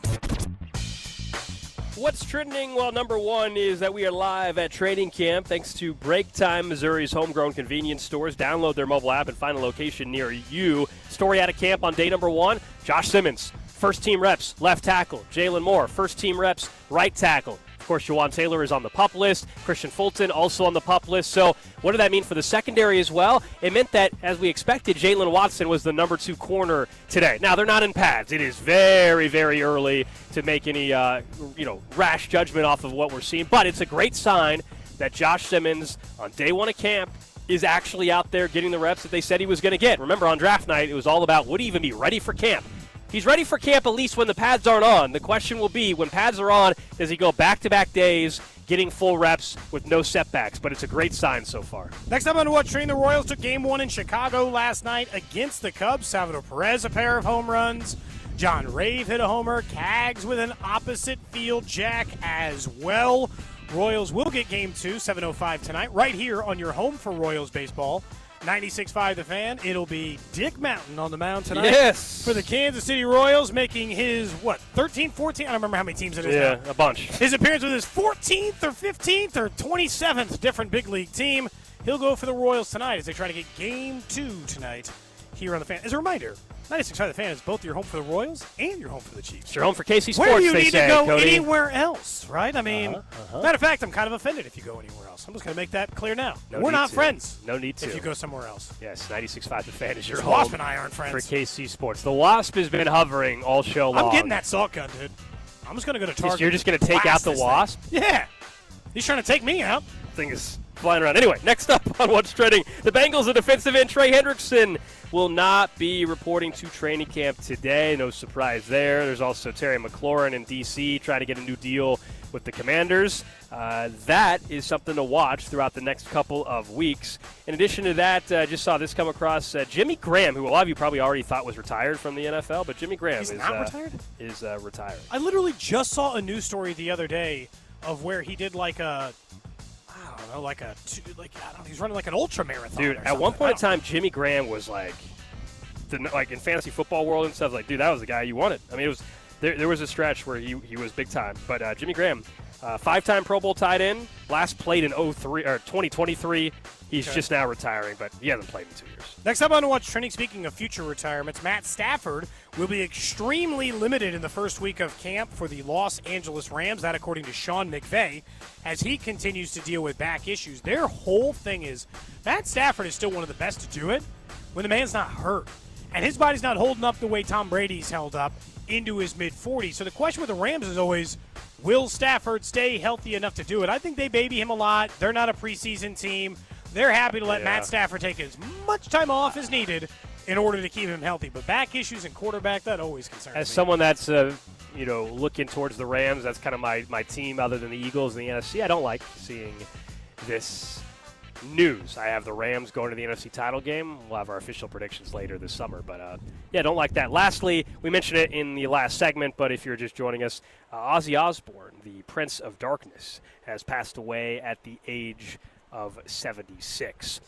Earlier today, we were joined by Chiefs corner Trent McDuffie, exclusively here on 96.5 The Fan. Every day at camp that we're here, we'll have a different player join us. It was nice to have Trent stop by. Of course, our player interviews throughout training camp here on 96.5 The Fan are brought to you by our friends over at Break Time, as well as Powell Exteriors KC, your one call for siding, window replacement, custom decks, and roofing in the KC Metro, and by the St. Joseph Convention and Visitors Bureau.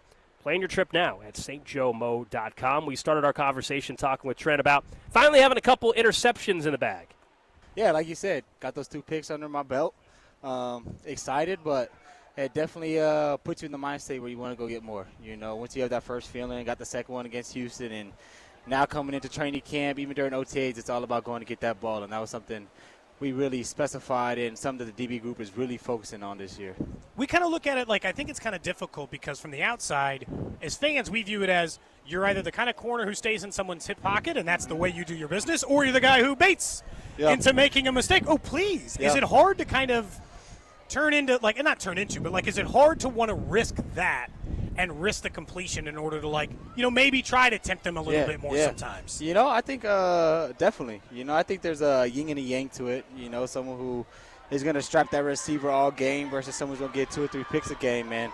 I think over this past summer, really, I've been really trying to just study different DBs and their timing of looking at the ball and when you are able to really bait the quarterback, and setting this game up. Because like you said, I'm someone where, I'd rather have 0 catches, 0 targets, and 5 PBUs than 3 picks and 3 catches against me. Like, that's just my game. That's what I love to do. So, like I said, just finding that timing and also working with Patrick. I mean, I feel like Patrick's one of those guys where that ball is put in the perfect place every time, no matter how good I guard a receiver. So, once I get a few picks under him, I understand, okay, this is how Patrick throws the ball. This is the time he throws the ball. I'm starting to get more confident, more comfortable, starting to turn my head around and playing a little bit more with the quarterback. Full-on football mode now. I know we're in St. Joe, but how was the offseason? You go anywhere, you do something different, you try something new, any new hobby? What did you do? I always go back to California for 2 weeks. I have a youth football camp that I put on every year for my foundation, so that was really awesome. Spent some time with the family. I mean, train for these past 4 weeks because knowing you coming into this training camp, you better be ready to go day one. You saw here some guys' legs were starting to get a little dead. So just getting in that mindset again in that mode of football season is just what I love. And that's why I love coming to St. Joe's because it just allows you to prepare in just a football environment, with no distractions. Like, we can just do football day in, day out. And it really sets you up for the end of the year when, you're tired, your body's hurt, and you can think back like, I remember those 19 plays during that long drive drills. I remember practicing for 2.5 hours when it's 90 degrees out. Like, this really makes me feel like it's football season again, so I get excited. Who's the first guy in the group chat to be like, that heat? I can't take the heat. Oh, it's got to be one of the bigger guys, right? One of the linemen? I think it's just a collective mind state where you kind of just know it's coming. You know, like, you can complain all you want. You can say everything you want to say, but it's not going to stop the fact that we're going to be out here full pads, going through a full practice. So most of the time it's like right when you get out of practice, you're like, oh, damn, it's going to be a hot one. Like, here we go. And then it's like, all right, let's just lock in and get through it because the less you think about it, the better off you are. When you look at some of we want to ask you about, obviously, around the league now with the other corners, we've seen all the other top corners in the league now be paid. I guess, first off, have you guys had any conversations or is your representation currently talking with the Chiefs about a future extension? I mean, when you look at all these other DBs who have gotten paid, Sauce, Stingley, it makes me happy every time. I have the biggest smile on my face because those guys deserve it. You know what I mean? Like, when you play this game, you work so hard, you pour so much of your time into this game, and when you see someone like them who go to work every day, make plays on the field, do the right things, you have to be excited, and it helps everybody out. Like I say, one guy getting paid helps all of the 32 teams and the guys at that position get paid. And when it comes to contract stuff, I feel like I have the best agent in the game, hands down. And I truly let him worry about the contract. Like, when I say I don't worry about anything contract-wise, he worries about the contract, and I am truly just on football, and that's the way I want it to be. Do you communicate, though, with him? Is it something you would like to get done before this season, though? You know, honestly, when it comes to contract stuff, like, it's not really on my mind, you know. He's obviously in contact with me all the time. He keeps me updated on things. And, you know, I love the Chiefs. I love the organization. And I love being a part of what it means to be a Chief. And down the road, whenever it happens, it happens. But right now, like I said, my focus is solely on how do we get back to another Super Bowl. But from a football perspective, you see the guys you mentioned, Stingley and Sauce Gardner. You believe you're on that level, right? You are equally as good or better. Like, you got to think about that as a football mindset, right, that you're just as good as those guys. Yeah, and, I mean, for me, really, I don't compare myself to anybody, you know. I'm one of the guys that can only worry about what 22 Trent McDuffie can do for the Chiefs. You know, they have their own game. Sauce has his own game. But for me, it's really about what can I do for this team? How can I affect this team? And at the end of the day, I want to win football games. Like, all the money, all that stuff will come, but my number one goal is let's go out there and win football games. We're talking to Trent McDuffie here on 96.5 The Fan. Now, I'm sure the excitement in the locker room was pretty cool. Well, when you do see guys on your own team here get paid recently, Karlaftis, obviously, Trey Smith, Nick Bolton earlier in the offseason. Yeah, I mean, I gave those guys, every time each one of them got paid, I texted them a big congratulations, but I'm one of those guys where I'm kind of bad on my phone, so when I saw them in person, the biggest hug, the biggest smile, and those three guys right there are some of my favorite human beings on the team. Like, when I say just down to earth, guys who got your back, guys that do it right, like, when you think about a Chief, when I think about a Chief, those are the guys that I look at. Those are the guys that I bring up. So seeing them get what they deserve, I mean, I was ecstatic for them. You're not a group chat guy? You said are you slow to get back to people? Oh, yeah, I'm terrible. If anybody knows that has my number, I text back maybe a week, 2 weeks later. Whoa. Like, yeah, I'm terrible because I am truly off my phone. As soon as I'm out of football, like, the phone's down. Like, I'll call my mom, I'll call my family, I'll call my girlfriend, and everybody else, I got to get to them whenever I can. I got to say, I've heard rumor of George Karlaftis' food at his house. The contract, I feel like the level's going to go up a little bit, you know? Have you been to his house for that? He says he flies in seafood and the whole thing. The best food I had. We actually, during OTAs, we went to this Greek place over in Overland Park, and I swear he walked in. He came like 5 minutes late. You know, we were wondering like what we should eat. And he sat down and went boom, boom, boom, boom, boom. Like 30 things off the menu, like boom, boom, boom. And I was like, this is all for you, George? Like, is this for the table? It's for you? He's like, nah, bro. Like, this is me. You get what you want. I was like, all right, big dog. Like, you got it. We saw, Trent, after practice, you were doing a little side work and some of the young guys out there. Do you feel like, whether it's Noel Williams, do you feel like you're taking on that role even more? I know you did a little bit last year, too. Yeah.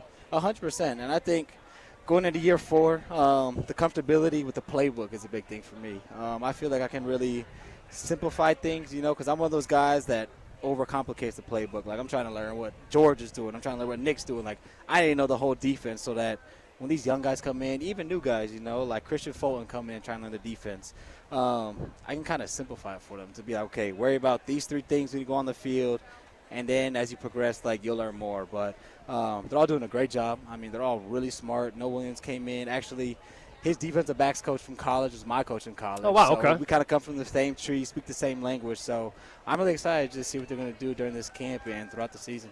You'd mentioned winning multiple times, the Super Bowls and the stuff that you care the most about.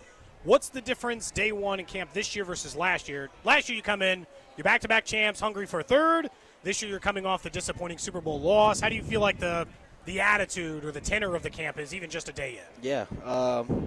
I mean, Coach Reid really set the standard. We have our phrase for this, the theme of the year is max out, you know, and that means max out in the weight room, max out on the field, max out in everything. So just coming out here even day one and just pushing through that hot practice, you know, you getting your legs back under you, you know, you be a little tired, a little out of breath, but really giving it 100% and being like every play counts, every play matters, you know. Like, we came off a loss. Yeah, we got a little chip on our shoulder, but we just got to get back to work. And that's the beautiful thing about this team is we just get back to work. Is there part of you that likes some of the noise that's out there? Because I think it's pretty evident. I know you're not on social media very often, but it's still pretty – you guys know what's going on, and you hear and see people saw you guys in the Super Bowl, and a lot of people are like, all right, well, it's over. This is kind of is that – you kind of like that? You know, since I've been drafted to the Chiefs, I feel like there's always been buzz about us. So, for one thing, I'm used to it. Another thing – I mean, let them talk. You know what I say? That's what I love. Let everybody else talk, and we just go in, do our business, and prove them wrong.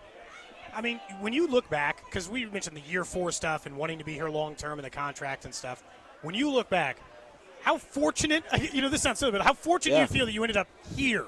Like Andy Reid, this system, and with a team with this kind of standard. Yeah, no, 100%. I think it's a beautiful thing, especially on draft night, thinking, where am I going to go? You're sitting there, you have no idea, and Kansas City comes up. And over the years, just knowing what this team's been about, knowing who's been in the room, Hall of Famers like Patrick, like Trav, like Chris Jones, seeing a Hall of Fame coach, and just their work ethic and how they approach life has been the biggest thing for me. Like, it has allowed me to grow so much off of the field that I'm more grateful for than even just being a football player, just how to deal with people in the community, how to deal with, even your own family when it comes to important things. Like, seeing how these guys do their day-to-day stuff has been the biggest thing that I've taken away, and I'm really thankful for.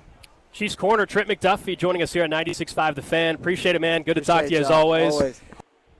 So that was Trent McDuffie with us a little bit earlier on today. Of course, our training camp interviews brought to you by Powell Exteriors KC, your one call for siding, window replacement, cushion, custom decks, roofing in the Kansas City Metro. Of course, our training camp interviews also brought to you by St. Joseph Convention and Visitors Bureau. Plan your trip today at stjomo.com.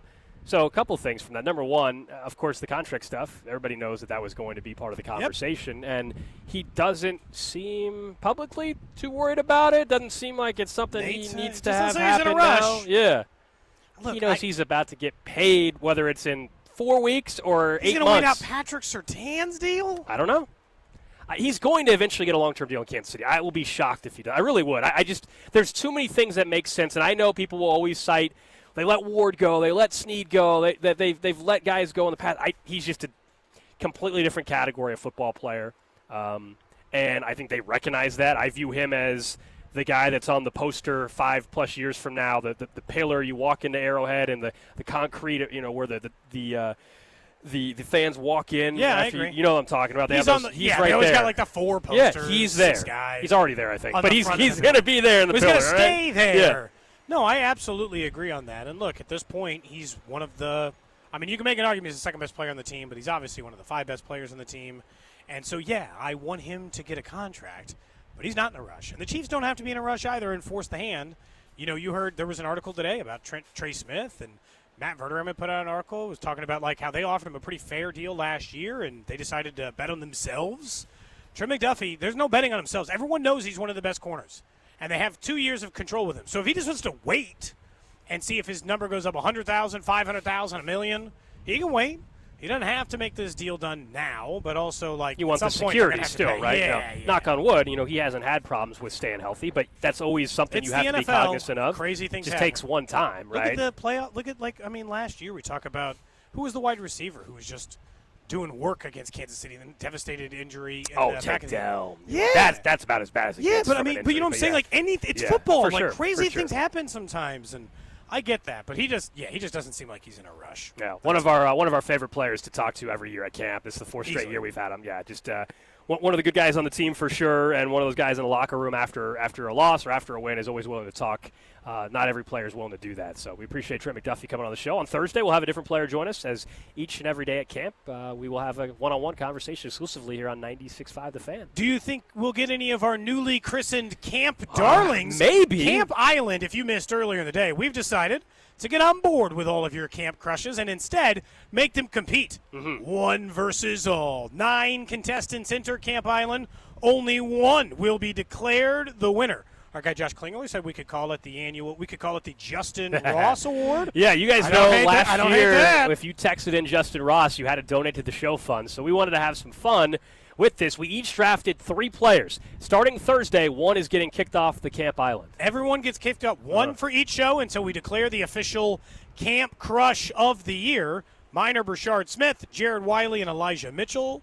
Drew, you got Tyquan Thornton, Jake Brenningstool, and Omar Norman Lott. All right. And Gold, you got Jalen Royals, Noel Williams, and Jaquarius. I picked him just for the name, man. That's a great name for a camp. He might get eliminated early, but if he survives, the name alone might keep him alive. I'm worried Thursday you guys are going to want to kick him off Camp Island. I'm just saying I need one catch tomorrow or something. It needs, and the name will make him go viral. That's all I need. Look at the one-handed grab from Jaquarius Spivey. It's the battle of the tight ends. Each of us have one tight end. It's an unbelievable name. We'll take your suggestions until Thursday, but this will work just like any other Love Island type show in the sense that there'll be things that can give you immunity for the day, things that immediately put you in the hot seat with a chance to get eliminated that day. For instance, you miss 2 days of practice, you're immediately in the bottom, and one of the two people who have a chance to be eliminated out of the category. So we'll take your suggestions. But again, I think one-handed touchdown grab Let me hear it, is Drew. immunity. Let me hear it. If you're posted on the Chiefs' social media, period, if you're on social media, you automatically get to safe the next day. Yes. So you're safe the next day. You are safe. If you get okay, so you're Wednesday, if Spivey gets posted, you're safe. So if there's any photo or video of any of these, that's good. Then automatically they can't get eliminated that next day. I love it. Okay, perfect. Great start. Okay. So, like, for instance, nobody's safe today because we're not back till Thursday. But who would have been safe today? Xavier Worthy, Patrick Mahomes were posted so far. And posted as in they mention you by name. Not like you're jogging onto the practice field day one, oh, we're back. Like, they show you making a catch. Today, it was Worthy. But if that was He's Spivey, not eligible anyway. But if that was Spivey's safe. Right. We all agreed that you know somebody on Camp Island without knowing it. We all knew that Worthy had graduated. Yeah. He's a first-round pick. Get out of here. That doesn't count. Yeah, he didn't qualify for Camp Darling. You took a third-rounder. I took a seventh-rounder. Drew took I took an Taekwon undrafted Thornton. player, okay? Yeah. So did he, Jake Brenningstool. Brenningstool's another one, yes. Yep. I took a fourth-rounder from last year. So we'll have some fun with this. People on the text line are asking about our weather report from earlier today as well. We'll have that every day, too. Cloudy is. Cloudy with a chance. He'll be back tomorrow. I can confirm that it's none of the three of us. That's all I'll say. Correct. It's none of us. Cloudy with a chance, so we'll be back not tomorrow, Thursday. Thursday. Sorry, yeah, right. Thursday. Yeah, sorry.